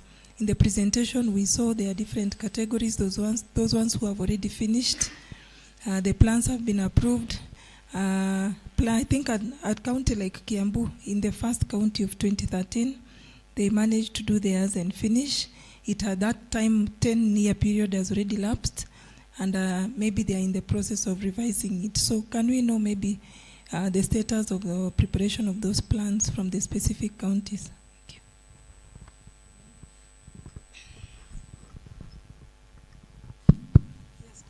You directed to me, or it is directed to? Anyway, fine. I think I want to take it up a little bit before now the owners themselves comes in and they state exactly what it is. You called it county physical? County physical and land. Yes. Okay, county special plan, I think was revised in the blue. Do you hear something? Plenary, do you Initially, it was county special plan. It is the very first thing is on what you call the man crusher, the name. We have not even agreed amongst ourselves. That's for another day. But let's call it physical plan, county spatial plan, county local physical and development, those names. Somebody used to ask, what is in a name? So what? So it's nothing. But the truth is, the name is you. There is a way a name really makes something, that important. Now, that aside, I want to say that I will speak from an oversight or monitoring and oversight position. And I think I risk to repeat because already the FAO representative took us through a very comprehensive report on status of planning. He told us we are only having how many county plans? 17 in number. That gives you less than 35% of the counties. How many years down the line after devolution? How old are we in devolution? And one of the key things that was achieved through devolution was devolving planning. Well, fine, it is said it's a concurrent function, but the national government only undertakes national planning. So counties, don't wait for the national government to come and plan for you. So there is a failure. There is a problem. We are only talking about, the uptake is only about 34% of the counties that have taken up that. And the county spatial plan or county physical and the land use plan is the mother of the plans. There was a question on that there is no clarity on where you start planning. In the good practice of planning, you should start from the, it is hierarchical in terms of how you're doing it. So you start from the national, come regional, inter-regional, county, and so forth. That's how you'll be able to comprehensively capture the space you are talking about. So the simple answer to your question is we are not doing well.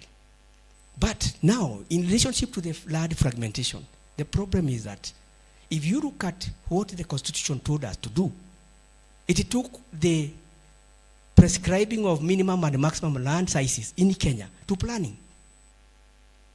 It is said that we provide that, we regulate the use of any land. A lot of very powerful and, authoritative, right from the Constitution. Any land, doesn't matter your land is ancestral, you got it from your grandfather. Doesn't matter whether your land is, you bought it, wherever you got it from. The Constitution allows the state, and the state is who? The national government, the county government. That is the state. Allows the state to control, to regulate the use of that land. The use and development. For your information, subdivision of land is development from a planning perspective. So why are we not able to do that? Why are we not able to regulate? The Constitution gave us that, and they told us to go ahead and implement that. But we have failed. Because the method, if you follow properly what we were supposed to do, is to prepare plans. Because, like it was put out clearly here, land use planning is the tool, to implement management of land as per the principle of land policy in Kenya. Land use planning, you must start there. So when we are not doing well in that area, how can we go? How far can we go? And for your information, the reason why somebody feels this is my land, I need to do it the way I want to do, is because we have not even guided the land control board. We have not guided them by giving even illustrations, spatial plan, that when somebody comes with a proposal to subdivide land in this section or registration section, do not allow below this. And then you tie it to a plan, tie it to a bylaw. At akienda kotini, they cannot defeat you. But we don't have that. So planning, we have failed. Thank you so much, colleagues. Once more, now speaking for Vihiga, we are doing a county spatial plan. We are at 90%. That's according to our rating, because we are at the point of issuing the notice of completion, so that we invite the final comments. I believe you will be seeing that soon. We hope to be the number 18. Yeah, so that when we have the next discussion on this, we hope we shall be included. So when you see the notice, we invite for we'll be glad to receive your comments. Thank you. Director, maybe before we finish, you could just outline briefly the steps that the county government has gone through in preparing the plan. What have we covered so far? And what are you basing the 90% on? Thank you for that. I think it will also be important, before I mention the steps, that we've gotten a lot of support from FAO through the digital land governance, and we appreciate that support. And more so, they came in at the critical stage of the plan preparation, that is the stakeholder participation or public participation, that invited the community to input, to make their input on the planning process. Of course, it followed the normal planning process, issuing of the intention to plan, developing of the inception report, the synthesis or the situational analysis, then developing of the strategies. And it is also important to note that they have also developed strategies for agricultural production and enhancement. If you look at the plan, you will see that is well covered. Thank you. Thank you, Madam Waziri. Maybe if you have something to share with us about that plan. Yes, thank you so much. From Migori County, the status of a county spatial plan, I can say we do have a county spatial plan, which was approved by Assembly last year on May 2024, and currently we are implementing the plan. And also we do have other plans, town plans for Awendo, Rongo, and Migori that are being implemented. And also we are working on another one for Kehancha municipality. It is underway. We do have a draft, and we are waiting also for it to be approved. That is the status of Migori County. Thank you. Honorable Nyarango. Yeah, thank you so much.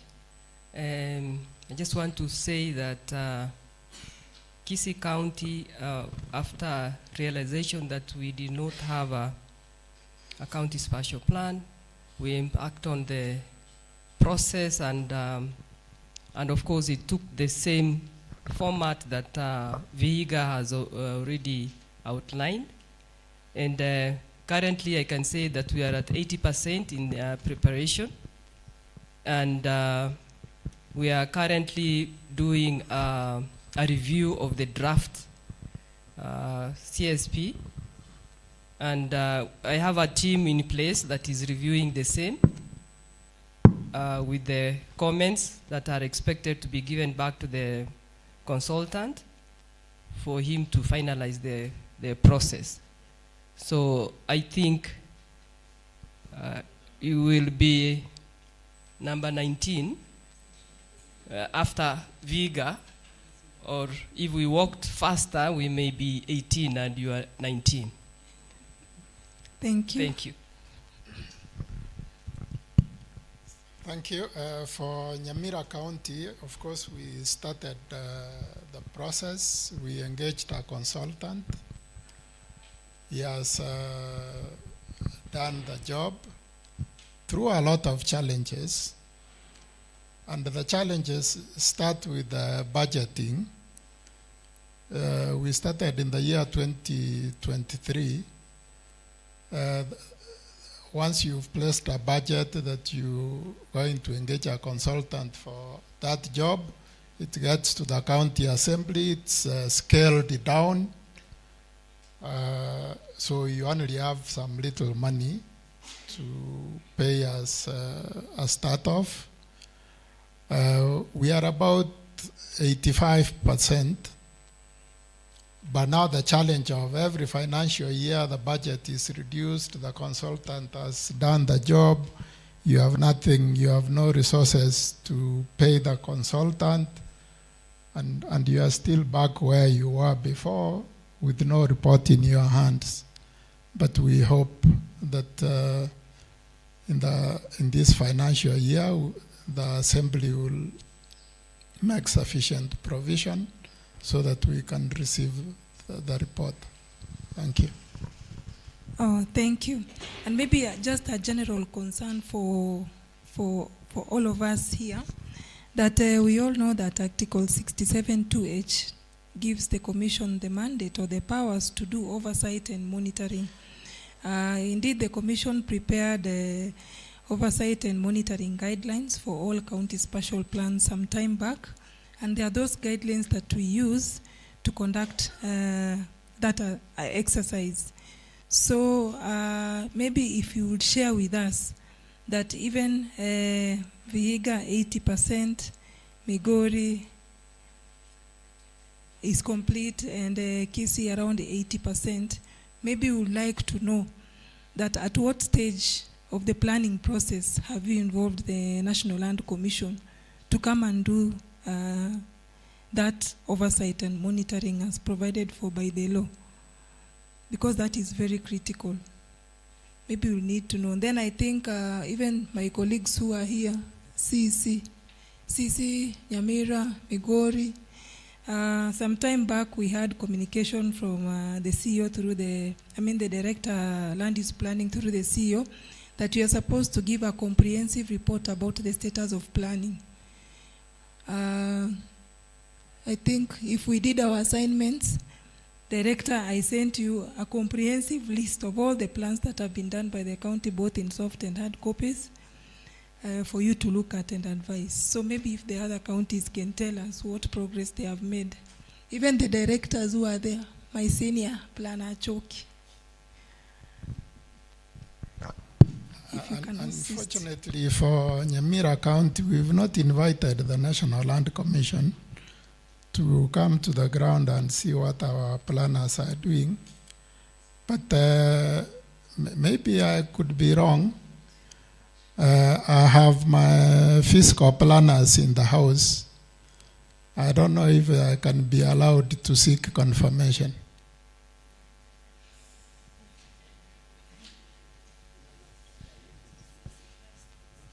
Am I allowed? Okay, we'll make a follow-up after this session. Okay. Yes, we know them, all of them. They're our colleagues. So maybe the next issue we should look at is the issue of development control. Again, I know development control differs from county to county. As I've said, there are other counties which are more urban than the others. They have maybe more urban centers. But development control applies to all types of land, whether private, whether leasehold, whether freehold. So we'd like to know, maybe under the development control, what are specific activities are you implementing, and probably the challenges you are facing when you are controlling development in your respective counties. Madam Kisii. Okay, I am not sure whether to go for the first question on NLC. In our team at the county level, that is Kisii County, when we started the county spatial plan, we made sure that we had a member of NLC in our team at the county level. So we have moved with the same people until the 80% where we are in the preparation of the county's spatial plan. However, I'll be guided if at the county level NLC that we have is sufficient, or we have to subject the same to the National Land Commission. That maybe we should be guided. But in our team, we have we made sure that NLC at the county level works with us at every stage, and even up to the level of stakeholder engagement. We have the team with us, having in mind that we are supposed to be monitored and also reviewed by the NLC under the preparation of the county spatial plan. Having said that, the second question will be the challenges that we are facing in development control. There are quite a number of challenges, if I can continue with that discussion, under the process of plan approvals and all the development control aspect, whereby you cannot net everyone who is doing a development under either public or private easily as expected. Of course, we have a team that is doing the whole plan approvals and also inspection. But I can say that we are operating in an environment where all of us would not want to follow the proper channels. That is the challenge that I can quickly talk about. And of course, you'll see that the population is not very well knowledgeable on how to even forward their plans for approval. So at the county level, we have tried to put in place a team on development approval that assist. And we have like a program where every 2 weeks we must sit and look at the development plans that have been forwarded to our office. However, we want to go a notch higher in terms of the plan approvals and development control. Through this process that we are doing, the county spatial plan will provide for the same in terms of planning and also development. But at the lower level, we are also in the process of putting across a procedure that will go into an IT system that anyone having to do development will do it through the system. So, of course, we are at the conceptual level so that we are able to net, but it is, as I've already said, it is very difficult to even know who is doing what up to the sub-county level. Though we have committees at the sub-county level that are also assisting us in development plan approvals. So that is as far as I can say in Kisii County, that we have gone to the sub-county level as far as committees on approval are concerned.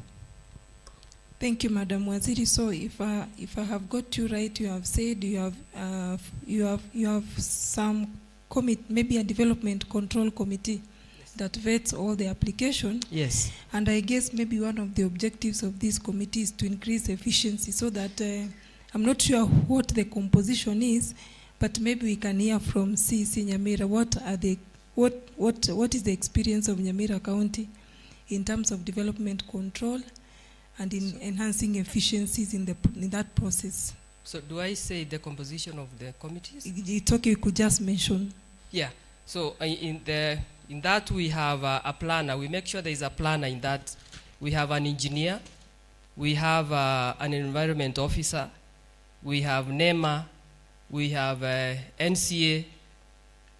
At the county level, at the municipality level, I oversee the committee that sits. And at the sub-county level, we have all these people in, except NCA. And if we have categories of plans that are approved at the sub-county level, and there are those that they cannot approve at the sub-county level, they have to come to the municipality where I sit, so that we look at those plans keenly, and where all these, I said 5 people, officers must be. And recently we've even have had to call in the NBI where we have a problem to come and inspect the buildings in Kisii County. Thank you. Thank you. Now in Nyamira, what we've done, we've basically devolved the planning department. We have a fiscal planner in each of the 5 sub-counties, so that they are able to deal with the applications. The applications are supposed to be submitted at the sub-county office, where they are scrutinized by the fiscal planner who is stationed there for approval purposes. To go back to the first question, I thought my mind was thinking about the National Land Commission in terms of the commissioners in Nairobi. Of course, we have a county coordinator who is in the team on the ground, who went around with the person doing the spatial plan. Thank you. Thank you so much. In Migori County, the process is done manually. And as a county, we are trying to work hard so that we can go digital, being that the process is posing a lot of challenges in terms of efficiency. It's also slow and tedious. So as a county, we are working hard. We've put a small budget trying to initiate the process of digitalizing the whole process in Migori County. Thank you again. Now for Vihiga, for development control efficiency, it is worth to mention that we have the personnel, I think a total of 6 planners, actually 3 planners for 3 sub-counties. The challenge we are still experiencing is to deploy them so that they act at the sub-county level. Then we also have the policies that guide our development control. We have the local physical development plan for Luanda and Kaimosi, the integrated strategic urban development plan for all the urban centers within Vihiga County. Then we have the development control zoning and regulation for the Vihiga municipality. I think the major challenge is enforcement and compliance. That's also something that we are still struggling with. But again, the good news is that we are also moving to the EDAMS, that's the digital platform for development applications and management. So we are also in advanced stage to onboard on to the EDAMS. Thank you. Director, maybe before you speak and wrap up that topic on development control, maybe when we are still talking about digitizing the planning, I mean the approval process I've seen in other counties, that has worked well. For example, Kisumu, they have both a manual and an online application system, so that you, the developer, you do an online application, you do the payment, and then they also have that development control committee that sits periodically to review the applications. Then once your application is seen like it meets the criteria, then the developer is asked now to submit the hard copies of all the documents. And I think for them it has worked well. So even as we are there, we want to enhance service delivery to the citizens and improve processes and procedures. Maybe Madam C.C. Migori has told us they are in the process of making that process digital. Vihiga, I know they are also in the process. Maybe I'm not sure about the experience of Migori and Nyamira in terms of making the process digital. Maybe you could just mention briefly as we wrap up. I've already mentioned that we are not digital currently, and we plan that this should be our next maybe a program after the CSP. But we have already had a proposal and working on it, and we hopefully, you see, we rely heavily on budgetary provision and approval from the cabinet, and so that is where we are. I cannot say that we are digital, but that is where we are headed. Nyamira? Nyamira, we are in the same position also. It's a mix. Although it's not a fully developed digital program, but the other challenge is that it's not all citizens that are digitally savvy. So you will find somebody has the plans, but they have not reduced them into digital form for submission. So that is the other challenge we have. So we'll mainly rely on the physical document submitted at the sub-county. Where they are able to digitize it, then it can be submitted to headquarters. Thank you. Thank you. Prof, I know you have a comment. I'm requesting that you just hold it, because the last question, maybe we'll need your input and then you can give us then. Thank you. Director? Can you allow me to, let me now just maybe focusing on that same question you have asked about involvement of the National Land Commission in the process of preparing the plans at the county level. The only thing I can say is that this is a constitutional requirement, it's a legal requirement.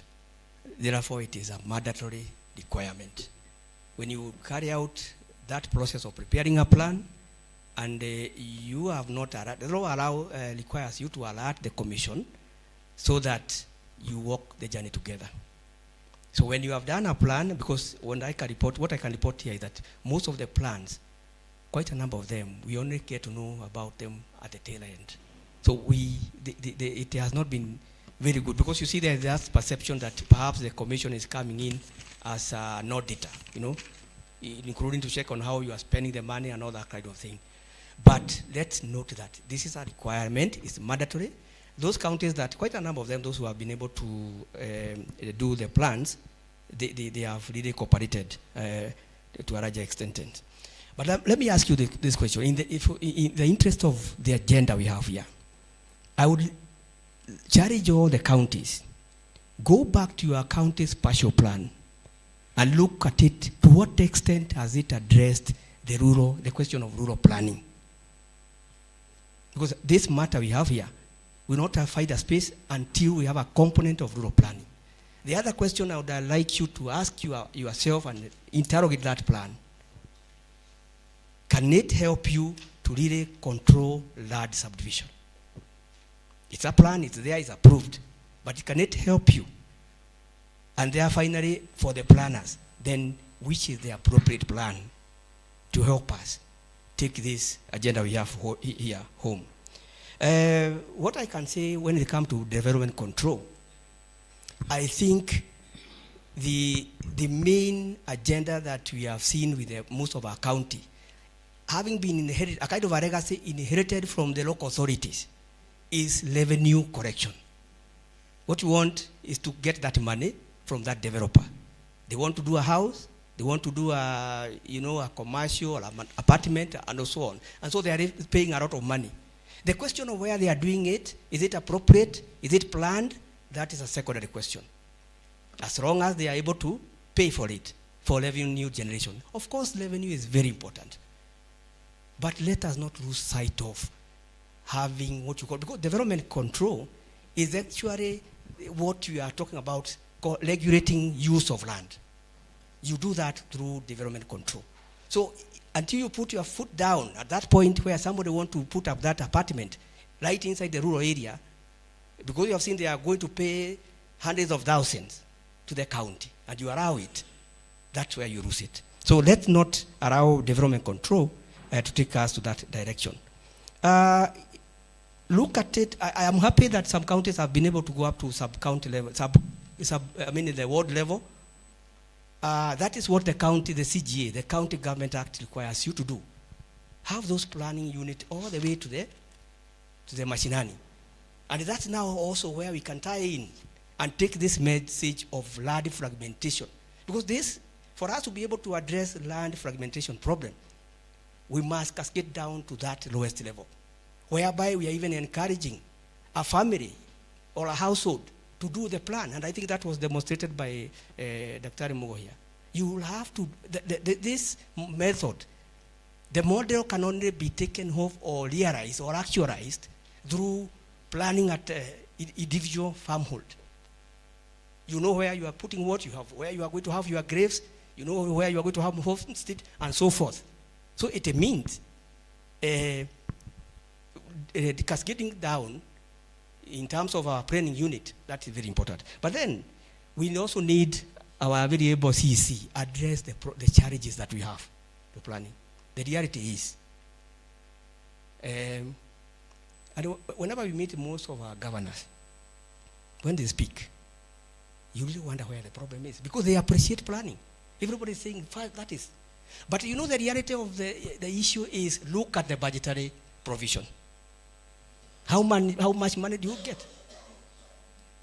What is the priority in terms of budgetary provision for planning? And you know, why myself, I've been in this practice for quite a while. I wonder, planning itself is not an everyday thing. Some of these plans are 10-year plan, that county plan, spatial plan. So it doesn't come tomorrow, the day after. And every year you are getting annual allocation, right from whatever the exchequer comes your way. So let us look at that budgetary issue so that we can promote. Together with that goes the personnel. And maybe allow me to be a bit funny, do you have a challenge when you are hand of a unit and you don't have that professional background? Is there a challenge? When the format, anyway, I don't want you to answer, but ask yourself that. You yourself, you don't come from that background of planning, but you are supposed to read planners. And sometimes when you look at the CEC office, is the executive, that the office responsible for planning. Even if the parliament or National Assembly was to call to get some answers along those lines, you are the one to answer. I don't know whether in the formation of, well, let's not say we cannot, some things we don't dictate. It is, we cannot advise those who formulate their government, run the counties, or even national government. We never give them instruction on how to do it. It's their prerogative to do that. But I guess we need to professionalize the practice so that it can go where we need it to go. Now, my final appeal, like I've already said, for us to be able to take this home, and this is where the rubber meets the road, the county. Whether we talk about the national government, the National Land Commission, we will come up with all these beautiful things. But until the county themselves embrace and do this, we will not be able to realize what we are talking about. These models will just get dust in the shelves, they will not be actualized. But already the whistle is there. Tumesikia filimbi ya kwamba hatari iko mbele yetu. So let's start what we call rural planning. Let's plan those settlement. In any county spatial planning that coming your way, do not allow it to fight, the right of the day until it is done. Finally, that county spatial plan and rural planning or settlement planning must go hand in hand with what you call delineating urban areas. This animal called urbanization as a driver of land fragmentation, the reason is because we don't put what you call urban edge. The law as it stands today allows you to delineate an area and say this is the farthest the Kisii town can go. Anything urban activity should not go beyond here. You go to Kiroka, you go to our small centers, designate them so that you promote what you call intensive development, cluster development, and the vertical development, because that's the way to release our agricultural land for our food security. Thank you very much.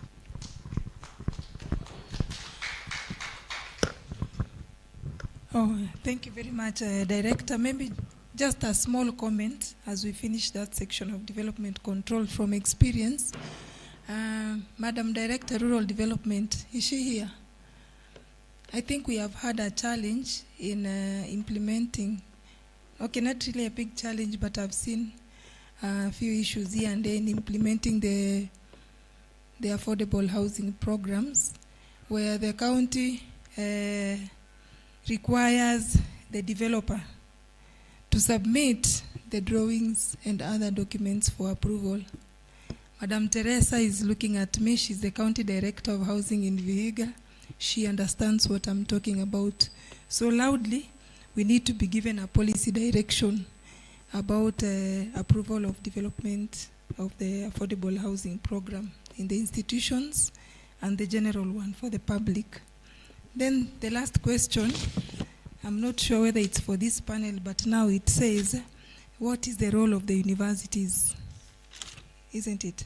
What is the role of the universities and academia in the practice of land use planning? What are the challenges? And maybe if I would just mention something brief here, I think some time back I was sharing with a colleague who was telling me that the Physical Planners Registration Board is not registering some students from some universities that are teaching planning because some of the lecturers are not registered planners. I do not need an answer, but that's the position. So I challenge you planners, if you are sitting here, don't call yourself a planner when you have not gone through the registration process. Being a planner does not mean you are a member of KIP. As we are members of 3 professional bodies, but until you are registered by the PPRB, that's when you formally become a planner. So I challenge you, all of us planners who are seated here, let's take up that assignment very seriously. So maybe Prof, for the follow-up to that question you have had, what the role of land use planning, the role of the institutions of higher learning in land use planning, and probably the challenges. Maybe you could give us an insight as you give your comment. Thank you.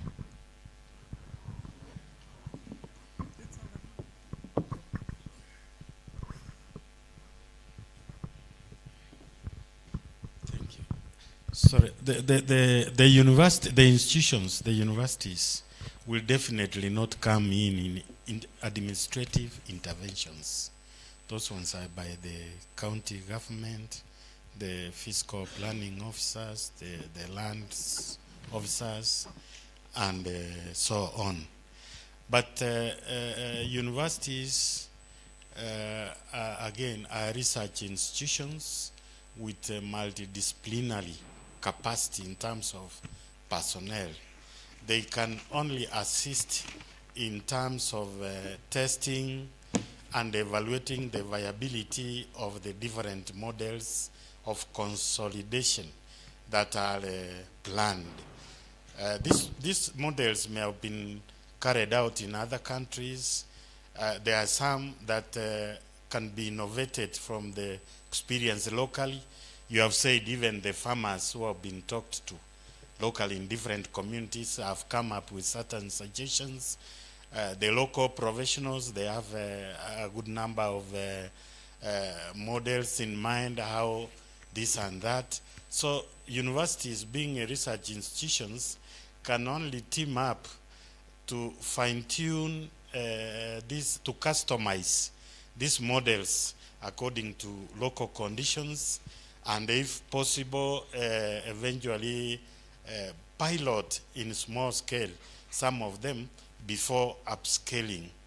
As I said, most of this data has been generated in agroecological zones, and there are about 7 in the country, preferent, and those piloting in those agroecological zones will give results that can be upscaled in all the other zones, equivalent zones, wherever they exist. I think that's what I can say, the role of the other institutions. Because piloting, again, will be multidisciplinary. It may not be the universities only. It will require the fiscal planner, the lands office, the urban, the human settlement housing office, and so on. It's multidisciplinary.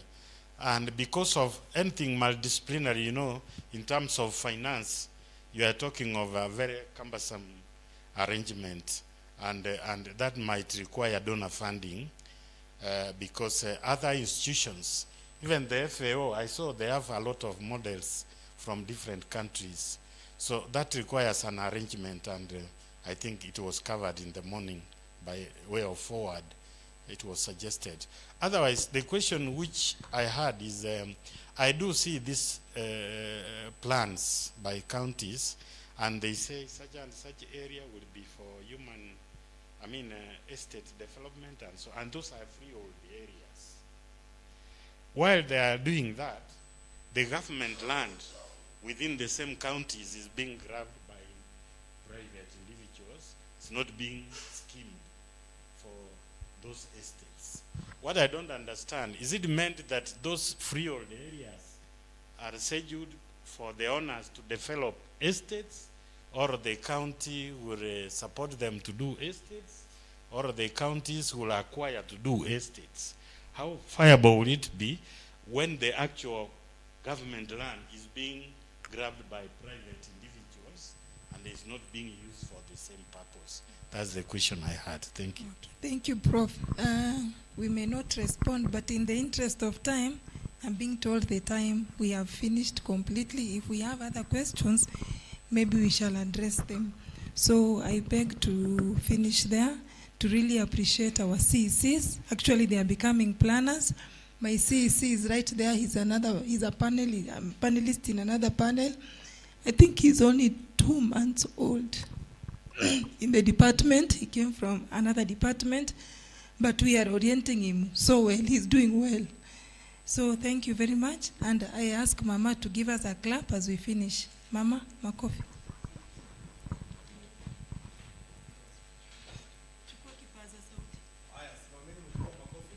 Asante, asante. The only thing I didn't hear from the planners is about corruption.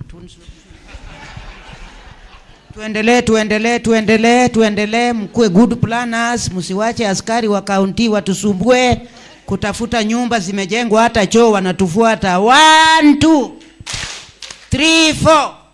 Asante. Okay, thank you very much, Domitila, for that session, which went very well. We appreciate our ministers and technical people on the planning. Sasa tumesema ya kwamba planning tuache mambo ya land amalgamation, tunaenda wapi? Land consolidation. Sawa sawa. Sasa ninaona time imeenda. Right now it's 1:40. Let me just share with you what is remaining. We have just one more panel, and that panel session will be discussing stakeholder engagements on implementation of advisory, and it will be led by, or rather moderated by, Dr. Wamushiru. Daktari ako pale. So tuko na hiyo, and ideally half an hour should be enough, si ndio daktari? And then after that we will be done, but we will be having a way forward, then question and answers, and that will be taken through question and answers by Mr. Molu Alake, one of our county coordinators, and then we will have the closing remarks. That should really not take a lot of time. But so the question is, we have to be participatory. Yeah? We have to tumalize hiyo, which will take us around 45 minutes. Tumalize hiyo, alafu tuende tukiendanga, ama tuende tukule turudi. Wangapi wanasema tuende tukule turudi? Weka mkono juu. Wangapi wanasema tumalize tuende tukiendanga? Bas, na Dr. Mary, watu wa hii discussion ni tamu sana. Next time wekea watu hata wiki 2. Hii si mzuri. So, bas, Dr. Wamushiru na panelists wao ambao ni Sebastian Mensa, Dr. Mushiri, Dr. Odhiambo, our FAO rep, Professor Iravo, na our representative from State Department for Housing and Urban Development. Kujeni jameni, hatuna time. Let's hurry up. We are time constrained. So kama wewe ni panelist, ukuje, of course led by Dr. Wamushiru ambaye atakuwa moderator. Let's come here, let's get in front, let's take our seats so that we can finish on time, and then we will go. Then baada ya hii session, we will then have question and answer by Mr. Alake, and then I know Alake knows how to control. Only a few questions, 3 or 4. And then baada ya hiyo, we will have Dr. Mary Wandia giving us a way forward, and then closing remarks. We will get the closing remarks from Dr. Tinga, who is the county coordinator, NLC county coordinator for this county, that is Kisii, where we are. Karibu daktari. Thank you. All right, so we come to this third panel, and the third panel is basically looking at stakeholder engagement in terms of now moving to actions. We've had a lot of conversations already. We have talked about institutions, various agencies, individuals, and we have also mentioned a number of offices from government agencies. We've also had a lot of university. And so we are now looking into who do we point to. Because I know we like to point to the next person and not yourself. Have you ever thought of just pointing to yourself and ask, then you're also a stakeholder? We tend to think stakeholders are external, but stakeholders ni mimi na wewe. Kenya is you and me, and this problem is being faced by you and I. So we have now to concretize and agree who exactly is going to be the one taking this work forward. And so, before we come to that, I'd like to introduce my panelists. So please have a chance to quickly say your name and your representation.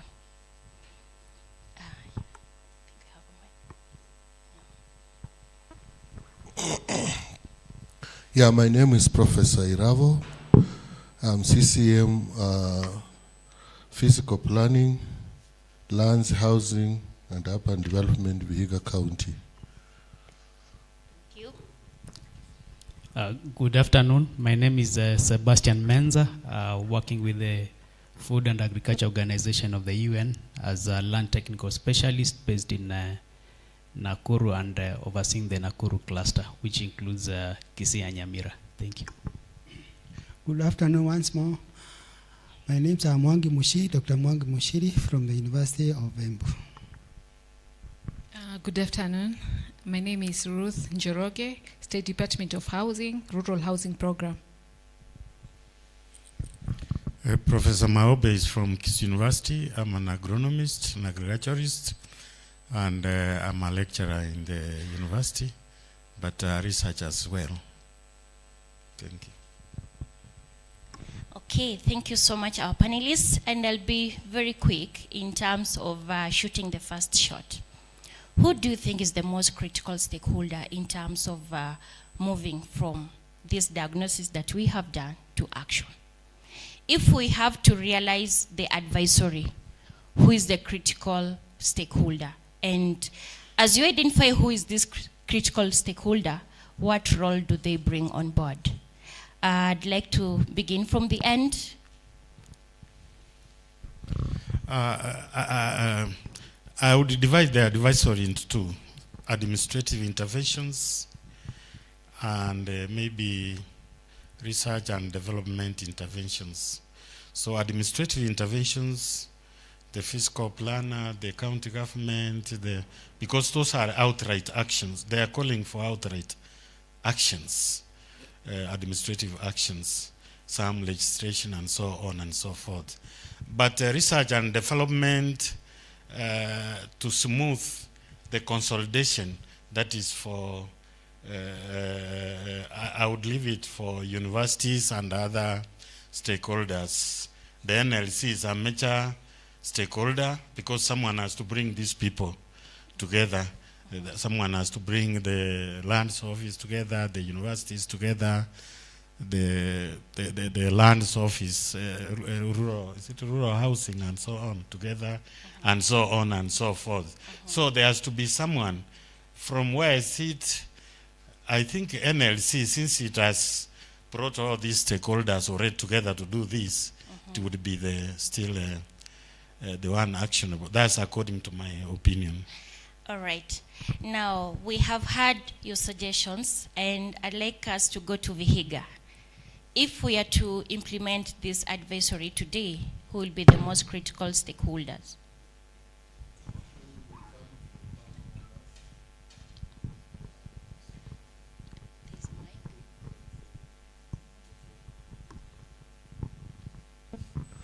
We may come to look at the farm owners, the community, the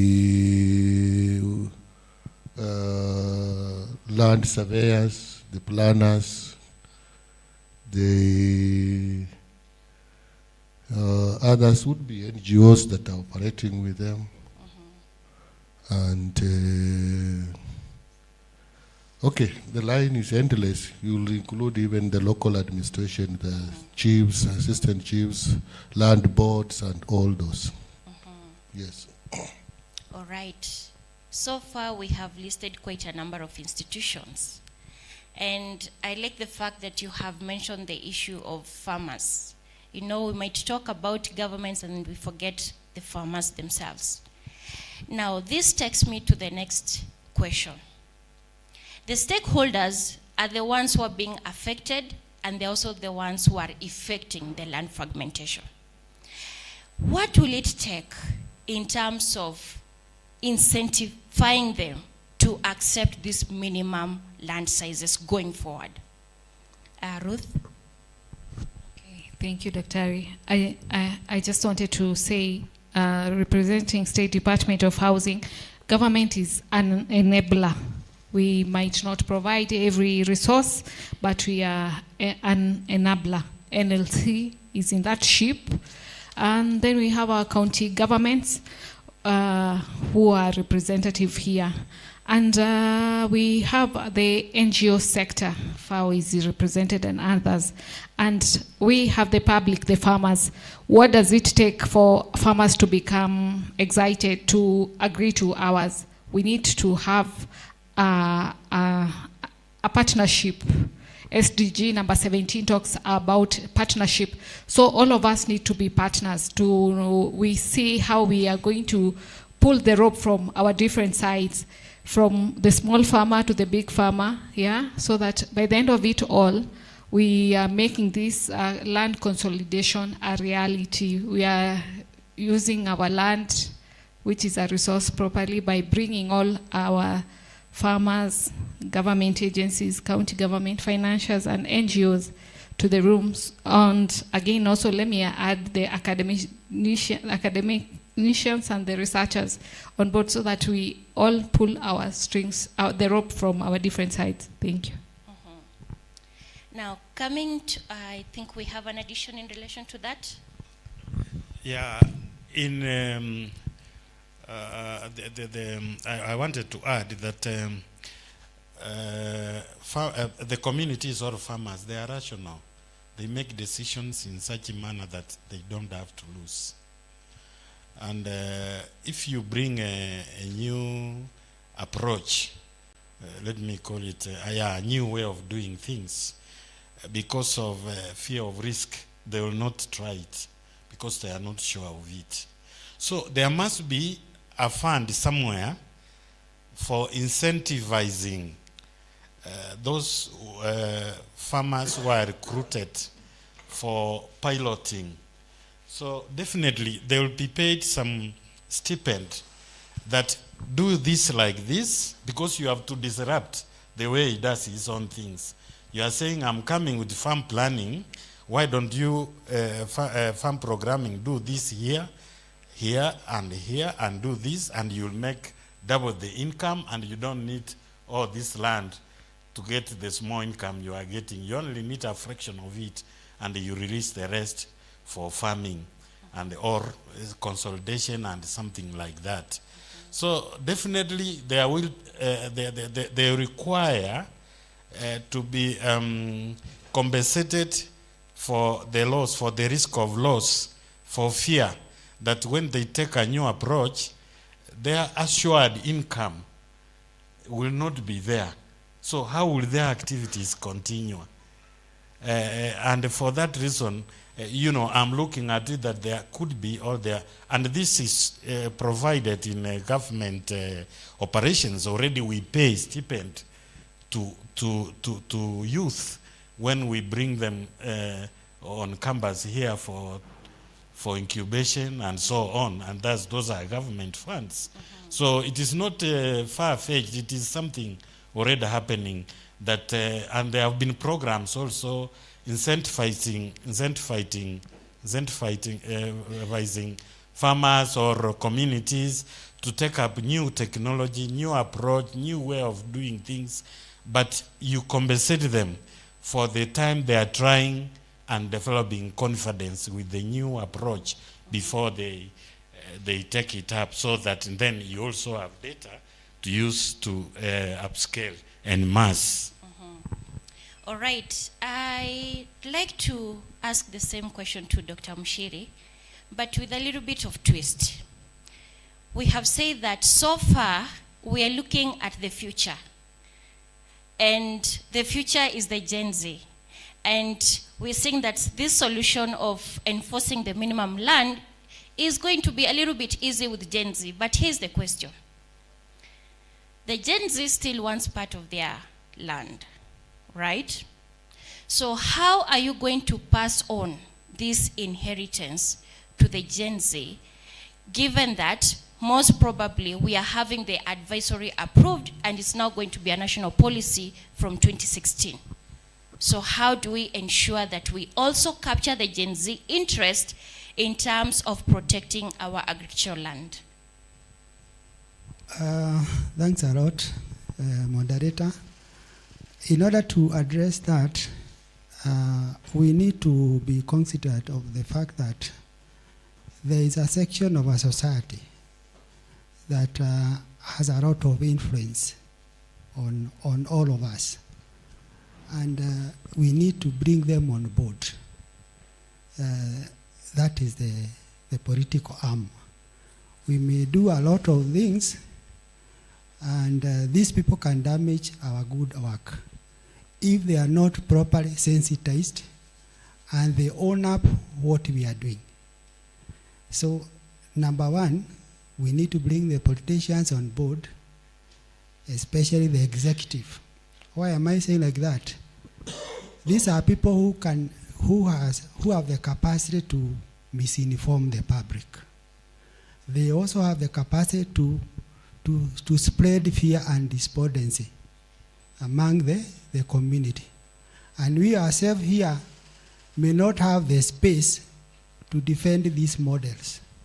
because somebody will appear in a radio station with just one statement, nasikia mtaondolewa hapa, nimekataa.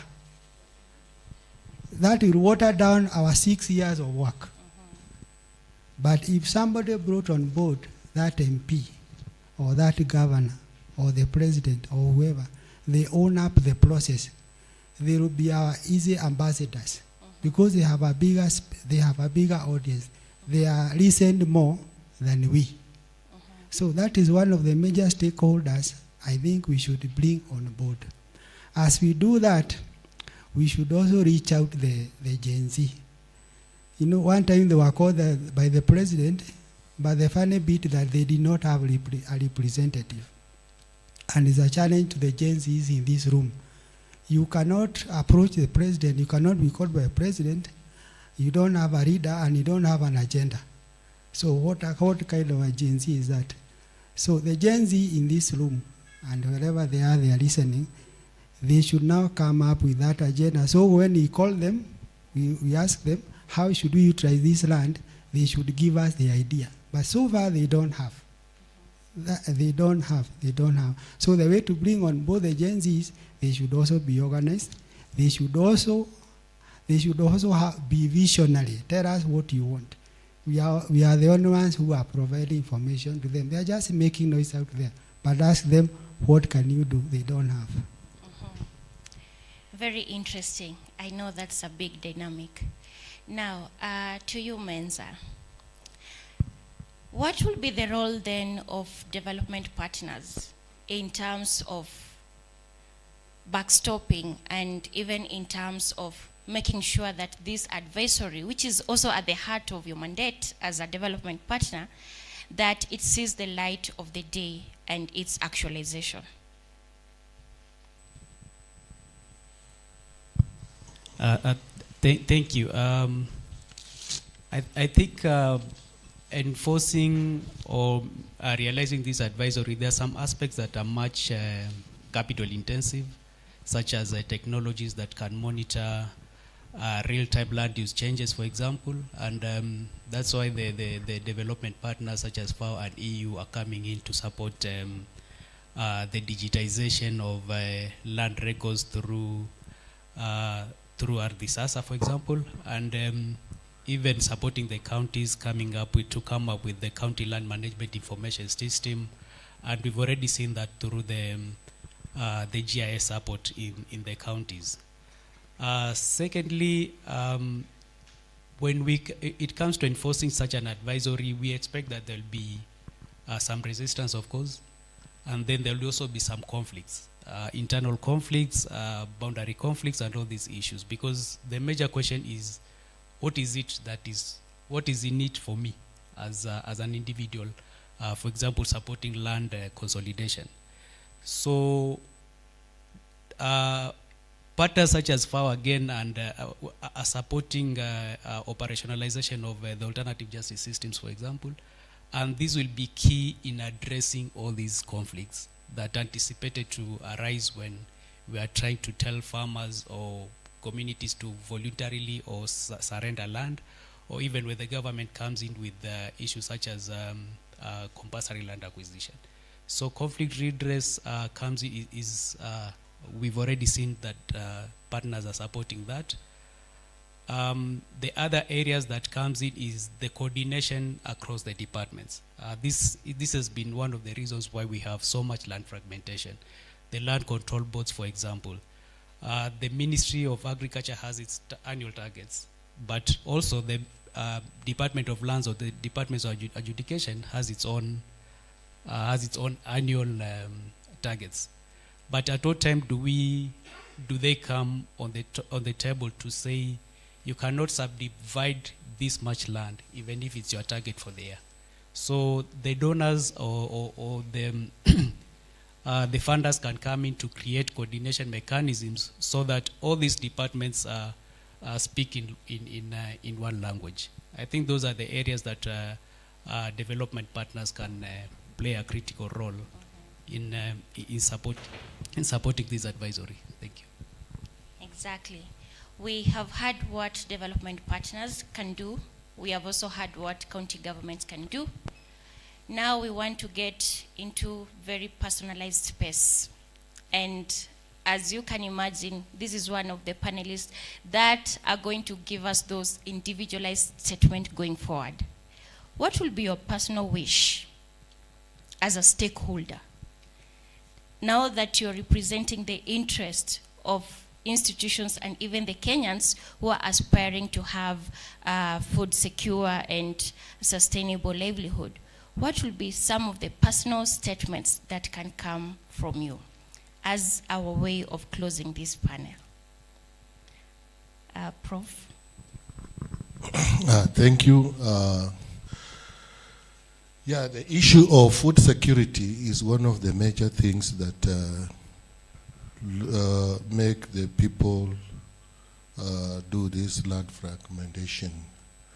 And therefore, for me, I would request or appeal to the government, if a farmer has been assured of the food security, will not go on dividing the land into species, so that they can, maybe if it is subsidies, things like mboleas, things like seeds, things like extension services, the farmers should be assured, even if you have a half or a quarter land, you can be able to produce something for the market, feed your people, and also maybe have surplus to sell and take your children to school for those who may use it. So if they can assure that, give them, maybe they carry a study which will ensure that as much as we are giving, like for example, the fertilizers, how affordable are they? Where are these extension services that we used to have for the farmers who used to advise that the soil testing should be done so that the farmer should know on an acre can have at least 50 bags of maize. And with that, they can even give for free, and then they say, okay, after you harvest, you pay back from what you have from the produce you have had. So I think if the government can do that, it will help very much. These land divisions will not go on, because a farmer or societies are on a family, they can be assured with what to eat. The food security is important for them. To me, that is what I could say. Thank you. So we just go in order. Thank you. I think I'll put it in a different way. The one thing that we need to, the government and all the stakeholders need to create stability in agriculture. Whether it's through early warning systems, but even with the early warning systems, the question is, so what? Will there be insurance for microbes? Or whatever incentives that come in, we need to create that stability in agriculture. The reason why it's so easy to say, I'll convert my agricultural land to build a rental, is because it's not because there's so much money in rentals, but it's because there's stability. Between now and next year, I'll be receiving 10,000 per bed sitter, for example. But I know it will come there, it will always be there. Whether there's drought, whether there are floods, whether the rains fell, I'll get my monthly rent. But in agriculture, there are so many things that are affected.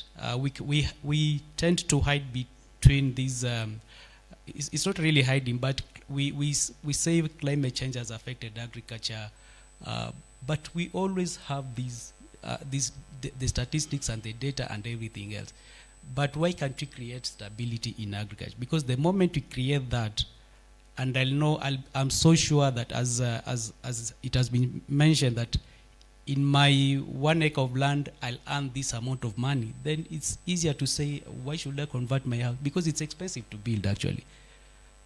But again, as I said, it's the stability, which all the stakeholders now need to focus on to create that stability, to make it easier for people to invest in agriculture. Thank you.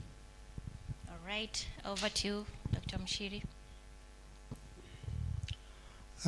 As far as I'm concerned, as my colleague has said, in order to establish stability in the agriculture sector,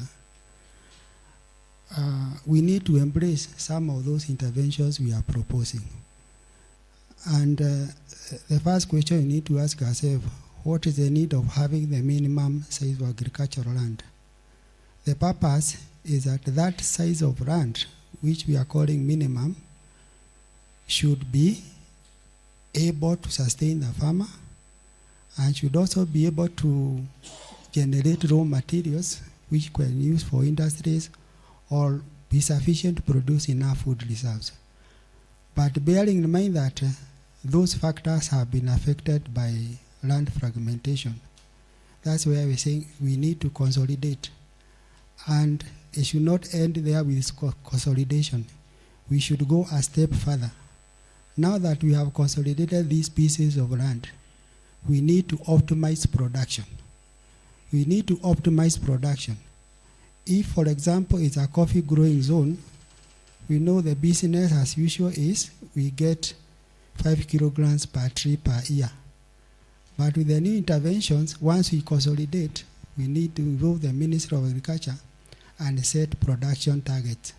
What is the optimum production of coffee in this area? We know from research, for example, Ruiro 11, you can get 30 kilograms per tree. So once we consolidate, set the production target, engage the producer who can be the cooperator. If this producer signs a contract with the Ministry of Agriculture that at the end of the year, they are going to get wheat 30 kilograms or even 20 kilograms, you would have moved from 5 kilograms to 20 kilograms. If you are to market the same coffee at the same price, you will see the production will have moved 4 times. So currently, maybe the farmer gets 100,000 every year from 1 hectare of coffee. But with the new product, you can move to 1 million. It's not theory, it is practice. Because the cooperative we are going to engage, we will be able now to get the resources we are talking about. The cooperative will be able to get manure. We will also get to engage the youth in managing this coffee such that the production will go high. And once we achieve that, the money, the accumulated money that it will obtain there, it will be very easy to divide. And that will be a way of coming out of poverty. So it's not a matter of telling farmers, we are removing from your land, and it will continue, the same land will continue getting 5 kilograms per tree. No, you'll have to change everything. The same case will apply to maybe dairy farming. Right now, a dairy cow, maybe you get 5 liters or 1 liter per day. But once you consolidate and you move into the cooperative is given a target. Maybe you have 100 acres. How many cows are you going to give? How many cows are you going to raise as a cooperator? Then you have 2,000. What breed? Frisian, Asher. What is the production target? 40 liters per day. You see, that now will transit the society. So that will be my take on that. And to get us there, although this may appear as one of the way forward, so that we don't meet the same obstacle we met in 2015. We went through the parliament. My thought is that if we can develop a sessional paper and we get it, go through the cabinet, it is approved there. This thing will be actualized very fast. And since we have proposed a piloting, by the time we set we are preparing the sessional paper, we put the budget there for piloting, as the professor is saying. We need to know how many sub-counties we want to pilot. We can prepare a budget for that piloting, which should cater for those physical plans, surveying, those housing units. Then we go to the piloting. Ruth construct the house. At the end of the year, we have houses, and then we evaluate the piloting. That will be my way to go. Thank you. We come to you, Ruth. Yeah, thank you. I would also want to speak to all of us as stakeholders. 4 factors of production: land, capital, labor, and entrepreneurship. When you think about land, if we consolidate it, it will be more productive. Our friends from agriculture have told us that food production must be like, it should go up. I speak to farmers also. I want the farmers also so their income to increase. Once they increase, they will be able to afford rural housing. And how are we funding the rural housing? Most of you are aware of affordable housing levy. Part of it is earmarked for rural housing. So all of us are going to benefit in one way or another. We are all stakeholders and partisans to the housing levy. And then also, how are we going to achieve our rural homes in the cluster if we adopt the model? We will use appropriate building technologies. They are there. We do not want to build a house for 3 months. There are technologies, if we adopt, can do 1 unit within 3 weeks, a month.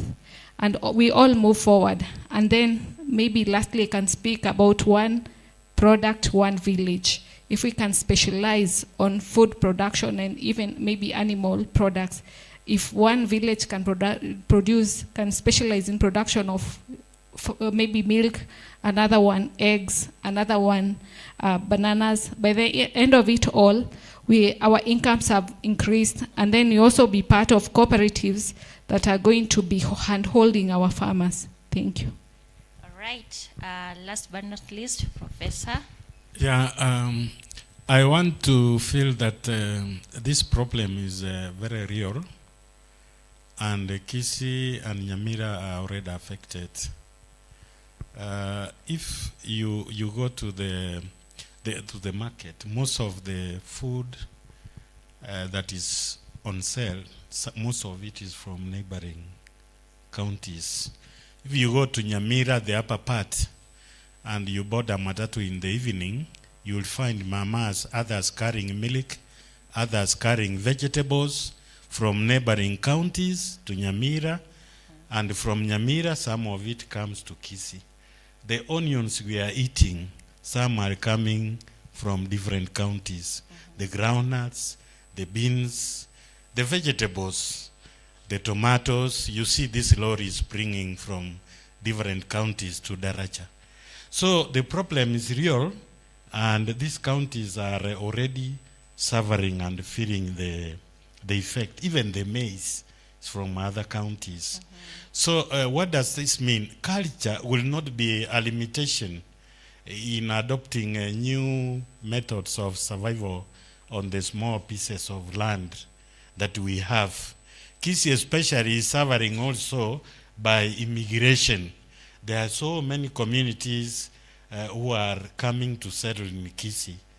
And even within Kisii and Nyamira, there is a lot of dynamics and movement to settle in one corner for some other reasons. So these problems are real. I don't want, at the end of it, to feel that culture is still a problem. No, no, no. Culture can be a problem when we have options.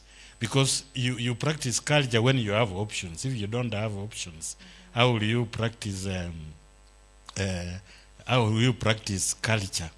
So I think because of that, I would say, as much as the administrative interventions can go on, the research and development needs to be initiated, because this is a long-term problem. We cannot escape it. In the past, you can see it has come up, they have put it under the carpet, it has come up under the carpet, now it is refusing to go under the carpet and is coming to the surface. So we need to initiate, in terms of research and development, long-term programs to address this, so that as much as we can do a little bit now, we can initiate a little bit now, but in the long term, we have solutions for the upcoming generations, so that we are generating data and models. Even if you call the leaders ambassadors, when you don't have data to give to them, again, you will find it is difficult to convince them. So research and development need to continue, and it needs to be initiated now, and need to try quite a number of ideas and studies which will smooth the move towards consolidation and the final change with the upcoming generation finally, because there is no way we cannot escape it. Yeah, population is still increasing. Thank you. All right, let's appreciate our panelists for that session. I think we have come to a close of panel 3, and we now shift to the way forward. Thank you.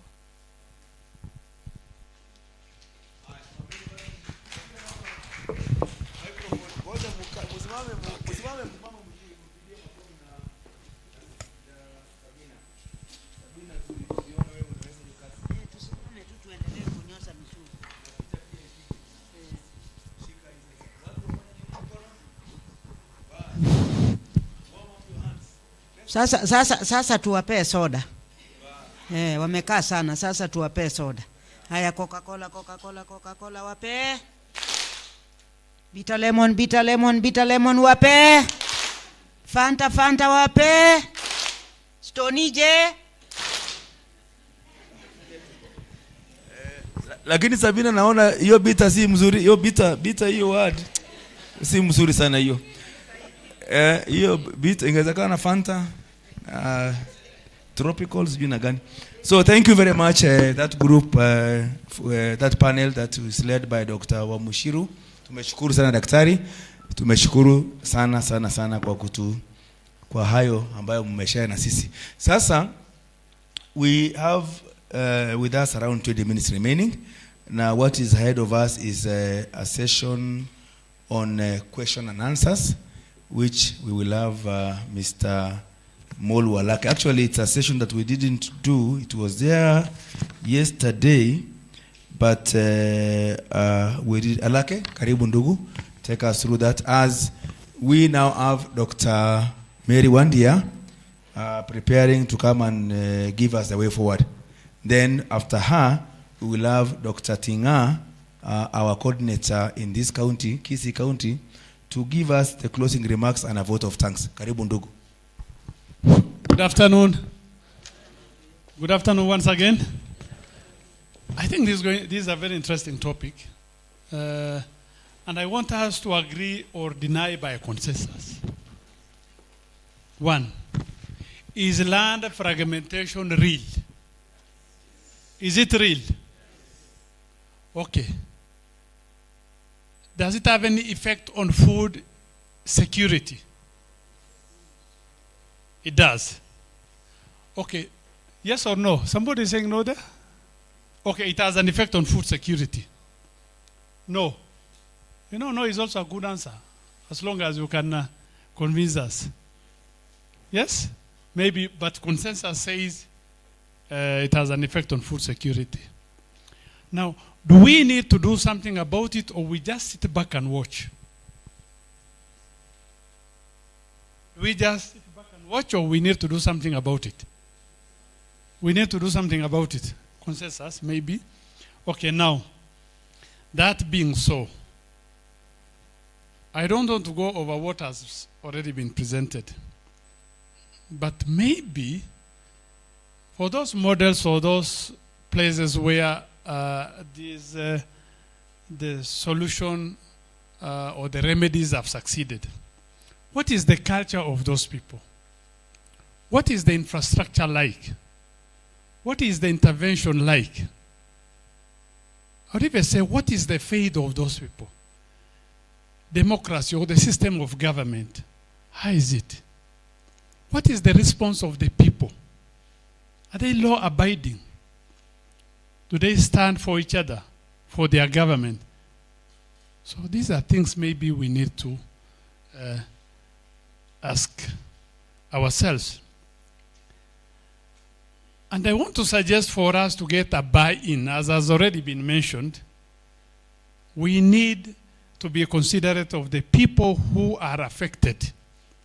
The mamas, the babas, our villagers down there. Do they have a buy-in that indeed this land fragmentation affects them? The political class has already been mentioned. Very important. And as a way forward, are you going to engage maybe the members of parliament or the other legislatures, other leaders, to bring them on board? Share this one with. The professionals already are there. The NGOs perhaps. So let's think around these things and see. Because this problem is real, we have to do something about it. So having said that, question and answer, very brief one, quick one. We are supposed to go for lunch, but maybe I will give, if someone has very serious questions, we may end, we can sit here the whole day. We have bright minds here, a lot of concerns. But then I just want to say, can we have 2-3 questions this side? And 3 questions here. If you don't have, don't mind. But if you seriously have, maybe 3 questions to be responded to by the panels, Dr. Mary and Buona Director, and then any other person, because we also have university professors here, any other stakeholder can respond to. So 3 questions here, 3 questions. To start with, a brief one. 3 hands up already, 3 hands. Madam Lady, oh, there are 4 hands up. 5? I don't know, sure. Okay. Yeah. Please, those whose name I've mentioned, take note of the questions too. This one is a proposal from the Kisii community. Most of the landowners are not living, they have died. The people who are occupying, they are squatters, like now the young boys, and they don't have land ownership. If there's a way they can facilitate the succession so that this land is transferred from the deceased to the existing owners. 2, most of the young people who are staying on this land, they build some permanent houses which do not go through the development control board. So they still say that division. So maybe even some of these small houses, they should be subjected to the land control board. Finally, land and agriculture is a devolved function, and the county has a big role to play in implementing the program. We may ask the stakeholders to be a bit disciplined, not to allow any project or any buildings to go through without their approval. Thank you. Thank you very much. Next, my brother over there. Yeah, thank you. My name's Ruben Chumba. I'm from the Department of Agriculture in Vihiga. I'm also an advanced student of agroecology from Masinde Muliro University. My comment, actually, allow me, it's not a question, it's a comment, so that we can have food for thought. I'm very much impressed and have learned a lot from today about this meeting, the forum, the purpose. There is something called agroecology, which is an emerging discipline. It's a trend worldwide. In Kenya, we are being led by a county called Murang'a, and number 2 is Vihiga in implementing agroecology. In short, agroecology is the new systems thinking about agriculture. The new systems thinking in agriculture is where land is no longer a very big determinant of food security. I'll explain why. We are talking about space. And in space, we are talking about the individual value chain. In a zone, what is the food security value chain in a zone? And then we need to zone that place and agree that if maize is the food security place, food security value chain in that zone, then we limit the land according to the data, the statistics for maize, the economy of maize production. But for a balcony like that, which is enough to do mushrooms, is equivalent to 5 acres of maize. So when you are talking about food security, we will need to be careful when we are going to an area to do the pilot and do consolidation after doing the rightful data. Lastly, I'm not doing a speech, but it is a concern. This comparative advantage for each county has to be taken into consideration. We cannot say that we are not supposed to buy milk or vegetables from Vihiga County. Actually, Vihiga County is a major producer of vegetables, African leafy vegetables, which require a quarter an acre. And it can supply the whole country. Then Vihiga in return buys milk from Nandi, fish from Kisumu. That is now the new trend of food security, which in this land consolidation and commission, we need to take into consideration. Thank you. Thank you very much. And I would request if we could be very brief. Once again, I'm Michael, and mine are kind of proposal, and there'll be question in between. One, I was of thought that when the planners can provide a policy in the rural sectors, because when talk about fragmentation, land fragmentation in rural area is majorly for settlement. As a person who grew and bred in a rural area, I know the main reason why land there is being fragmented is for settlement. So, when we address it from the angle of settlement, like in the minimum, they've said that, for instance of Vihiga County, 2 acres. Most people in Vihiga County have between 1 and 2, 0 to 2 acres. They're already below minimum.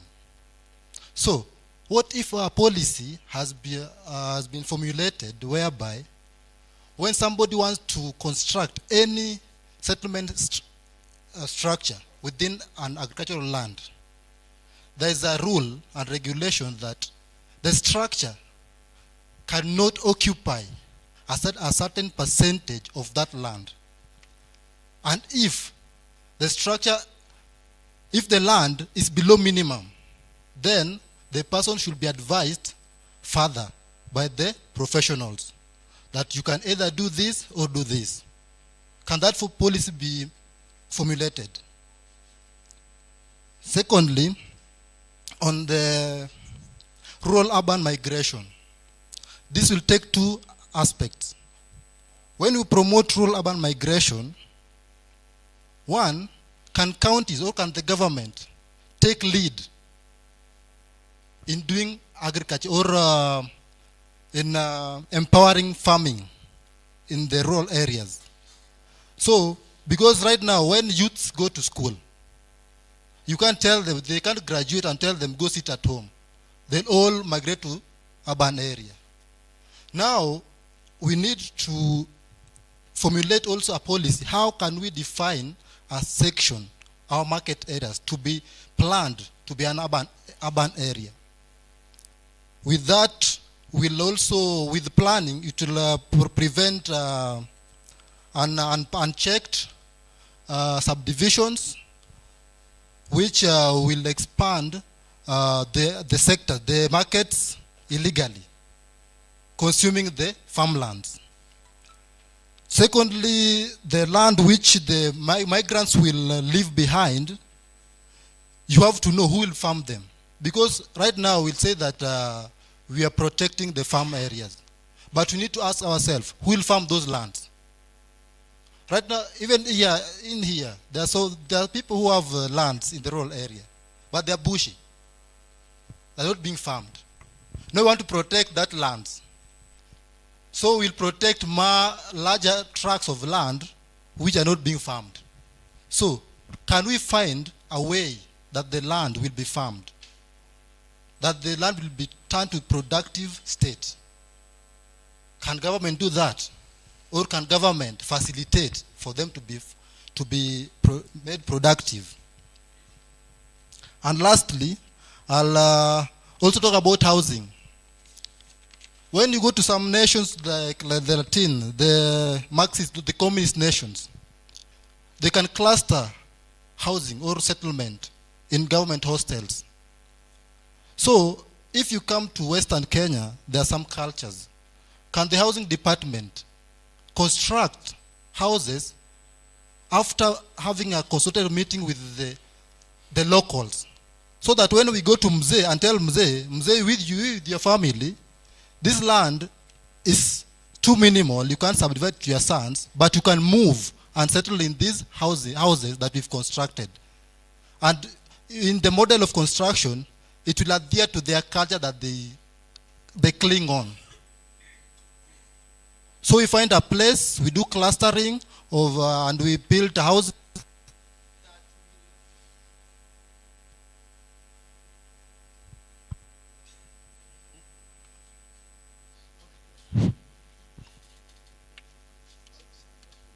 Have you finished?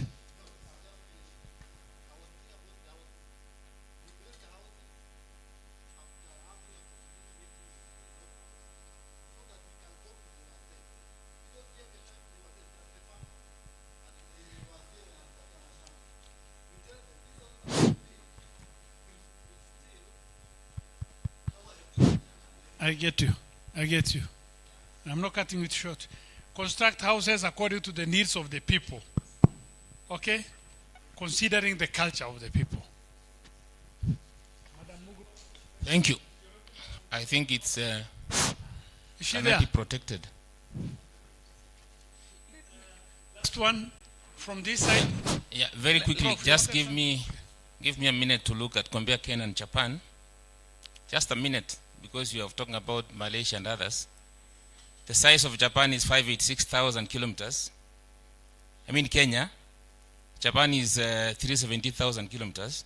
Population in Japan is 125 million. Kenya is 56 point something million. Arable land in Japan is 4.1 million. Kenya is 5.8 million. Finally, forest cover in Japan is 70%, and mountainous. Forest cover in Kenya is less than 10%. Now the question is, the issue you have brought here for us to discuss is the effect of land fragmentation on food security and probably settlement. I want us to, I want those people who are here, I want us to know exactly whether we have a clear policy or legislation in place, whether there is political goodwill, leaving aside the cultural practices, because we have dwelt about them so much. So is there a law? If the law is not there, can we do can we do a policy on it? So because we have so many of these policies on shelves and they're not being implemented. The 16 from your presentation, between 10 and 20% is arable land. The question is, how much of this 16% is being utilized for farming? Because you can see the threat is food security. How much of this 16%? Because you know, you are very aware that the political class and some of us could be having very big tracts of land, an equivalent of a province, which are actually arable land. How much of that land is being utilized for production? How much of it is diverted to other functions? From the 16%, how much of it has been diverted to real estate, institutions, housing, and blah, blah, other government projects? How much of it? Can we know exactly how much of it is it? We know that besides stopping this land fragmentation, we can also do other things like technology on the 16%, and of course targeting the 84% of non-arable land. So before we look at technology, which is obvious for us, can we know exactly how much of this 16% arable land is being used for agriculture purposes? And if you realize that most of this land has been diverted for other functions which are not agricultural. Somebody has 200 acres, 500 hectares, and has planted trees. Okay, thank you very much. Last one, Prof.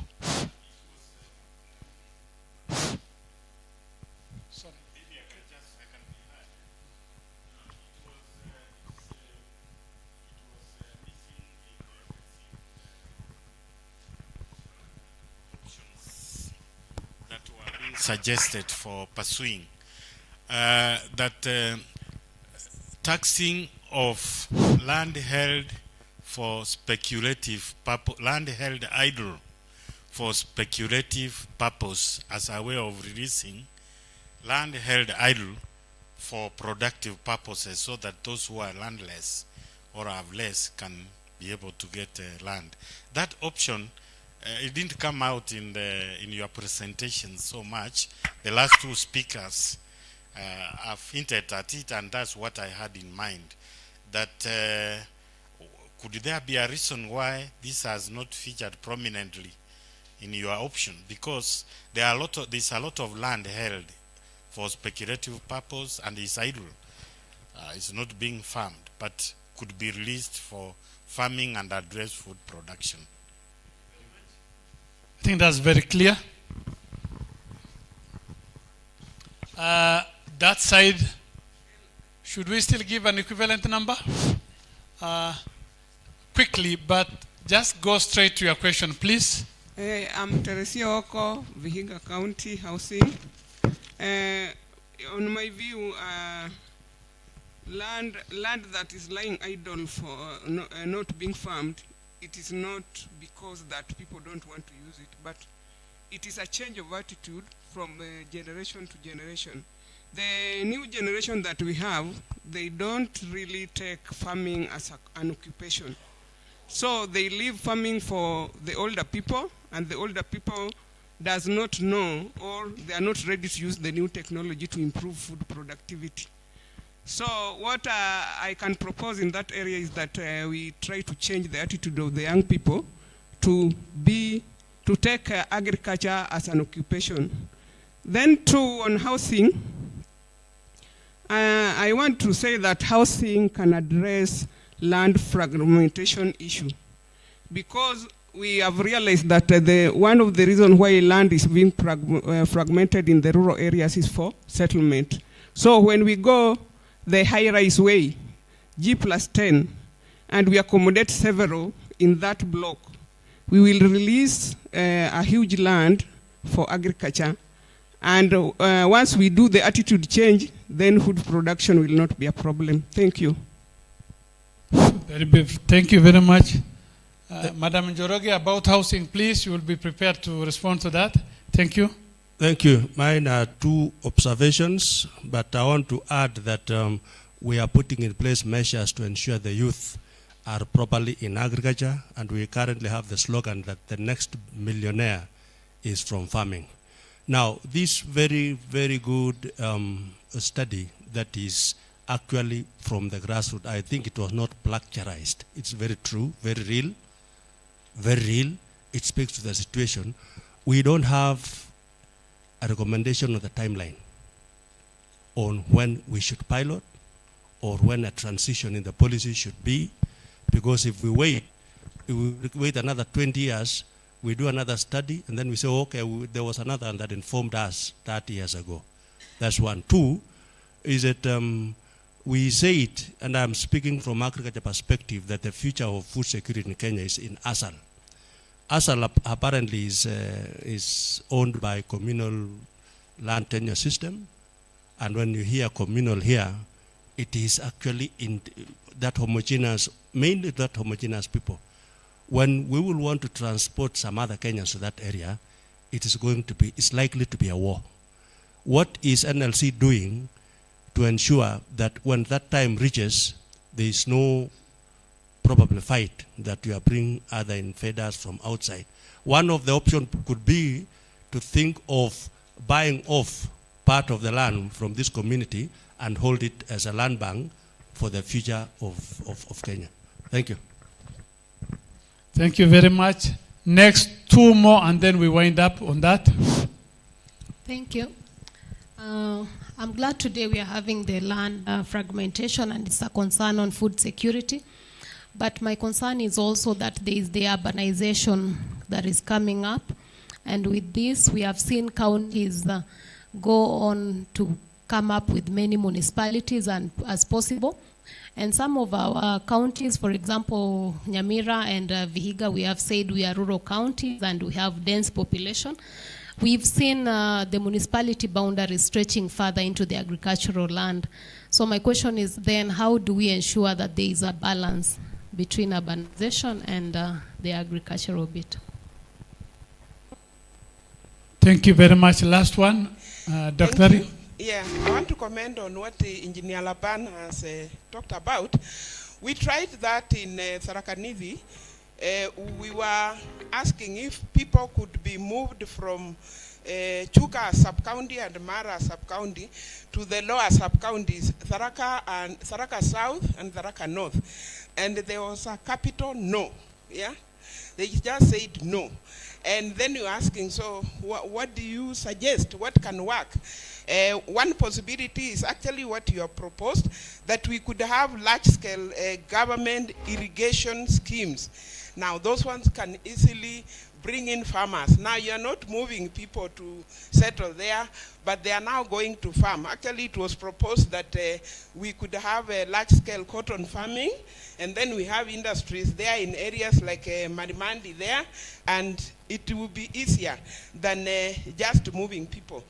Like the Kulalu irrigation scheme could also have farmers going there to farm, but not just being moved.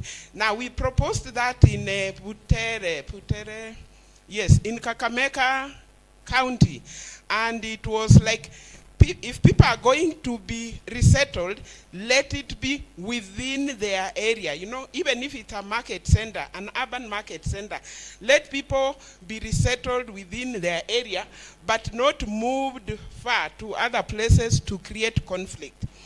Then a comment on Japan. I read somewhere that in Japan, land is inherited by the firstborn. And we are wondering, once we attain the minimum land size, let's say the government has approved and people are adopting that, who is going to inherit that minimum 2 acres? You know, I have 3 sons, so who do I give? The last one or the first, or how do I go about it? I would like some comments from here because we are stuck on that particular one.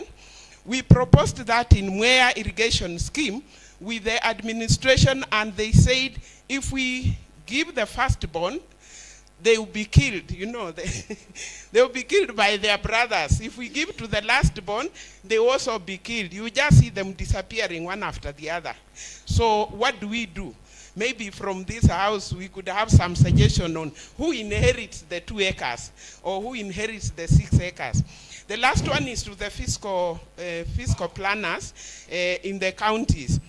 We have 7 planning schools in this country: Maseno, Jaramogi, we have Masai Mara, we have UN, we have KU, and then this other one, Tuk.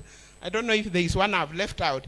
We have been wondering, is it possible to engage these students? You know, it is very easy, I think, for the students to prepare ward plans, sub-county plans. Is there a way the directors, like our brother Peter there, can team up with Maseno University, and then instead of our students just producing academic reports, can they do practical work and produce plans? We could be done in the next 3 years. All the wards, the 1,600 wards in this country would actually be planned. So fiscal planners, please consider that. Thank you.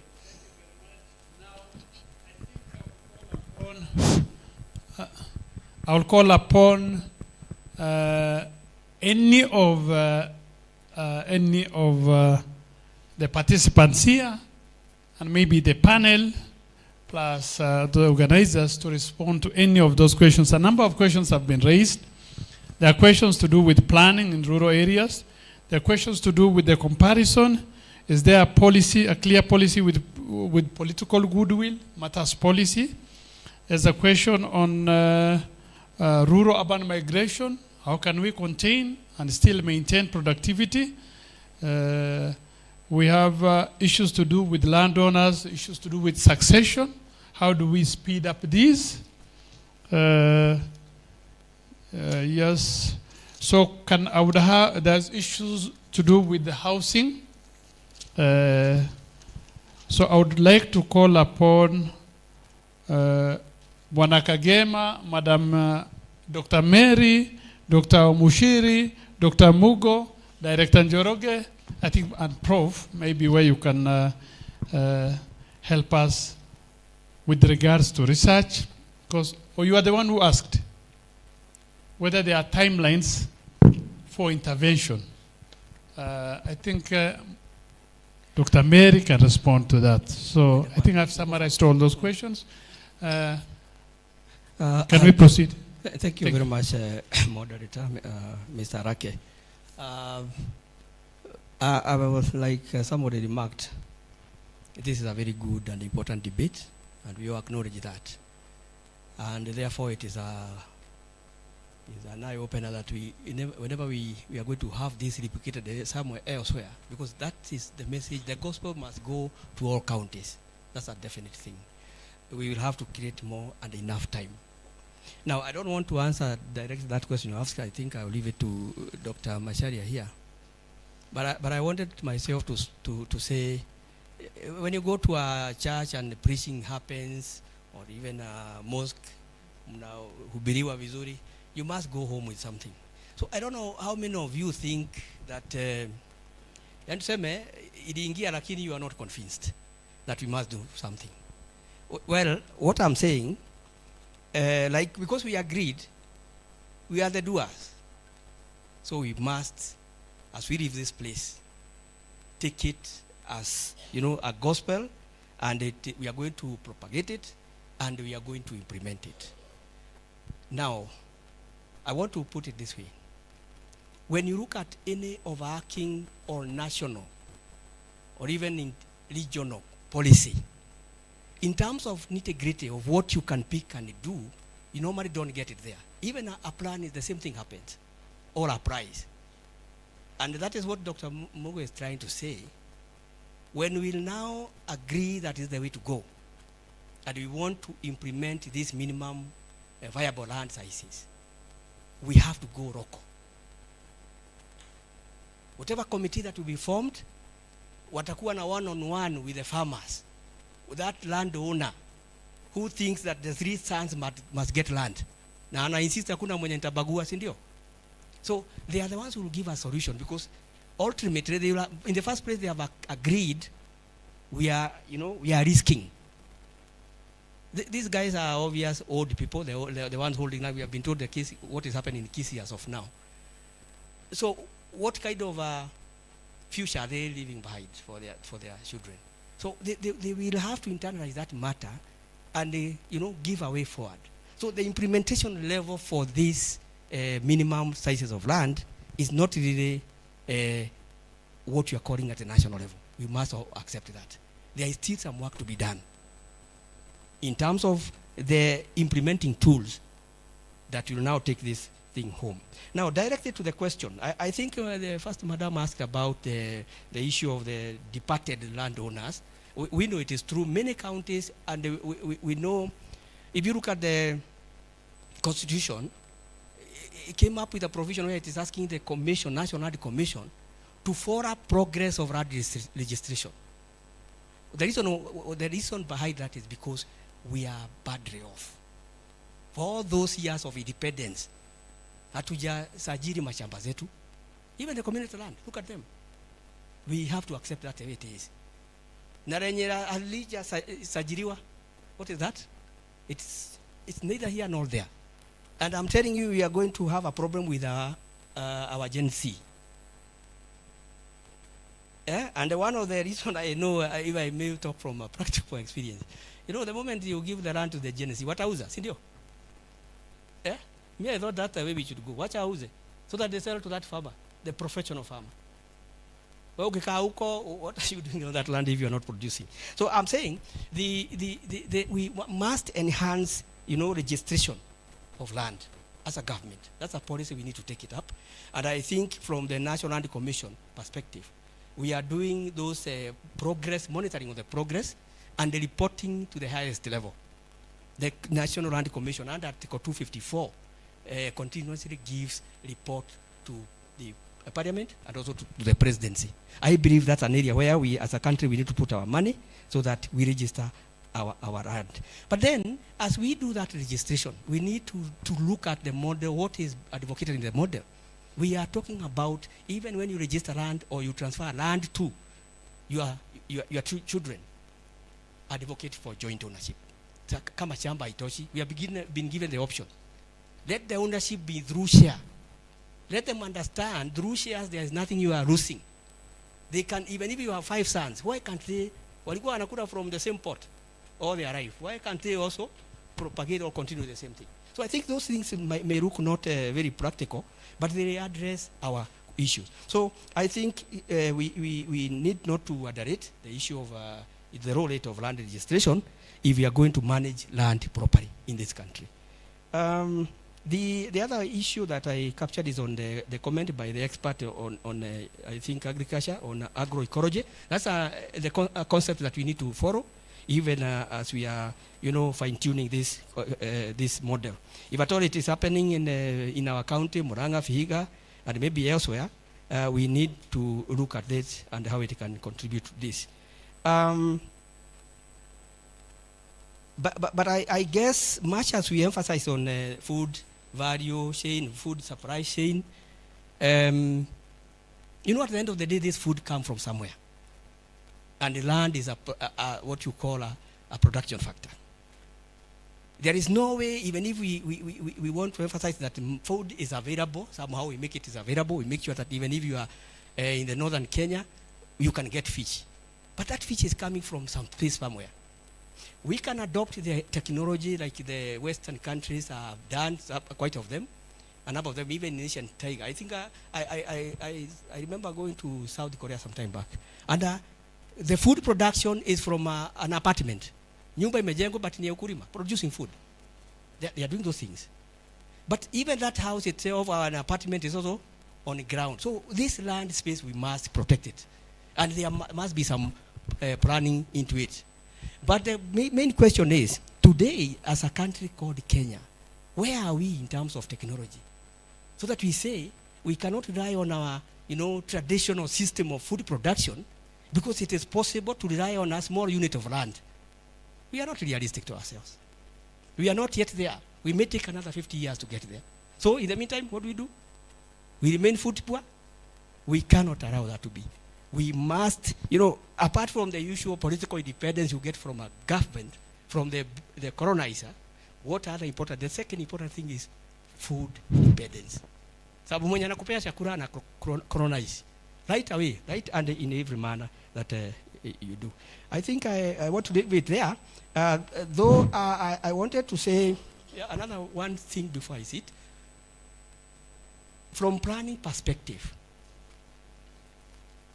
this whole concept on land fragmentation and the viable land sizes is tied to urbanization. Urbanization is a driver of fragmentation, but it's also a solution. For planners, I think for the last 2 consecutive years, we have had what we call Kenya Urban Forum Conference. And the theme has always been, urban. The future is urban. Why? Because we have to turn to urban areas so that we should encourage rural-urban migration. It is not harmful. Wacha watu wengine waende huko, but of course we must front for them. Wanaenda town kufanya nini? There must be those in incubator, industrialization, employment, and so forth. Waachie a few professionals. That's why you have 2% of Americans feeding the rest, because they move to towns. So future is urban. But this urban must be controlled also, and that's why he talked about urban edges, that you must mark out what extent. So I think solutions are there. But the first thing is to accept it. Where it is not working, we need your brain to fix it. Thank you very much. Thank you very much. Can we have quick response by Madam Mugo on housing, kindly?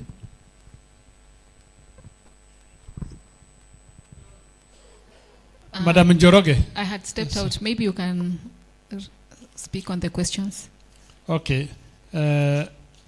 As I read out the question to you, Yes. I can have Dr. Mary respond to issues to do with taxation of land held and not used to put to the right use.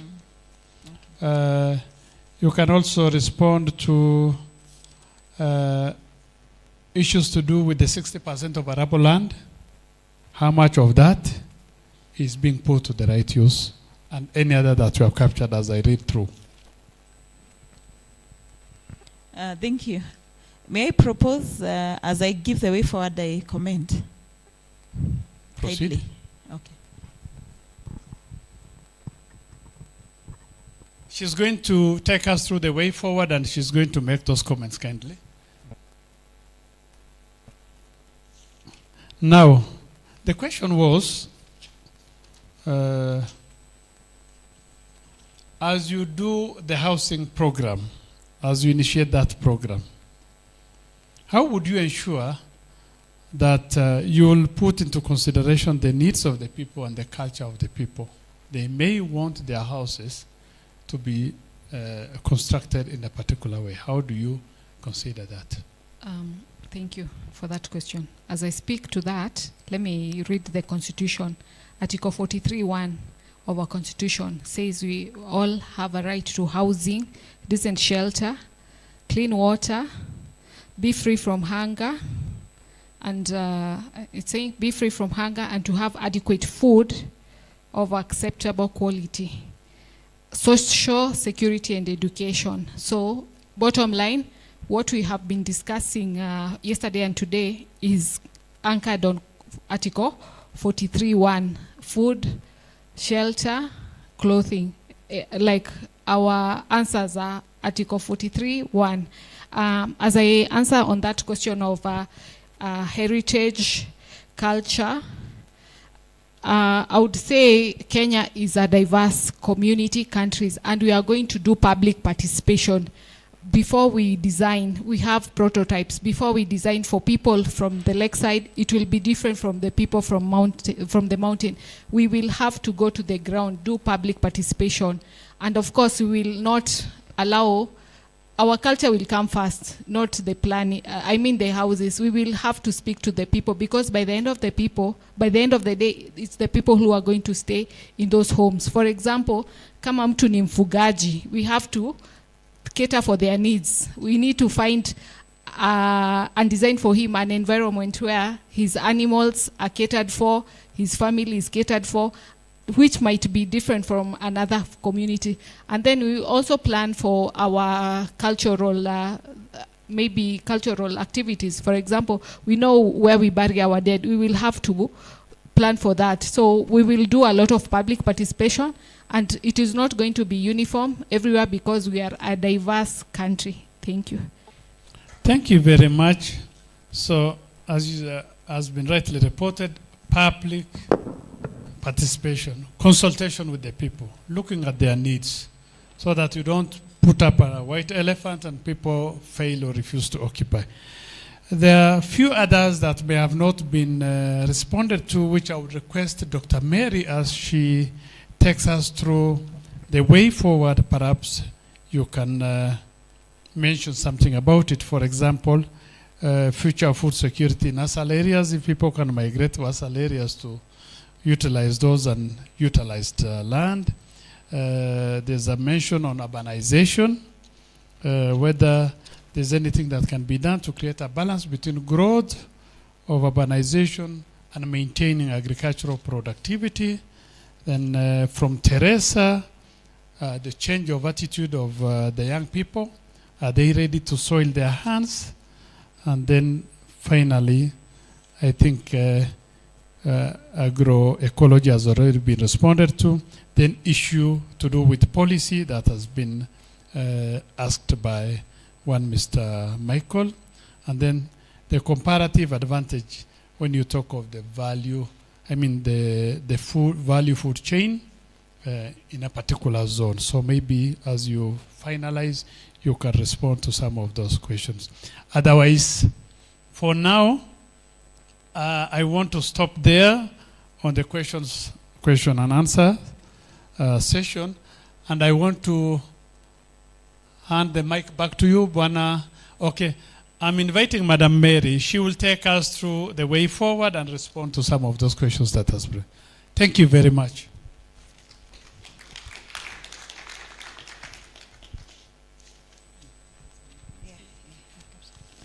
So let us appreciate our county coordinator, Molu. Good afternoon. Allow me to try and respond to a few questions. One, it is on the issue of maximum land holdings and what we are doing about it. Well, we know for sure that when it comes to productivity of land, the bigger the better, if you listen to our presentations here. However, if you look at why that provision was put in our constitution and the history behind it, it was to try and look at how we do the redistribution.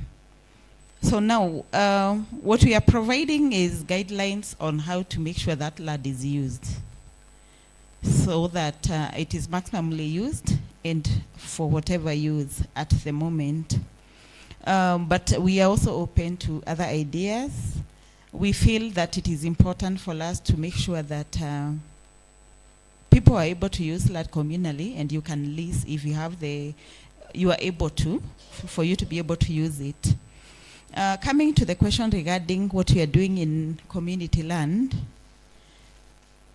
I agree that if you look at what is provided for community land, this land is left to be managed by the community. Land management committees where it is registered. Where the land is not registered, it is under the trust of the county government. Now, it is important for us to look at how we can zone land for agricultural use. It is very, very important. And bearing in mind that the biggest percentage of our country, it is in those asal areas. So it is important for us to look at, as we plan, where land is being registered, because at the moment we have a lot of push towards registering community land, and it is okay. However, the planning is coming after.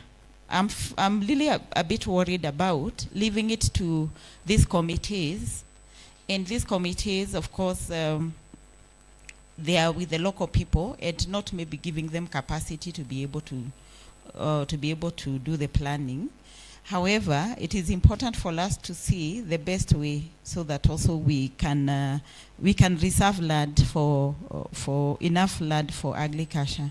So I think we still have quite some to synthesize a little bit about what it requires to be done, especially to reserve land for agriculture, the way we are reserving land for urban areas in those community land at the moment. When it comes to the question that was asked in regards to the pilot, when are we going to pilot and the way forward,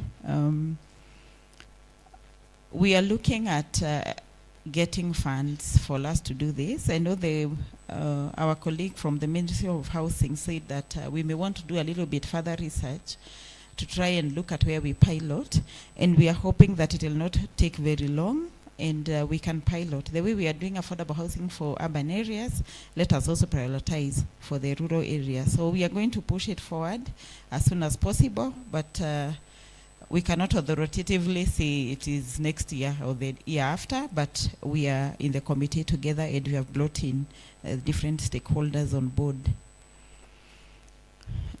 So I think that is what I had on my end to be able to address. And now allow me to do a bit of a summary on some of the issues that we have been able to synthesize, and we need to work on them as a way forward.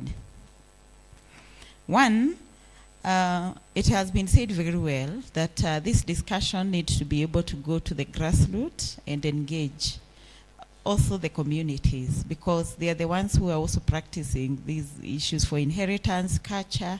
They are the ones who are owning these small pieces of land. And when we tell them that we want them to consolidate and farm together and form cooperatives, they need to have that buy-in. So the public awareness and public participation is critical. And we cannot say we have done enough. As you have said, we have only sampled a few areas, about 13 counties. And we are looking forward to work together collaboratively with all of you, especially the county governments. You can really assist us in that aspect. The other one that was raised is that issue of the linkage between the universities and industry in terms of implementing issues and policies. This has been said very well, and this being an example of findings from university, and we are trying to see how it can anchor to be implemented and piloted. I think it is where we can be able to take it further and work together, especially on land matters and also other matters for agriculture, in terms of using our resources at the university and the knowledge to be able to assist. And this has also been said very well by Dr. Frida Mugo. She talked about why don't you also use our students to assist us plan? Why don't you use our students to assist us in survey? Why don't you see how we use our students? Because they are expected to be doing projects every 4th year or 5th year. Then why don't we try and see that we link together where we know that a certain county would want to plan, then they would learn in the process and they are doing practical work. I think it is a challenge to us, also the implementers, even county governments who are also doing these activities, to see how we work with our universities to engage. And that way, I think we are able to move faster and we can be able to provide solutions. The other way forward is on the issues about further research regarding settlement schemes and also land buying companies and whether those plots are sustainable. So this was also raised, and I think it is important. We have seen the models, we have tried, especially I know one settlement in Sodio Lunch where the PIDs were settled, given I think a quarter piece of land for the house and 4 acres for farming, but now the 4 acres where they were not supposed to subdivide, they are subdividing after 10 years, because I think they were only limited to some certain years. So maybe we also need to look through and see that where we have made attempts, what has made us not to succeed, so that also it can inform. So I think that is also an area that we can look at working together with our colleagues from the Ministry of Lands. From the Ministry of Agriculture, there was the proposal to look at issues of innovation and technology to empower our farmers to be able to productively use their land. So I know there are quite a number of things they are doing, but I think it is important that we look at productivity. If you look at the model that was presented, it was trying to address the maximum produce that would be able to come from that farm. But this is based on many factors, and especially the advice given to farmers. And also the role of the county government when it comes to extension agriculture and providing information to farmers so that they know even what inputs they require. I think there's a big gap to understand. Yeah, it's a big gap even for them to do soil testing, to be able to know the right fertilizer, what is the prediction of the rainfall, so that they know when to plant. So maybe we require a little bit more to see how the county governments would work, maybe with the Ministry of Agriculture. And we are hoping our development partners, our FAO, can come on board and also maybe pilot with some counties and see that we are able to get to the maximum produces. The other one was on the issue of land control boards. It was said that most of these land control boards, they have very few technical expertise, and especially, I think it is just the registrar who sits there, where they are not having surveyors and valuers and also the physical planners. So it is something that maybe we need to take it upon and see that whether it is a recommendation or amendment that can be done to make sure that they are sufficiently trained. I know FAO is having a program to try and train them, but over time, definitely they keep changing. So then what is sustainable in future? So that we are sure that our land control boards are able also to refer even to the guidelines when they are done, for them to be able to know what to authorize and what not to authorize.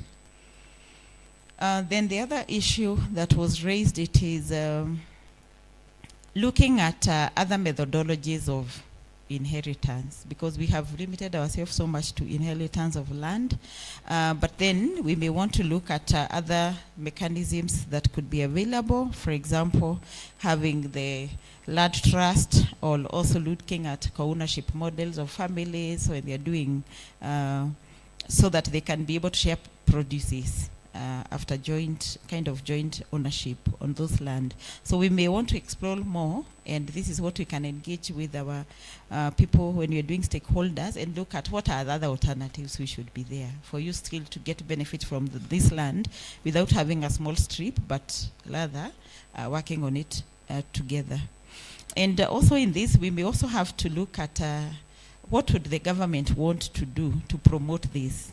Remember, we talked about there are different approaches to issues about land. And one of the things we said, it is the issue of now looking at purchasing those development rights. If, for example, they want to do a house, and then the government can give them another house somewhere else, so that they leave that land, they can farm communally. So I think it is something that we can beef up and look at when we are doing the piloting, it can be implemented.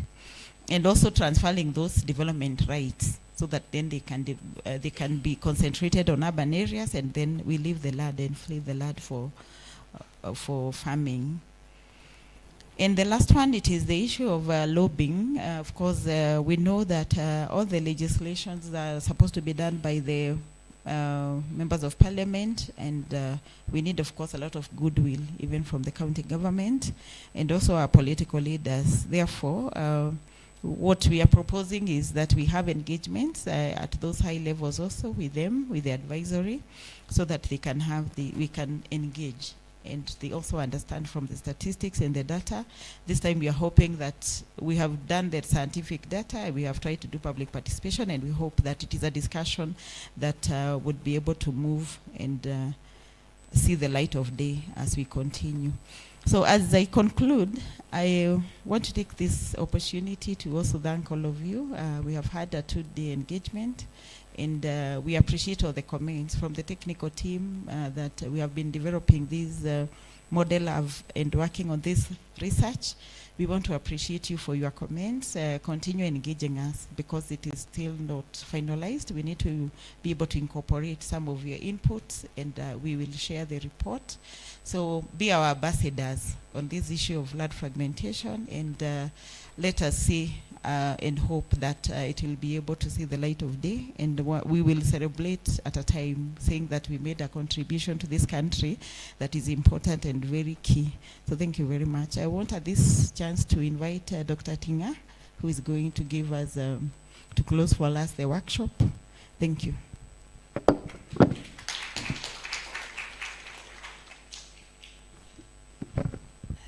Thank you so much, Dr. Mary. As he has said, my name is Simeon Tinga, PhD. I'm the county coordinator here at Kisii County. I want to just make one remark and then give forth of thanks. Mama, be ready to pray for our journey masses, for God to bless us. I'll give you a mic. You have stolen the show today. Yeah, so we appreciate you. So I want just to call upon the scholars to do more on this topic, because I was thinking, I've been sitting down here and thinking as a scholar. I'm also a scholar and a researcher. And I was thinking that we could do more. I was thinking that Professor here could be surrounded by about 5 PhDs students thinking about this problem, because it's a problem that we want to solve. We study, we do research because there is a problem. That is why, as academia, we always talk of statement of the problem or problem of the statement. What is this problem that is disturbing people and that it needs solution? And this is one of it, the land and food security. And we should do more as universities, Dr. Muko, Dr. All these doctors who are here. Can we be able to scale the conversation, take it to the higher level, whereby we can come up with various papers and research for our students so that at the end of the day, solution is found. I want to give an insight. I lived in Zambia 2006, 2008. In Zambia, the land belonged to the chiefdom. In some areas, it belonged to the kingdoms.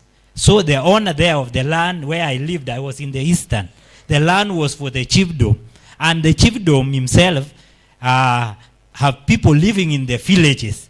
And the chief himself has his cemetery where he buries his own people. He owns people alive and dead. So if we can have such a culture where the county, the owner of the county, owns the people alive and dead, then we will not be struggling or burying people at our homes. We can release land. So that's something I got so curious because I was seeing county district commissioner going before the chief. And when you go before the chief, you don't sit on a seat. You sit on the mat. You sit down. Even the president, when he's going to ask for votes before the king or before the chief, he has to sit down. No two people can sit on a seat. It's one person. So we can get a study from Zambia. I'm told even the CDF was borrowed from Zambia. I was not in land by then, but I learned a lot there. Anyway, I challenge the scholars to look into such setup. Even small country like Zambia, you can study and get something for us here. So I want to thank my colleagues. I've moved the vote of thanks. Here we have the 4 county coordinators. I want to acknowledge my fellow coordinator, Henry Ondara from Nyamira. Maybe you can stand up, people can see you. And then, wave to the people. And then we have Keva from Mikori. Keva, they helped a lot in coordinating this. Then we have Domtila from Vihiga. Thank you so much. We have also, I want to also to acknowledge my office. We have officers from my office. They may stand up. You acknowledge them. They assisted. You may stand up and wave to the participant. Yeah, those are officers from NLC Kisii County. Then we have the officers from NLC head office. You may stand again for the participant to acknowledge you and wave to the participant. You may sit. Then we have the host, Kisii University, where it is led by my lecturer, Dr. Okeji, but now represented by Professor here. Are you alone? The Kisii people. You may stand up and wave. We want to see our host. Yes, thank you so much. And then we have the county government of Kisii officers. County government of Kisii, you may stand up, led by Madam CC. Wave to the crowd, to the participant. And then we have officers from Vihiga County.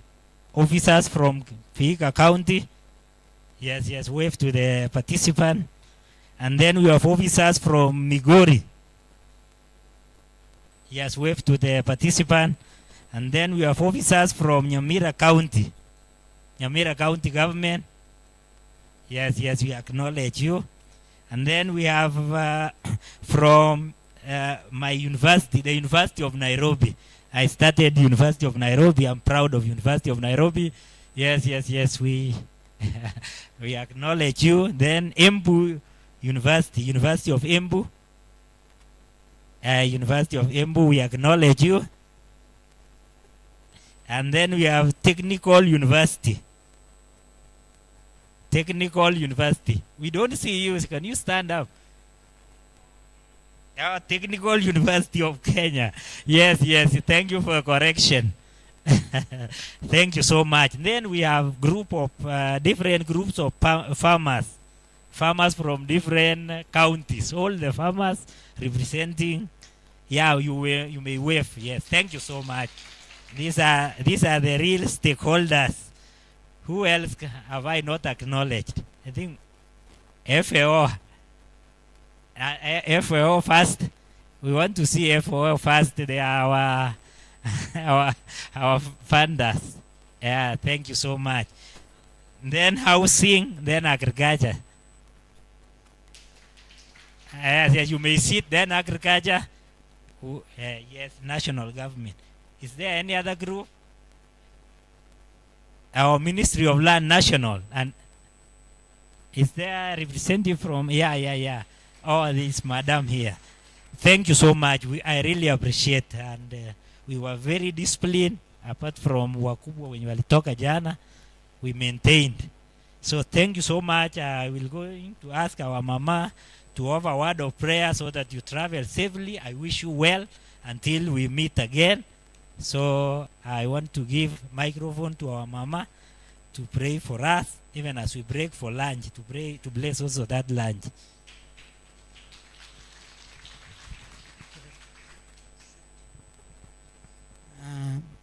Tutasimama lapu tuombe. Kitu hatujasikia ni reimbursement. Na tuombe. Tuombe. Asante sana Mwenyezi Mungu kwa siku hizi mbili. Wewe Bwana tumekushukuru kwa usalama na upendo umetupea kati ya wakubwa wetu na sisi. Mungu tunaomba ya kwamba yale tumesoma leo na kesho na jana tuende kuyatimiza uko nyanjani. Na wale ambaye wanaenda safari mbalimbali za mbali, Mungu wabariki. Na wale ambaye tunabaki uzidi kutupea moyo wa kukutana kila wakati. Tunaombea university hii. Mungu ubariki chancellor na walimu wake na wanafunzi na universities zote ambaye zimekuja katika huyu mkutano. Watu wetu wa county, wakulima na watu wote ambaye wamehusika katika hii masomo. Tunaomba haya yote kwa jina la Yesu Kristo Mwokozi wetu.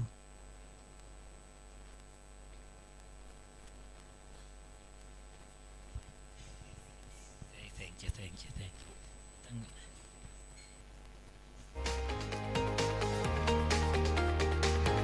Kwa hivyo